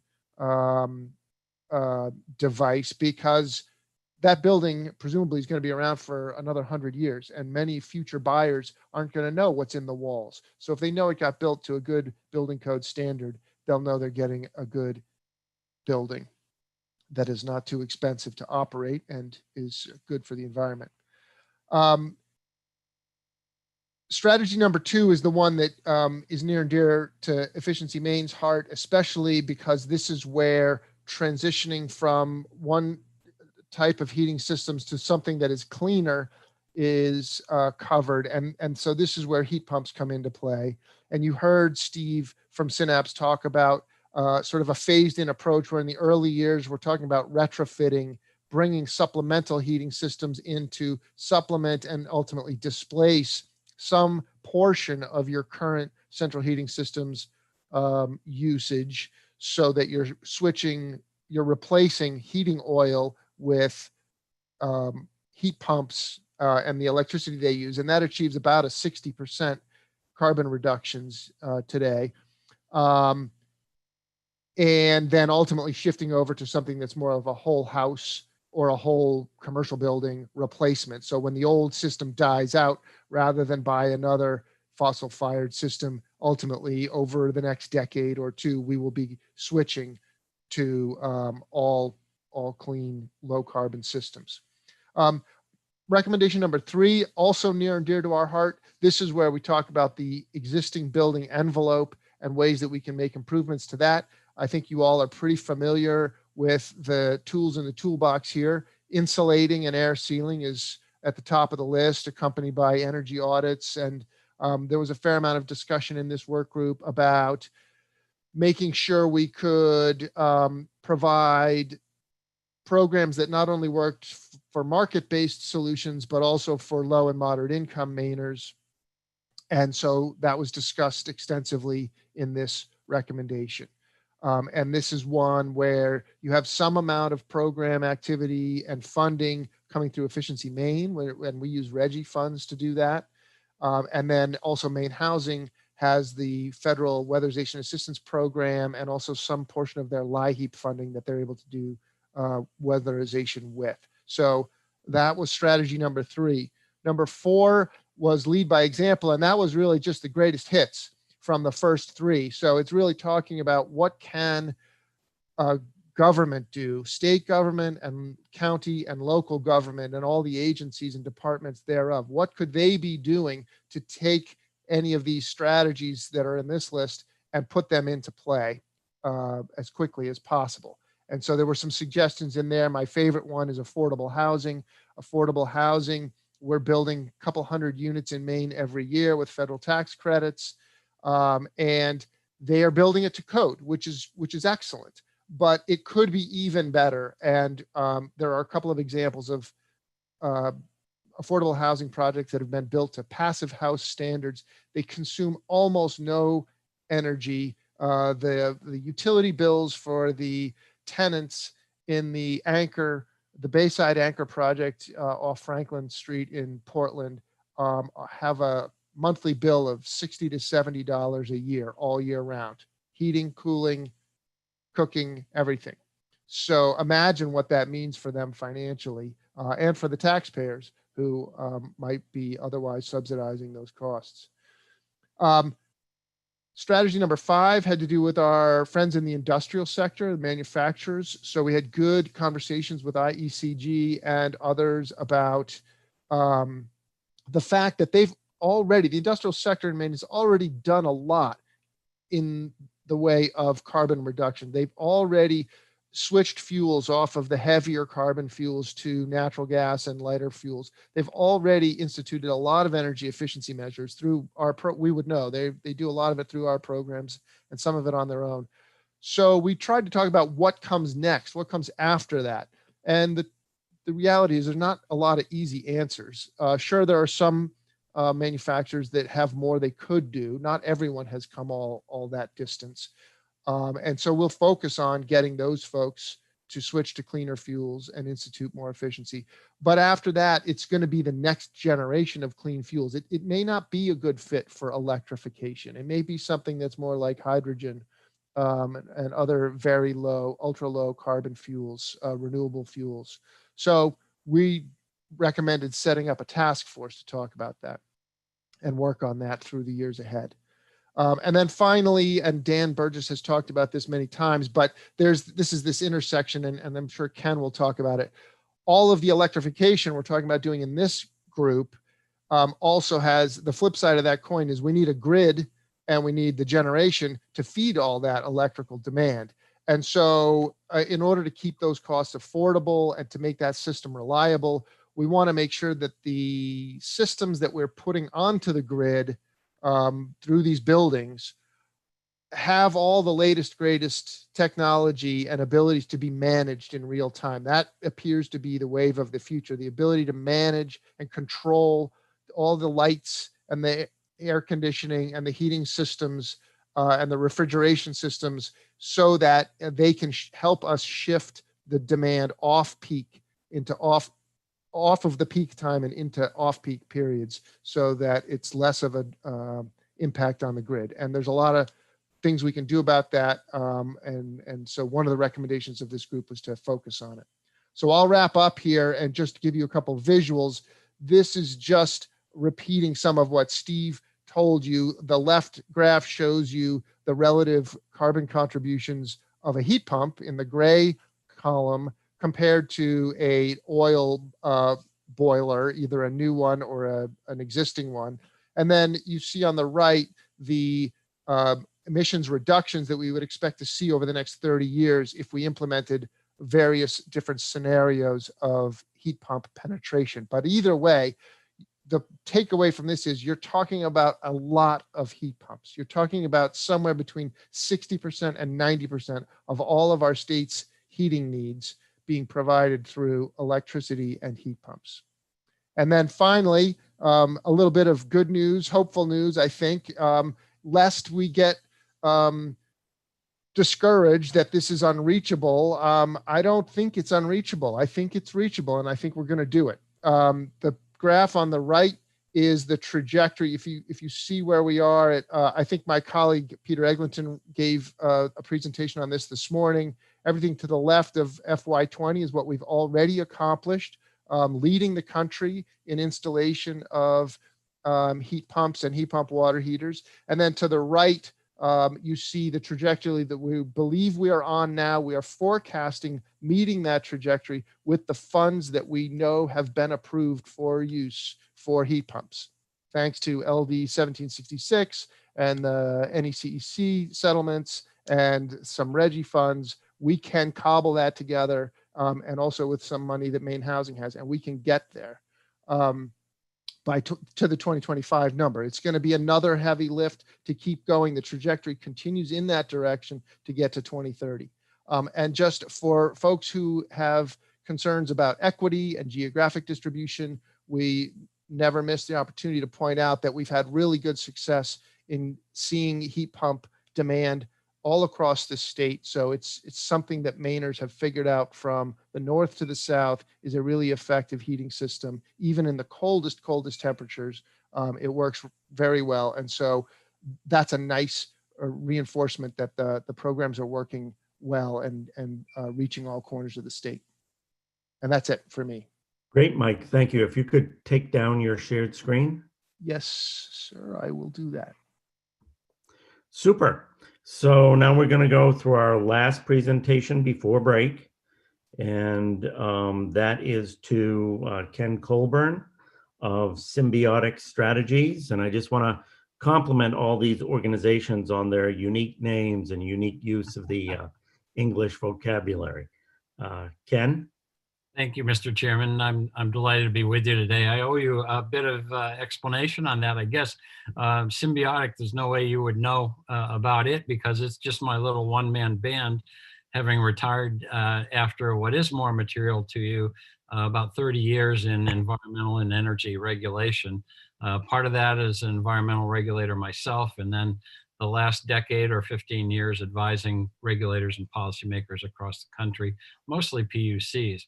And in that context, of course, I was delighted to serve with Dan as the co-chair of the Energy Working Group.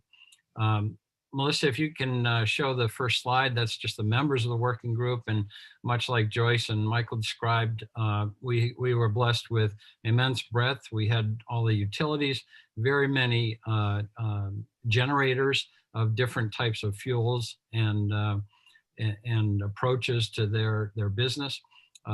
Environmental organizations, many users as well. So we were really well staffed in the Energy Working Group. Going ahead,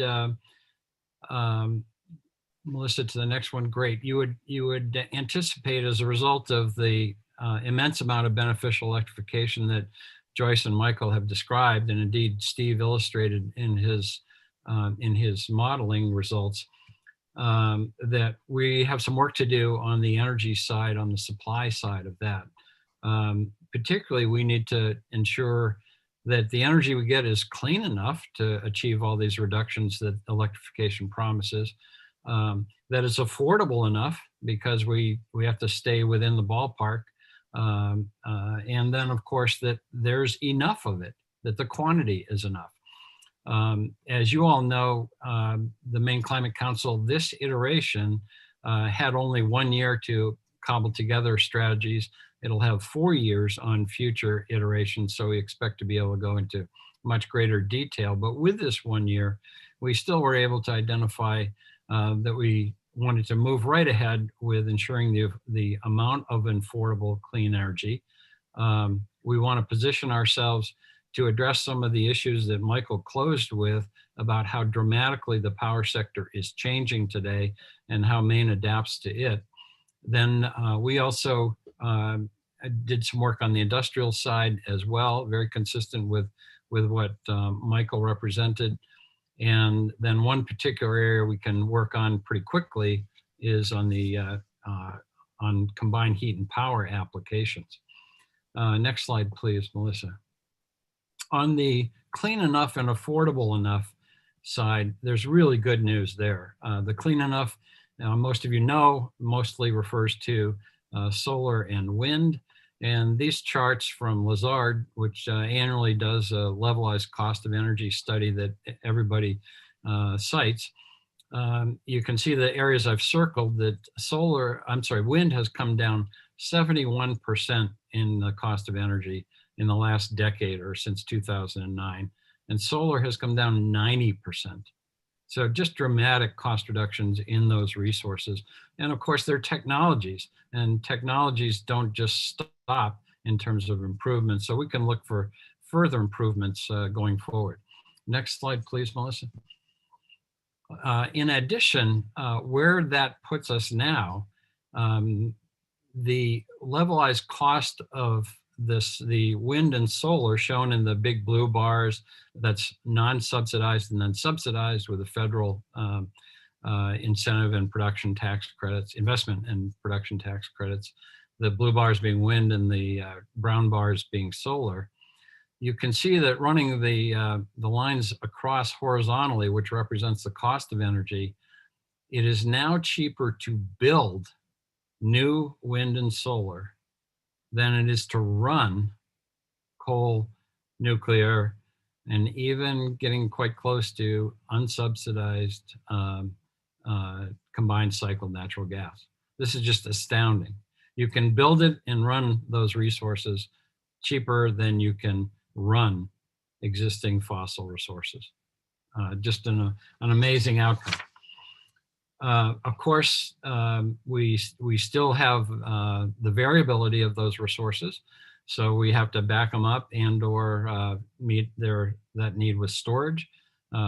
Storage is another technology, and it's coming on strong on a similar, they call it learning curve, that cost decline curve, as wind and solar have enjoyed. So we can look forward to solar in the future, but in the immediate time frame, these do require backing up with additional resources for when they're not operating.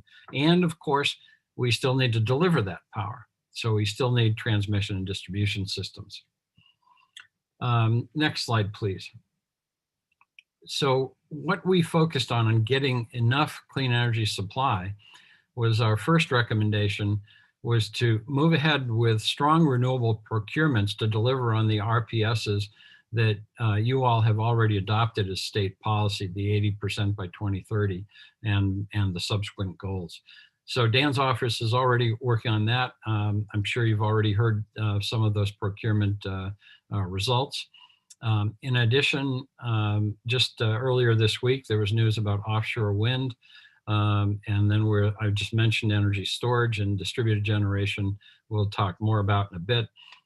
Among the things to also work on there are ways to streamline the siting. I think Dan mentioned this in some of his introductory comments, siting guidelines and so forth.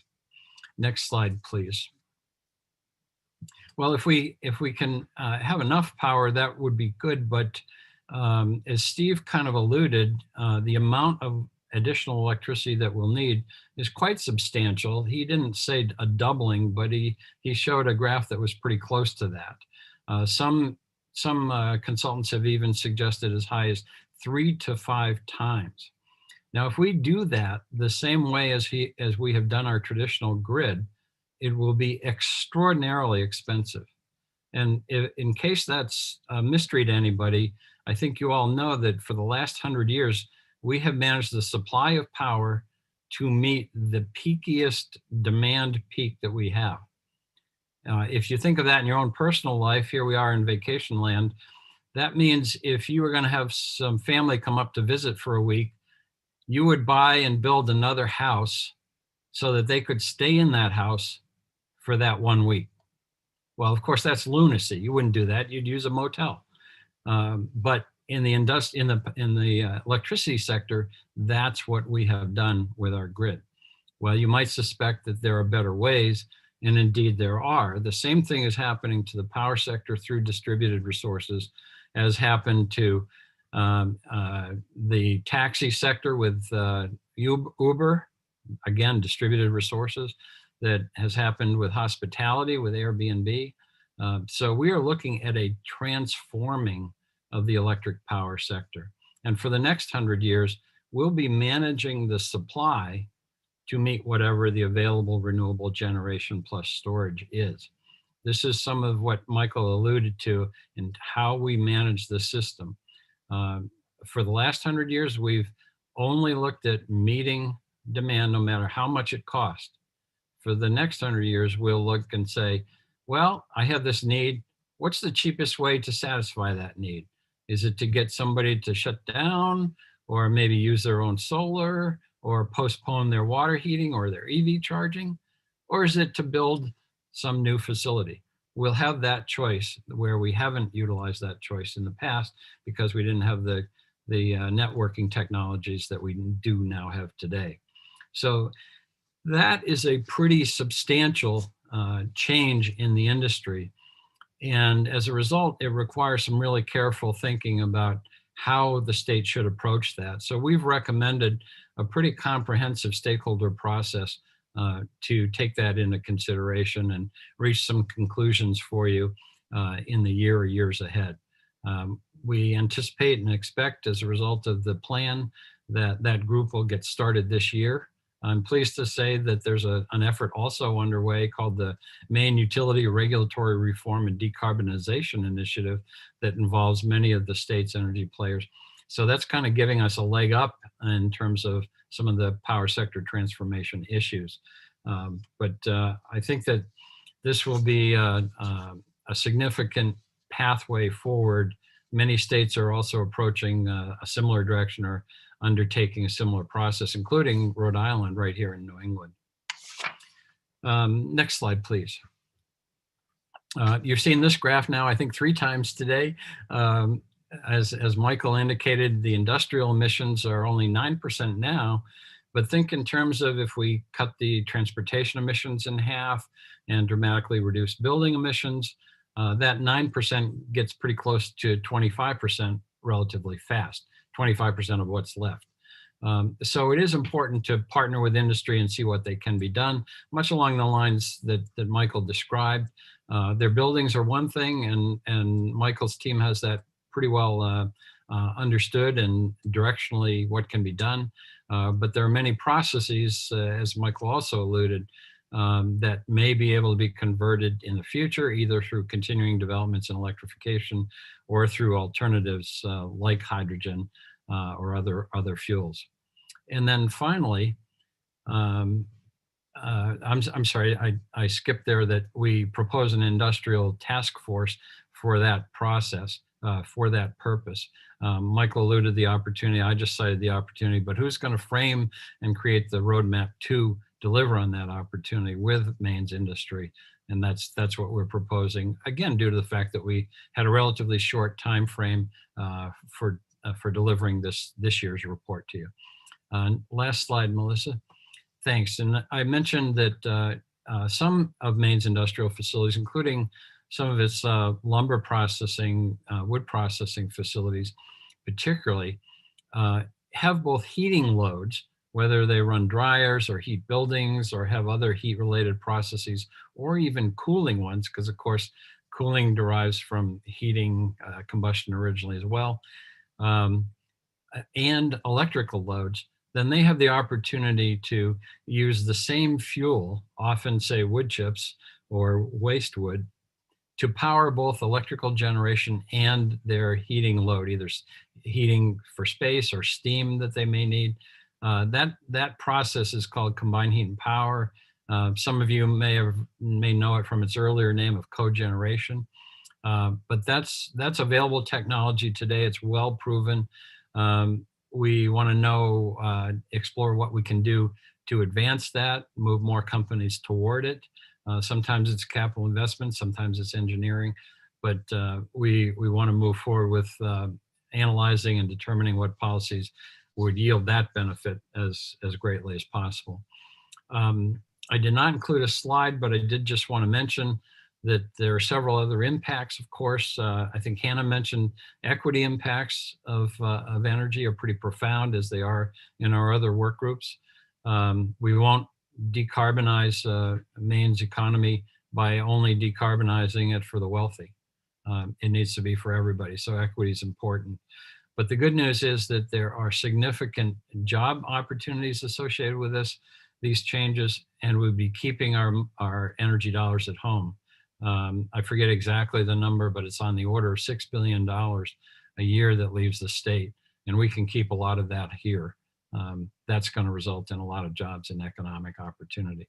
So with that, let me close and turn it back to you, Mr. Chairman, for any questions you or the committee members may have. Thank you, Ken. So now we're going to go in for a question period for the three presenters, Joyce, Michael, and Ken. Does anybody have any questions?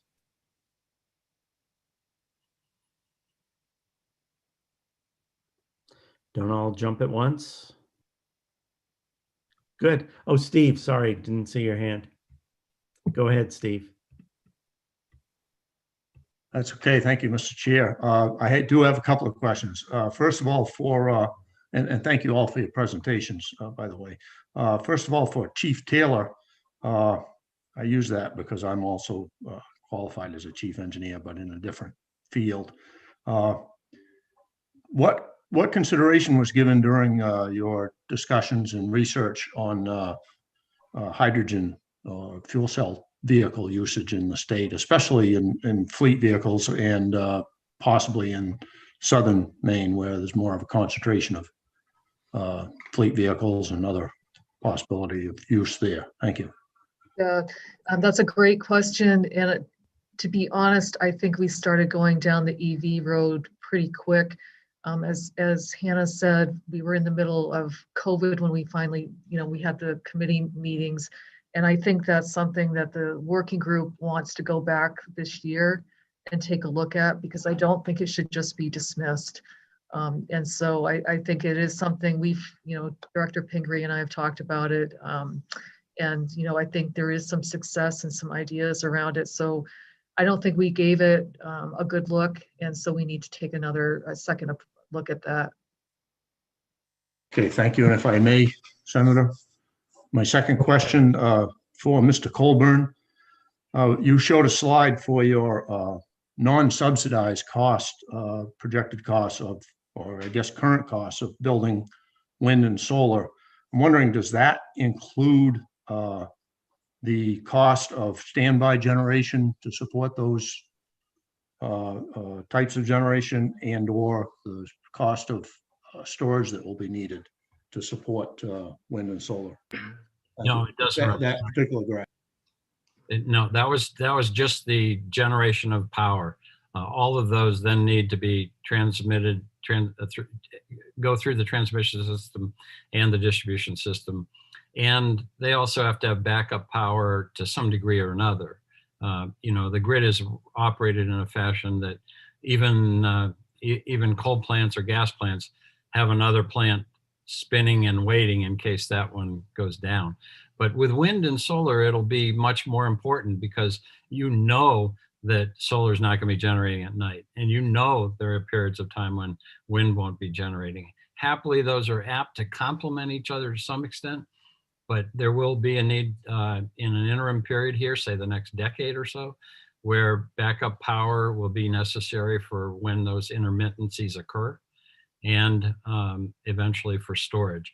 Happily, when storage becomes the dominant backup technology, it can be used all day long, not just when solar isn't operating or when wind isn't operating. It can help balance the grid all day long. So there's a good day today and a brighter day ahead. But in the short term, yes, we need the backup. Thank you. Seth, you had a question you wanted to ask? Thank you, Mark. I do have a question for Joyce Taylor, and it's around vehicle miles traveled. I have certainly noticed a change in my own life. I'm one of the fortunate ones who can work from home for the most part in both of my jobs. And my son has been studying from home, unfortunately, for the next 2 weeks completely because of an outbreak.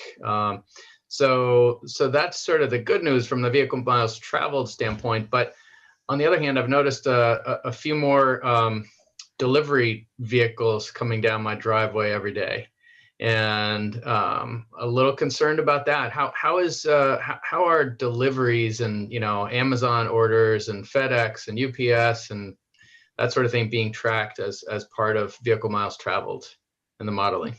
Yeah, we do track that, and I would say it's not as high right now as you would think. And it's been a really interesting conversation, because when I look, like I'm at the office right now, but I do work at home, and I every Zoom call I start counting who's at home, who's working, and it's often 75 to 80% of people are home, but yet the vehicle miles traveled are like 3 to 10% down. Trucks are up, but it's not making up that delta of a difference that we're seeing. So it's going to be really interesting, I think, in 2022, which has to be better, right? So to see what long-term patterns there are, I do think that education goes a long way with some of this, and trying to help people who want to affect climate and emissions. I think people don't really know how they can drive differently. But that said, there have been some interesting COVID kinds of patterns. In fact, our fatalities ended up really being at the same level as last year, even though there was significantly less vehicle miles traveled, and which is not what it should have been. So, but yeah, I think we need to keep looking at that. Amazon ordering online, I mean, it is significant, and I think it's something that we have to talk about. It's interesting because Amazon, I think it was Amazon, made the pledge to be carbon neutral, and they've gotten worse. I mean, the last time I looked, they've definitely gotten worse. So we're a piece of that, right? If we keep ordering online. So, but yeah, we are tracking that. Good. Thank you. Ken, I did have a question for you. In your analogy about the people coming to Maine and staying at a motel versus building a new house for them, are you kind of viewing storage as a way of decreasing the amount of generation we have to build, and therefore in peak times we can use storage to meet our peak energy needs? That's absolutely a fact, Mr. Chairman. But it's not just the generation to have the power. The storage would provide that. It's also the transmission and the distribution. Right now, our grid is about twice as big as we need in day-to-day use. And the reason for that is that our peak use is about twice as big as we normally use. We pay an extraordinary amount to have a system that'll deliver peaks that high for a couple hours a year. Okay. So not just generation, but the whole system. Okay, if we use it smarter, then we don't have to build more for a while. That's good news. But that could end too when we get more electricity than even that can handle through the electrification that we're proposing. So does that mean that you're looking at local storage closer to use? That's a really good question. I think that storage is going to end up being agnostic. It won't matter if it's close to the end user or if it's utility scale in terms of its functionality. But how much it helps the grid and where it does so will be an important variable in how valuable it is. If we think of this as all being a matter of what would be the price at a given point instead of what's just the average we pay on our electric bill, I should say a given point at a given time, because peaks are time dependent as well, then we can site storage. We either as individuals, homeowners, business owners, or the utility, we can site storage where it'll provide the most value in keeping those peaks down and avoiding us from having to make additional investments in the distribution transmission system. In your discussions, did you view hydroelectric as storage? I don't think that we really addressed that. Hydroelectric certainly has a storage capability in that it's able to be released when it's required to do so. But we didn't differentiate between how that's conducted now and how it might be conducted in the future. Of course, it would necessarily be a centralized storage rather than that kind of distributed helping out a given circuit in a given town, so forth. But it certainly is helpful in balancing the grid now for that reason. Okay. Representative Grochowski, I see you have a question.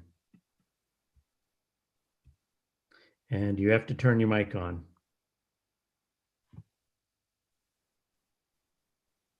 Does this work? It works fine. Thank you. Sometimes I have to switch my array.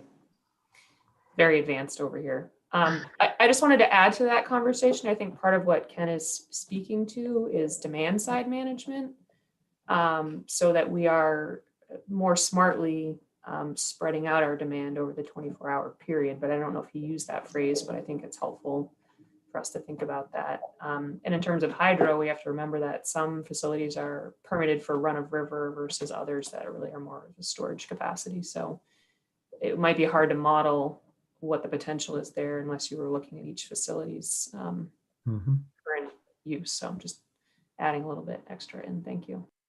Thank you very much for that reflection, Representative. I usually don't say demand side management because that was the name given to original utility energy efficiency programs. But if you just use the words managing on the demand side, you're absolutely right. It's often called load flexibility these days, to make the load sufficiently flexible that it can help in balancing the grid instead of just forcing the grid into additional investments. Also active management of demand, several synonyms.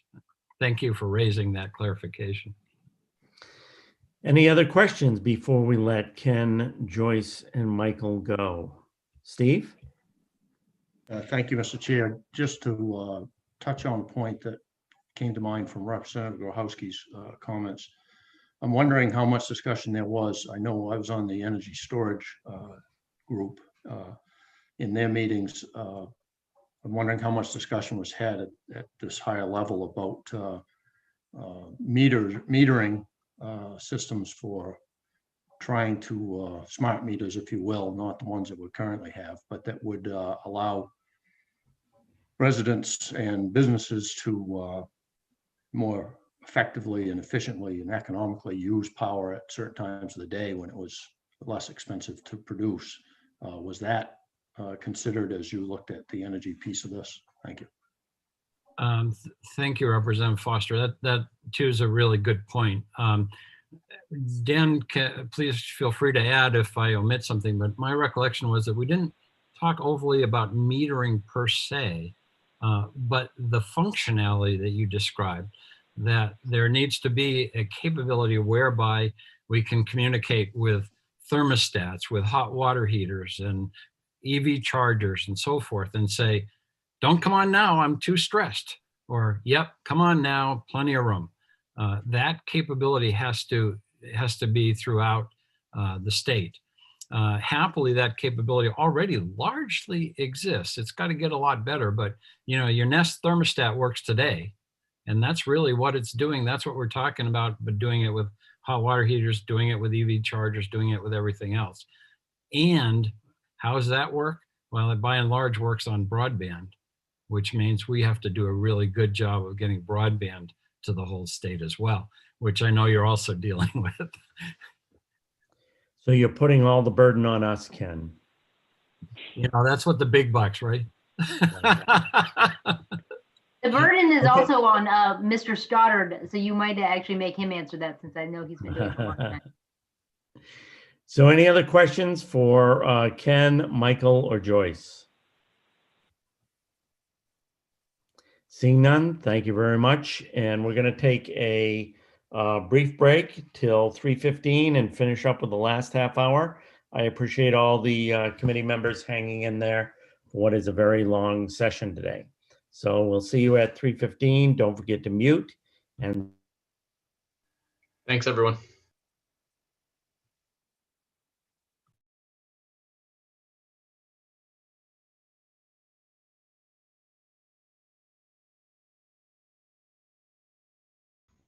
Hey, Seth, are you still there? Yes, I am, Scott. I have a 3:30 that I have to go to, so I will be here till then, but then I'm gonna get off. Great. Okay. I have a conflict too, so I will tag team. Who knows? Sounds good. Thanks for the heads up.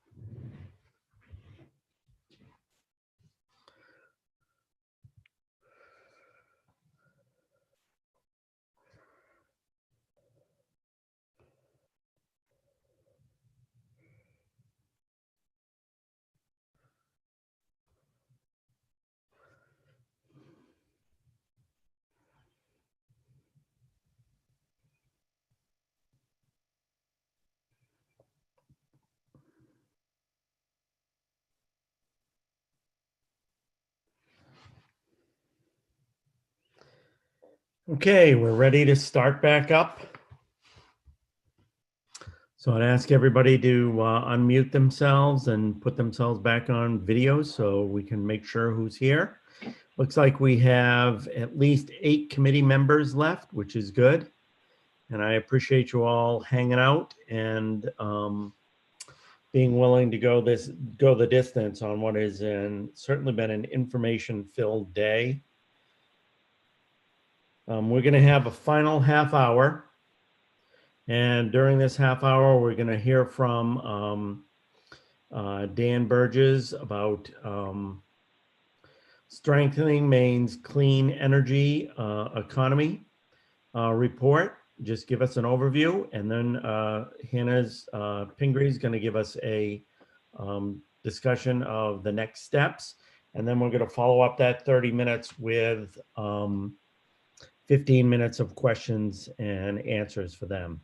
So I'll turn it over to Dan, and you can proceed. Thank you, Mr. Chairman. Pleased to be joined again by Melissa Winnie, the energy policy analyst on our team. Melissa, if you want to share your screen. I'll just say that Melissa is, I think, solely responsible for the energy working group completing a lot of their tasks on time, and was the main author of the report, and is going to present some of the findings of the report. But strategy D, as Hannah mentioned, of the climate action plan was to, not just reduce emissions and embrace clean energy, but to also do so in a way that grows Maine's clean energy economy and protects our natural resources by, taking advantage of new opportunities and growing jobs. The climate action plan was released December 1st. The month prior, as required by the same legislation, we produced a report called Strengthening Maine's Clean Energy Economy.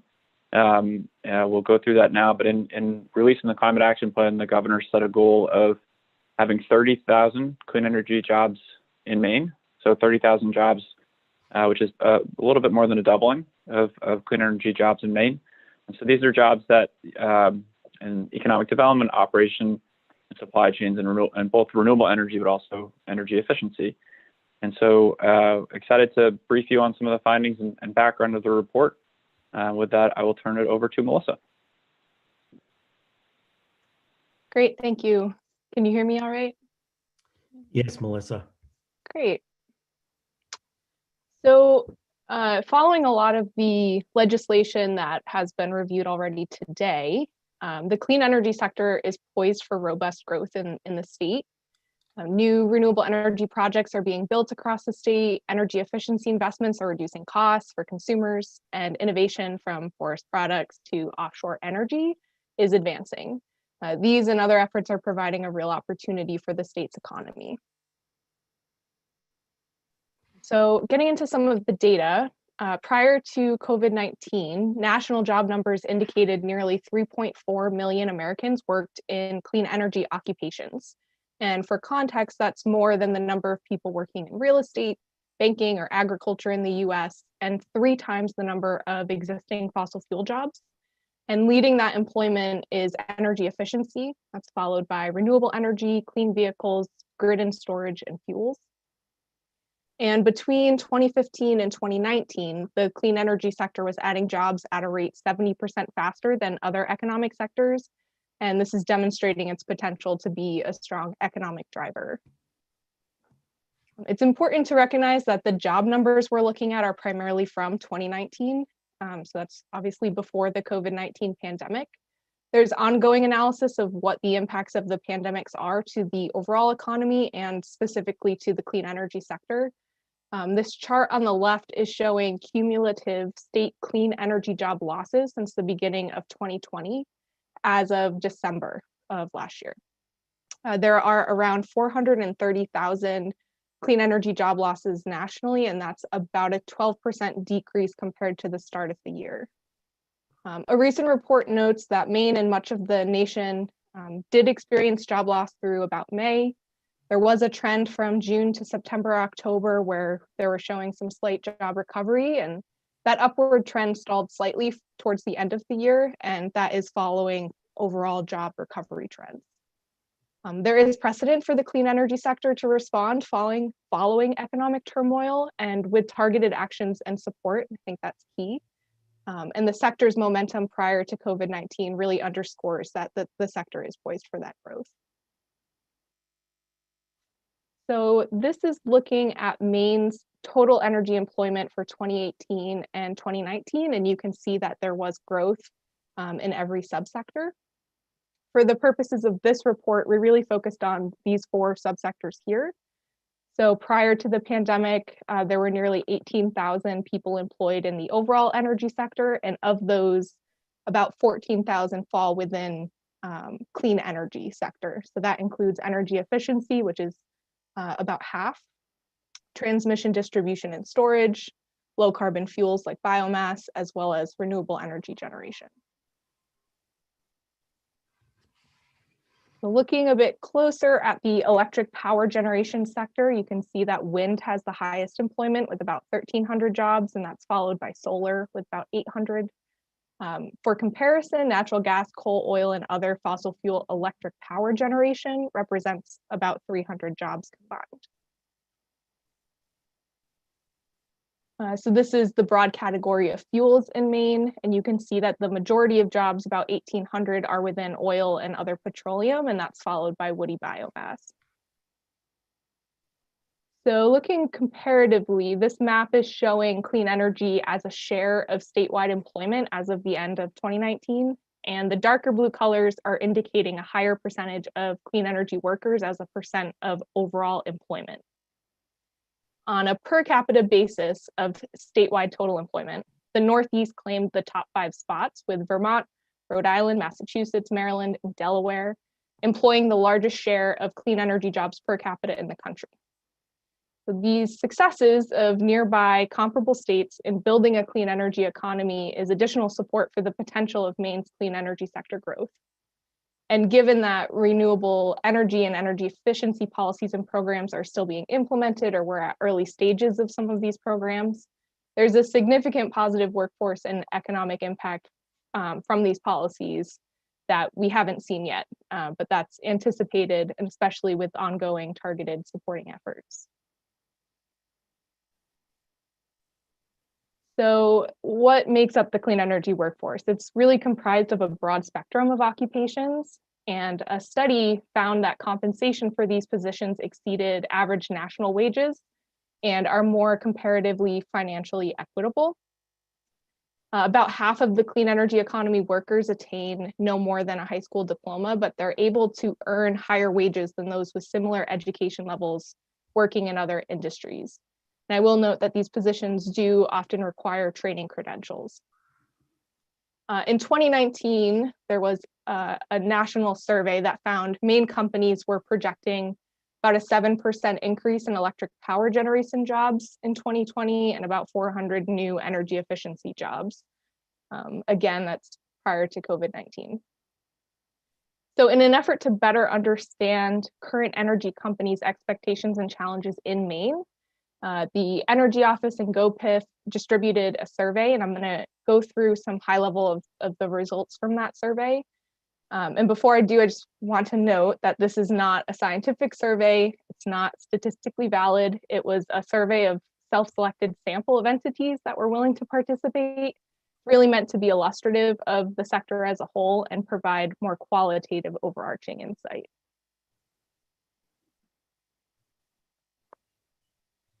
So we had about 118 responses, and the highest percentage of those respondents were companies that were categorized as renewable energy, followed by energy efficiency, professional services, and then other. And that other category was primarily nonprofits or educational institutions that fall within the energy supply chain. There were also a handful of responses from fuels, transmission, distribution, and storage, and transportation alternative fuels. The bottom chart here was responses to the question, do you expect that Maine's efforts to transition to a clean energy economy will have significant positive or negative workforce and economic impacts within your company, or no impact? And you can see that over 80% of respondents indicated that they expected to experience positive impacts, 14% indicated no impact, and 6% indicated a negative impact. So it gives a little bit of a insight into the companies that responded. 71% of respondents anticipated being able to meet their future workforce needs, but it's really important to note here that the comments following this question indicated that the companies recognized that meeting their future workforce needs was going to be a challenge. And some of the challenges they described were needing to attract workers from out of state, ensuring workers had adequate training, and then building up certain trades, and electricians in particular were highlighted in a number of responses. So getting into that a bit deeper, the question asked, if you anticipate workforce challenges, what do you expect to be your biggest obstacle over the next 1 to 5 years? And they could choose up to 3 responses. And the most prominent reason given was a lack of workforce with necessary skills within the state. We've covered some of this today, but there's numerous benefits that come as a result of growing the clean energy sector in the state, and these include economic and workforce benefits through in-state, regional, and even global market opportunities, building out Maine's supply chains, various community benefits, and public health improvements.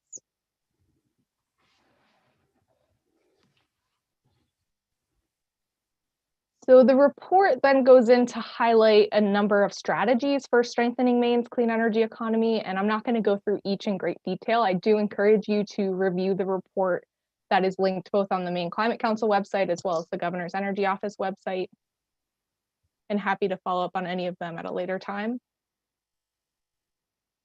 So at a high level, the strategies fall into 4 categories. The first is policy and program development. And this includes continued implementation of policies that provide ongoing certainty for development and focus on creating jobs, that utilize and expand incentives, grants, and financing options. The second category is workforce development and recruitment. As I mentioned, this is going to be a key factor in growing the sector. And this fact that workforce is going to be a key component is also highlighted by Maine's 10-year economic strategy. Overall, by supporting educational and training pathways for Maine people to find new careers and also attracting a talented and diverse workforce to Maine, the clean energy industry has the potential to create new sustained opportunities in sectors such as solar, wind, bioproducts, energy efficiency. These are all set up for major growth in the coming decade. The third category is clean tech innovation. Maine must support the innovation ecosystem and encourage investment dollars to go towards clean energy and climate-focused products and services. And this section also includes a note of supporting and expanding broadband, and that's both as an overall need for businesses and also specifically for technologies that are focused in the clean energy sector, some of which Ken had mentioned in his previous presentation. And the final category is that these efforts must ensure equity of job opportunities, affordable energy, and public health benefits that are really distributed across the state, and also include just transition considerations for those who may face adverse impacts throughout the transition. So with that, thank you, Senator Lawrence, Representative Berry, and members of the committee. I will pass it back to Director Pingree. Hey, Hannah. Still here. Thank you, Melissa. Great job. Dan, do you want to kick this off? We cannot hear you though. I can do it if you're set. No, I've only been doing it for 10 months. You'd think I'd learn the mute button by now. But yeah, thanks Melissa for giving that overview. I think we'll happy to take questions. Hannah and I just have a few additional slides on next steps to run through. So why don't we jump into that, Melissa? If you go to the next slide. So really, you've heard a lot of information from a number of folks today. We just want to kind of end by talking a little bit about what the next steps are in implementation. And some of that is going to require legislation, other executive orders, other kind of continued policy engagement or stakeholder work across various entities. So just at a very high level, I think we are anticipating working with you all on broader energy legislation to address some of the needs that were identified both in the report and also around kind of ongoing distributed generation programs and what those look like and how they could be modified to continue to have success there. Also looking at the development of a clean transportation roadmap, something that Director Pingree and my office will lead in coordination with other offices that really look at these ambitious transportation targets for 2030 and work on how we get there, what's needed, and what do we need to get there. Hannah, I might let you talk about forward sequestration and resiliency planning, but we are, as I mentioned in my briefing earlier, working on a leading by example report that we hope to have published later next month. Legislation on phasing down HFCs, supporting appliance standards. Obviously, there's a lot of new federal action on or consideration of appliance standards, but those are important on a state basis, as well as supporting commercial PACE programming, which would go through this committee. Again, there's a lot of study and process to do on things like green financing, solar siting, and land use issues, and then the overall power sector process, which Ken talked about. Hannah, would you like to talk about forest sequestration? Sure, certainly not an expert, but so this is kind of the big overview we've been giving varying committees, and it really highlights the sort of matching what the governor said December 1, what we're going to tackle this session. And I'd say among those things was an executive order she signed just a week or so ago around a state forest carbon program. And essentially that's a task force that has already kicked off, but is helping landowners, small and moderate sized landowners, have resources and incentives to still actively manage their land, but manage it in a way that encourages increased carbon sequestration. So I think Dan covered most of the other things. I will just say again, you'll start to see some of these bills come out. Obviously, the energy ones are likely to come to your committee. Some of the others going to ENR in other locations. So the kind of last one, the study process. I mean, there's significant things you've heard about today. I mean, the industrial task force conversation is a long and likely kind of a collaborative multi-year process, working with our industrials on reducing emissions. And then there's some more specific task force and study processes that are coming out of the Climate Council, but also coming out of legislative interest and concern that we imagine coming this legislative session. I would just say also big picture, I mean, there are hundreds of bills this legislature that overlap with the Climate Council, many bills coming to this committee. You're going to be really busy. And again, many of those certainly may be complementary to the climate plan. Some of them we may still be trying to figure out what they are and how they might fit in. So please just stay in touch with us on what you're working on. You want to go to the next slide, Melissa? I would say thinking about funding, this was sort of the question that Representative Berry put to us. I think that there are a couple of different elements of how we pay for aspects of this plan. Honestly, this committee probably knows better than any other the work that Efficiency Maine does and its funding sources. Efficiency Maine is currently using VW settlement money, for example, and now NCEC settlement money to really implement some of our EV charging and EV incentive programs. We see much of that funding being kind of a good bridge for the next couple of years during a pandemic, when in recession, when new funding sources are harder to come by. There are a variety of ways we see paying for this work in a, I'd say, a thoughtful way as we start to ramp it up. You will also see the governor in the next couple of weeks. She's talking to leaders on both sides of the aisle about an investment package and a bond package. And there are a couple of different elements of that.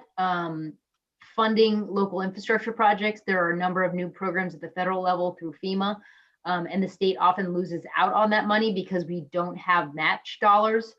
So you will see a new municipal infrastructure program focused on adaptation, really working across a number of state agencies to think about how we best pay for that work at the local level. She will also be supporting funding for increasing weatherization. We want to double the pace of weatherization in Maine and support more efficiency projects, especially at the municipal level.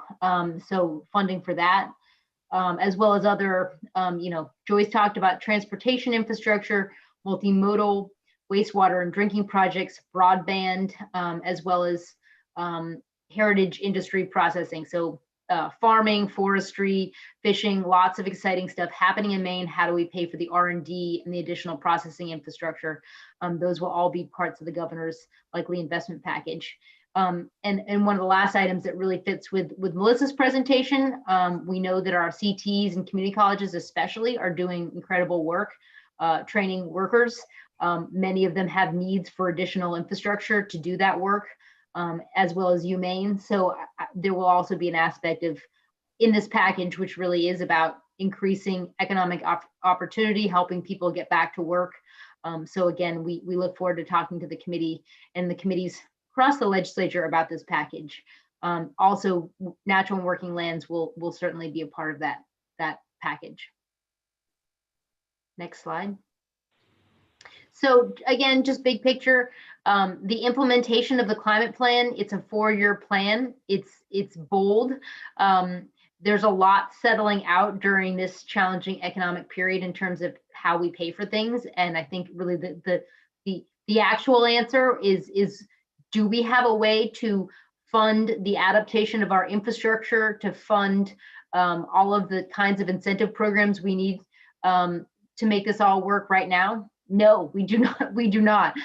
We certainly have, again, some funds like funds at Efficiency Maine, programs like at the Department of Agriculture, Conservation and Forestry and DMR, LIHEAP dollars, DOT projects that certainly are already moving us in the right direction. But the plan will certainly require significant new and sustained investments as well as lending programs over time. I will say we are happy to keep this committee updated, and I'm sure you're all following it in a similar way. There's significant activity at the federal level. Certainly the bills that just passed at the end of the last Congress, many of the energy components were significant with both competitive funds and new state funds in the energy sector. And again, I don't know if Dan hit on those this morning, but from tax credits to increased funding for low-income efficiency work to significant new infrastructure money. There's a lot of activity that we know will be helpful to Maine and also will help put people back to work at a time when the state lacks funds to do some of this work. Next slide. So really, that's the big picture. I know it's Representative Berry is likely to sort of follow up and say, well, we want to know more details. And I would just say, in all honesty, we are working on those. Things like the Clean Transportation Plan will be helpful because we know to transition to get 40,000 electric cars on the road, in the next 5 years is going to be heavy lift. And, we have funds to do some of this work over the next 2 years, but it will require creative financing, federal participation, and likely other ideas in the next couple of years. So I think we feel good about where we're starting this work. And again, we certainly look forward to your ideas and future funding opportunities that will make it all possible. Great, thank you, Hannah. If you could take down, that shared screen. So we are now at the end of today's presentation. So we just want to get some more, any final questions before we break? Anybody? You're all very tired. Oh, hi, Steve. There you are. So go ahead, Representative Foster. Thank you, Mr. Chair. I have a comment and then a question back to Melissa's report. Obviously, skilled workers, especially in technical fields, are at a premium, and I think you can go to any industry in the state of Maine, and they will tell you that that's one of their biggest concerns is finding those future employees and replacing those of old ones like myself that have retired. But my question would be on the chart that you showed, Melissa, regarding the number of employees in the different sectors. The numbers are pretty high for solar and wind compared to everything else. I'm wondering if that's includes construction jobs, and if it does, what those industries look like after construction is complete compared to, for instance, natural gas generation. I'm assuming that number is the people who are employed to run the facility, maintain the facility on an ongoing basis. So I don't know how many people are employed, for instance, in maintaining a solar field after it's up and operating, or a wind farm. So just wondering if you could clarify those numbers. Thank you. Yeah, thank you, Representative Foster. So those numbers came from a national study from BW Research, and they're used in a number of reports. And I know they do have a breakdown of exactly kind of what are full-time jobs versus full-time equivalent, and kind of how they manage the various components of solar, for example, as you're pointing out. So I'd be happy to follow up with some more information from that national report that breaks down those numbers with a bit more detail. If I could just add, Representative, I think the delineation is really around the full-time equivalency, and whether it's a one-to-one job or the kind of the equivalency. And for background, the report that it was pulled from is a national report that actually the U.S. Department of Energy was previously tapped with doing, and a consortium including NASIO, which I mentioned earlier, I'm on the board of. Under the prior administration, they stopped doing the energy employee reporting, and so we stepped up to do that, and are hopeful that the U.S. DOE will continue that reporting in the coming years, so that we're all using the same information and that states aren't doing it differently. Any other questions? Great. I guess I'll venture a question. Barry. Thank you. Thanks everyone for a great presentation today. And I just wanted to put a slightly finer point on the question about finance. I think having served on the Energy Working Group and worked on some finance recommendations, this will be a kind of a theme that we come back to. I certainly am very interested in how we finance this. I have a strong preference, as many of you know, for making clean energy cheaper as opposed to making the alternative less costly or more costly. I think there's some great opportunities to make clean energy less expensive if we do things right. So I wonder if either Hannah or Dan, if you could sort of talk about the administration's position on financing tools in three different buckets. There's investor equity, which typically ideally bears some of the risk, but typically there's it's costly capital. There's bonding, right? General obligation bonding, which comes out of a limited general fund budget, and we're all familiar with the challenges there. And then there's also moral obligation bonds, or revenue bonds as they're often called, such as the Turnpike Authority and municipalities sometimes can use municipally organized utilities, water utilities, what have you. So can you speak about the relative merits? Does the administration have a strong preference as to which of those we use?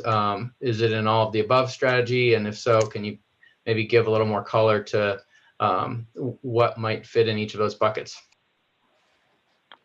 Thank you, Chairman Barry, and Hannah, please weigh in on what I'm missing here. I mean, I think we share the goal of having this transformation happen in the most cost-effective way possible. I think we're all, I would hope on this call and the committee share that as a goal. And I think, looking at the recent results of the actions that from the RPS procurements to, some of the activities that are happening, I think there's a really good case to show that that's possible, and it's happening, right? I think you look at the information that Ken just presented around levelized cost. I think it's a great place to be. I'm not sure I can, and maybe Hannah might provide more than I'm able to, kind of give you a thumbs up or thumbs down on each of those buckets that you mentioned. Obviously, there's going to be legislation in this committee and others to look at, how best to finance or how to move things forward. So I'm not necessarily prepared to kind of dive into each one of those buckets right now. Hannah, feel free to weigh in on anything I've missed. Yeah, I mean, I think honestly, Representative Berry, I think we're talking about a lot of different areas of activity, and they probably have different answers, and different answers will evolve over time. I mean, I would say, we have a pretty extensive discussion session of potential funding, and this is not a short term, we're going to solve it this legislative session. This is at least a 30-year project that, does require a scale of capital that is pretty significant and needs to be carefully considered. I would say, I mean, as Dan has talked about the power sector transformation, we'll really think about the power sector. I know that you have a bill, Representative Grochowski has a bill to sort of think about ways to do that, with lower cost public capital on both sides. So I think that that's, should be a part of that. Again, I can't, you've probably talked to the governors, this is obviously an ongoing conversation among this committee and others. I will say also, Senator Carney has I think a green bank. I can't remember her exact phrasing of it. Representative Ziegler has a additional accelerator concept. And I think we are interested, and it certainly came up in multiple parts of the Climate Council, the need to think about capital, general fund bonding versus, certainly other states have used public funds and they better leverage private funds, investor funds, through things like a green bank for, everything from municipal infrastructure to home efficiency projects. Certainly the private sector is already, they offer loans for efficiency work. They want to do more in the heat pump sector. So I think better understanding the capital and making sure that we're giving consumers the best deal with different tools for different projects is important. Again, do we have a perfect answer? We have certainly program, Michael operates many programs for businesses and homeowners that are effective and doing a great job. Does he need to recapitalize some of those to do more? Probably yes.